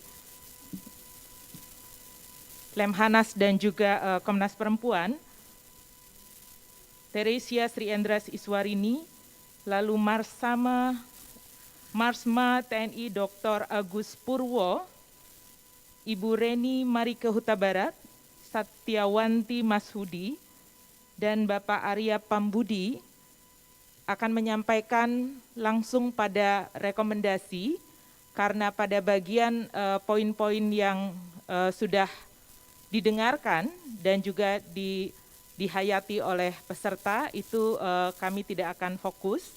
Tapi dengan kerja ini kami menyampaikan beberapa rekomendasi yang akan disampaikan oleh Pak Agus. Silahkan Pak Agus.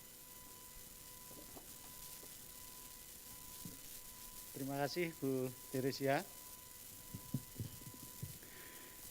Mohon izin Bapak Ibu sekalian, saya akan menyampaikan hasil konferensi kali ini telah memberikan beberapa rekomendasi untuk menjadi perhatian lebih lanjut, yaitu pertama, berbasis pada dinamika global, perempuan memiliki peran dan potensi besar untuk membangun perdamaian bagi ketahanan nasional, dan oleh karena itu proses pengambilan kebijakan yang mengarah pada ketahanan nasional seharusnya holistik dan komprehensif. Pelibatan perempuan menjadi hal krusial untuk dilakukan karena kesetaraan gender dapat berkontribusi pada ketahanan nasional. Kedua, untuk melawan radikalisasi di setiap tingkatan, kesadaran akan gender adalah penting untuk memastikan bahwa gender stereotip tidak terus dilestarikan. Hak-hak perempuan tidak diabaikan, dan pemanfaatan hak-hak perempuan jangan sampai mengganggu keamanan dari perempuan atau negara itu sendiri.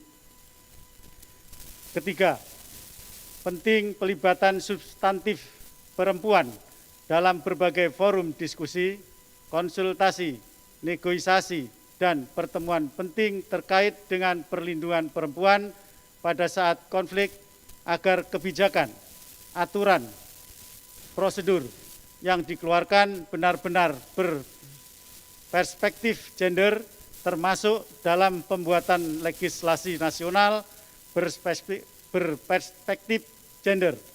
Partisipasi perempuan, terutama perempuan korban kekerasan seksual, harus dimulai dari sejak awal proses membangun keadilan transformatif.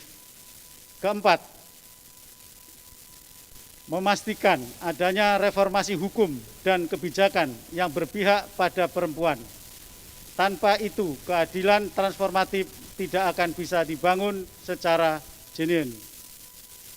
Kelima, pemenuhan hak korban atas kebenaran, keadilan, dan pemulihan dalam kerangka keadilan transformatif memungkinkan koreksi bersifat fundamental dengan manfaat menciptakan rasa aman dan damai yang berkelanjutan. Memorialisasi harus memiliki perspektif keadilan gender. Keenam, pentingnya dukungan oleh negara pada inisiatif perempuan dan kepemimpinan substantif perempuan, membangun pengetahuan yang berbasiskan kekhasan pengalaman perempuan. Ketujuh, membangun pengetahuan yang berbasiskan kekhasan pengalaman perempuan, khususnya dalam konteks konflik, perdamaian, dan ketahanan nasional. Pengetahuan perempuan tersebut dapat disosialisasikan melalui berbagai media digital atau medsos. Kedelapan, penting mekanisme mitigasi konflik yang solutif terhadap pemenuhan hak-hak perempuan. Kesembilan, kekerasan terhadap perempuan dan pelanggaran HAM masih terjadi terutama di daerah konflik dan saat pandemi. Oleh karena itu, penting bagi negara untuk membantu para perempuan korban untuk bebas dari kekerasan. Oleh karena itu, dalam upaya membangun dan merawat perdamaian dunia yang lebih adil dan inklusif, kami, Komnas Perempuan, berdasarkan mandatnya, berkomitmen untuk mengupayakan pemulihan bagi perempuan korban konflik dan mendukung kepemimpinan perempuan dalam membangun perdamaian. Lemhanas RI berkomitmen untuk memberikan perhatian khusus terhadap isu perempuan, perdamaian, dan keamanan melalui berbagai kajian strategis yang berpengaruh terhadap ketahanan nasional. Kedepan, diharapkan adanya institusionalisasi perspektif gender dalam pendidikan ketahanan nasional. Demikian, terima kasih.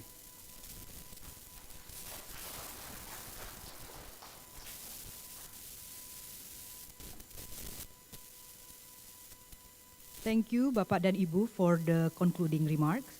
Distinguished guests, ladies and gentlemen, now we come to the last agenda of our conference, the closing ceremony. To officially close the conference, we are pleased to invite the Vice Governor of Lemhanas of the Republic Indonesia, Bapak Marsikal Madya TNI Wiko Sofyan, to deliver the closing remarks. Ladies and gentlemen, please welcome Bapak Marsikal Madya TNI Wiko Sofyan.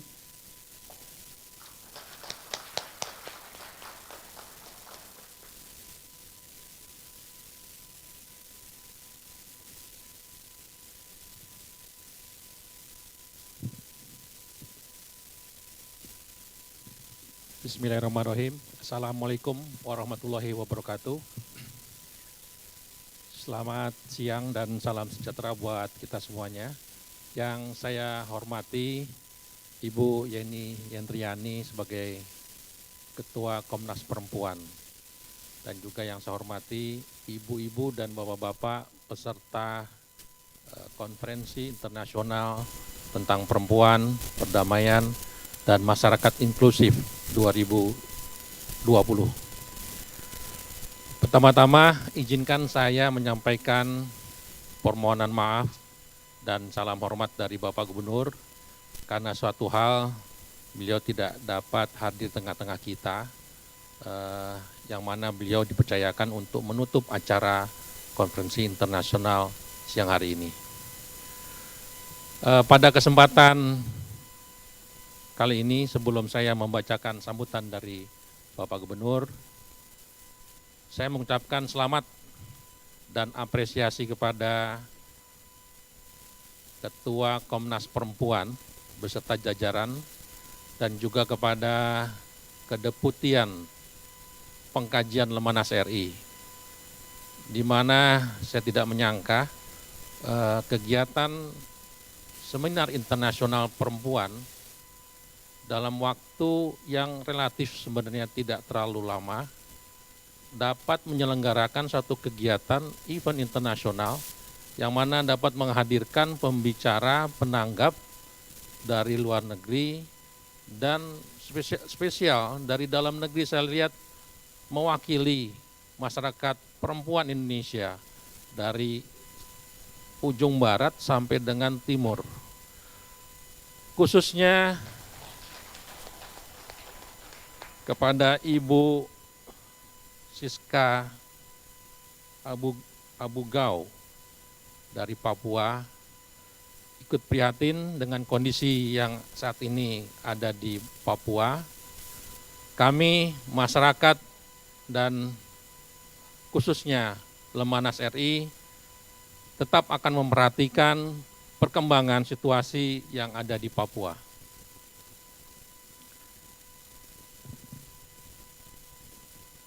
Selanjutnya, mungkin saya tidak berpanjang lebar. Saya langsung bacakan sambutan Bapak Gubernur Lemhanas RI pada acara penutupan Seminar Internasional Perempuan 2020.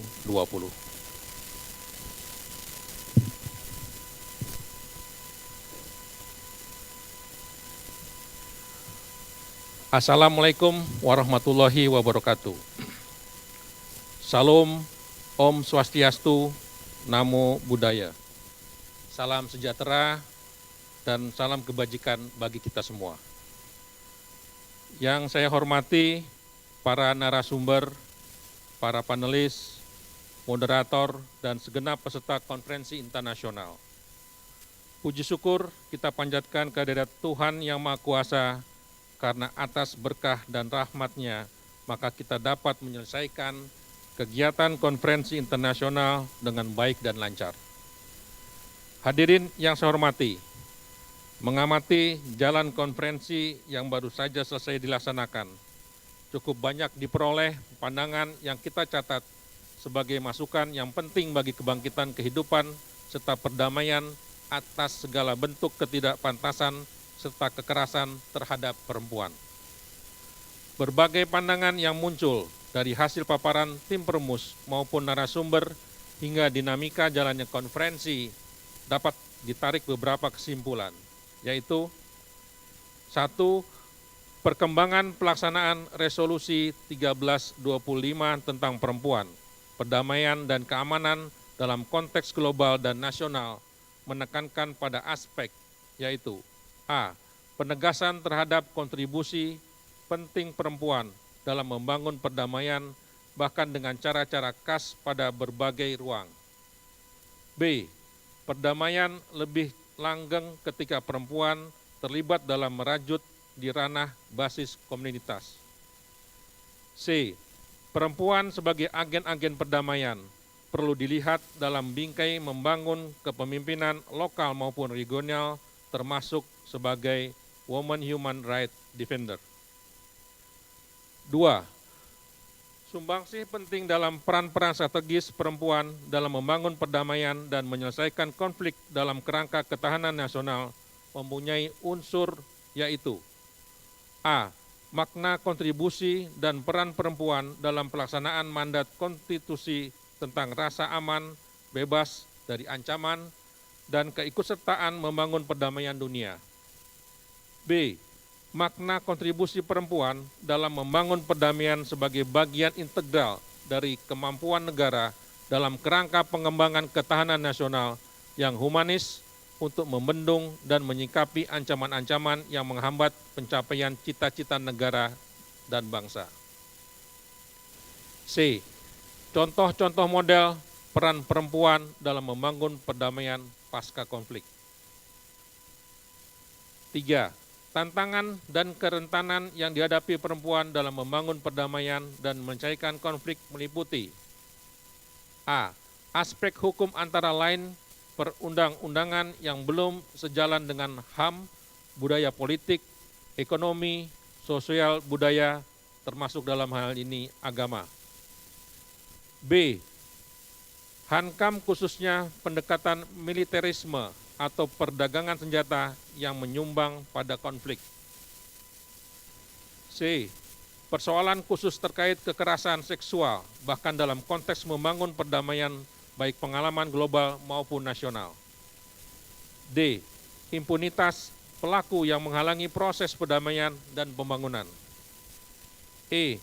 Kerentanan akan berulangnya kekerasan terhadap perempuan karena perempuan dibiarkan kerja sendiri dan tanpa dukungan pemerintah atau negara. F. Pemetaan kebutuhan bantuan perempuan pasca konflik perlu melibatkan perempuan agar bantuan menjawab kebutuhan komunitas korban atau yang terdampak konflik. 4. Pembelajaran terkait membangun perdamaian dari hasil-hasil konferensi sebagai berikut. A. Kontribusi perspektif, saya ulangi, kontribusi perspektif kepemimpinan perempuan dalam membangun ketahanan nasional dan perdamaian sejati. B. Peran komitmen dari pemerintah atau negara di tingkat nasional dan dalam kerangka kerjasama internasional untuk agenda perempuan dan perdamaian dalam konteks pembangunan berkelanjutan. Harapan saya dari rekomendasi yang dihasilkan pada konferensi ini akan menjadi komitmen bersama antara Komnas Perempuan dan Lemhanas RI agar ditindaklanjuti sesuai dengan mandatnya masing-masing. Kesimpulan tersebut menjadi upaya dalam penyempurnaan peran kita bahwa kita bisa menghentikan segala bentuk kekerasan yang terjadi terhadap perempuan sehingga mampu mendorong tumbuhnya perdamaian serta ketahanan nasional.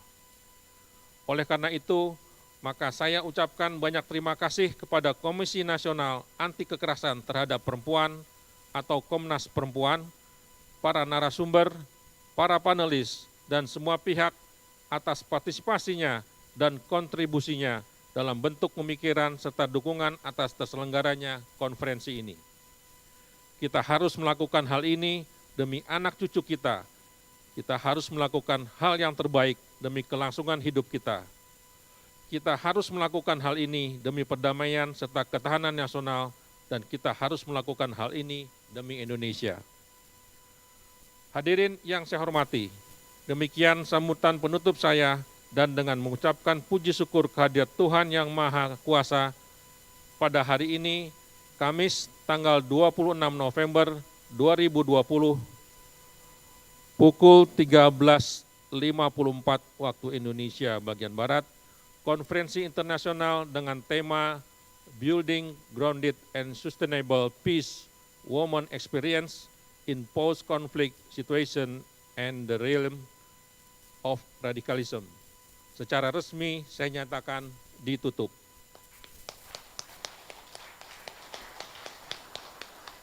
Semoga Tuhan Yang Maha Esa senantiasa meridhoi dan memberikan keberhasilan kepada kita dalam upaya memelihara kehidupan politik yang kondusif dalam pencapaian cita-cita nasional demi kejayaan bangsa serta negara kesatuan Republik Indonesia yang sama-sama kita cintai ini. Sekian dan terima kasih. Om Santi Santi Santi Om. Wassalamualaikum warahmatullahi wabarakatuh. Jakarta, 26 November 2020, Gubernur Lembaga Ketahanan Nasional Republik Indonesia, Agus Wijoyo, Letnan Jenderal TNI Purnawirawan. Selesai.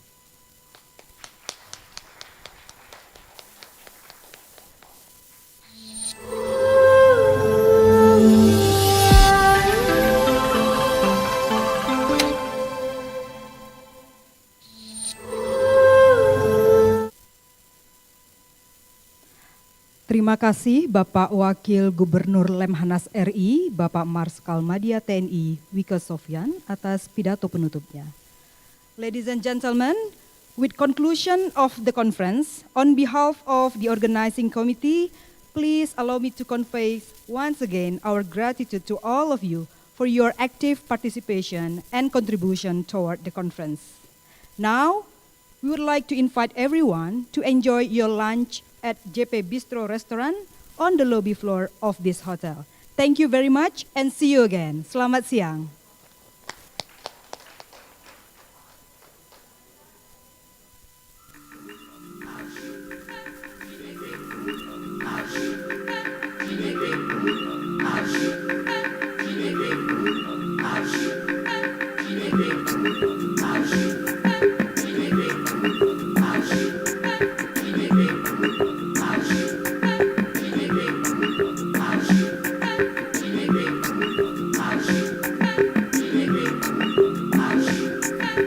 Thank you.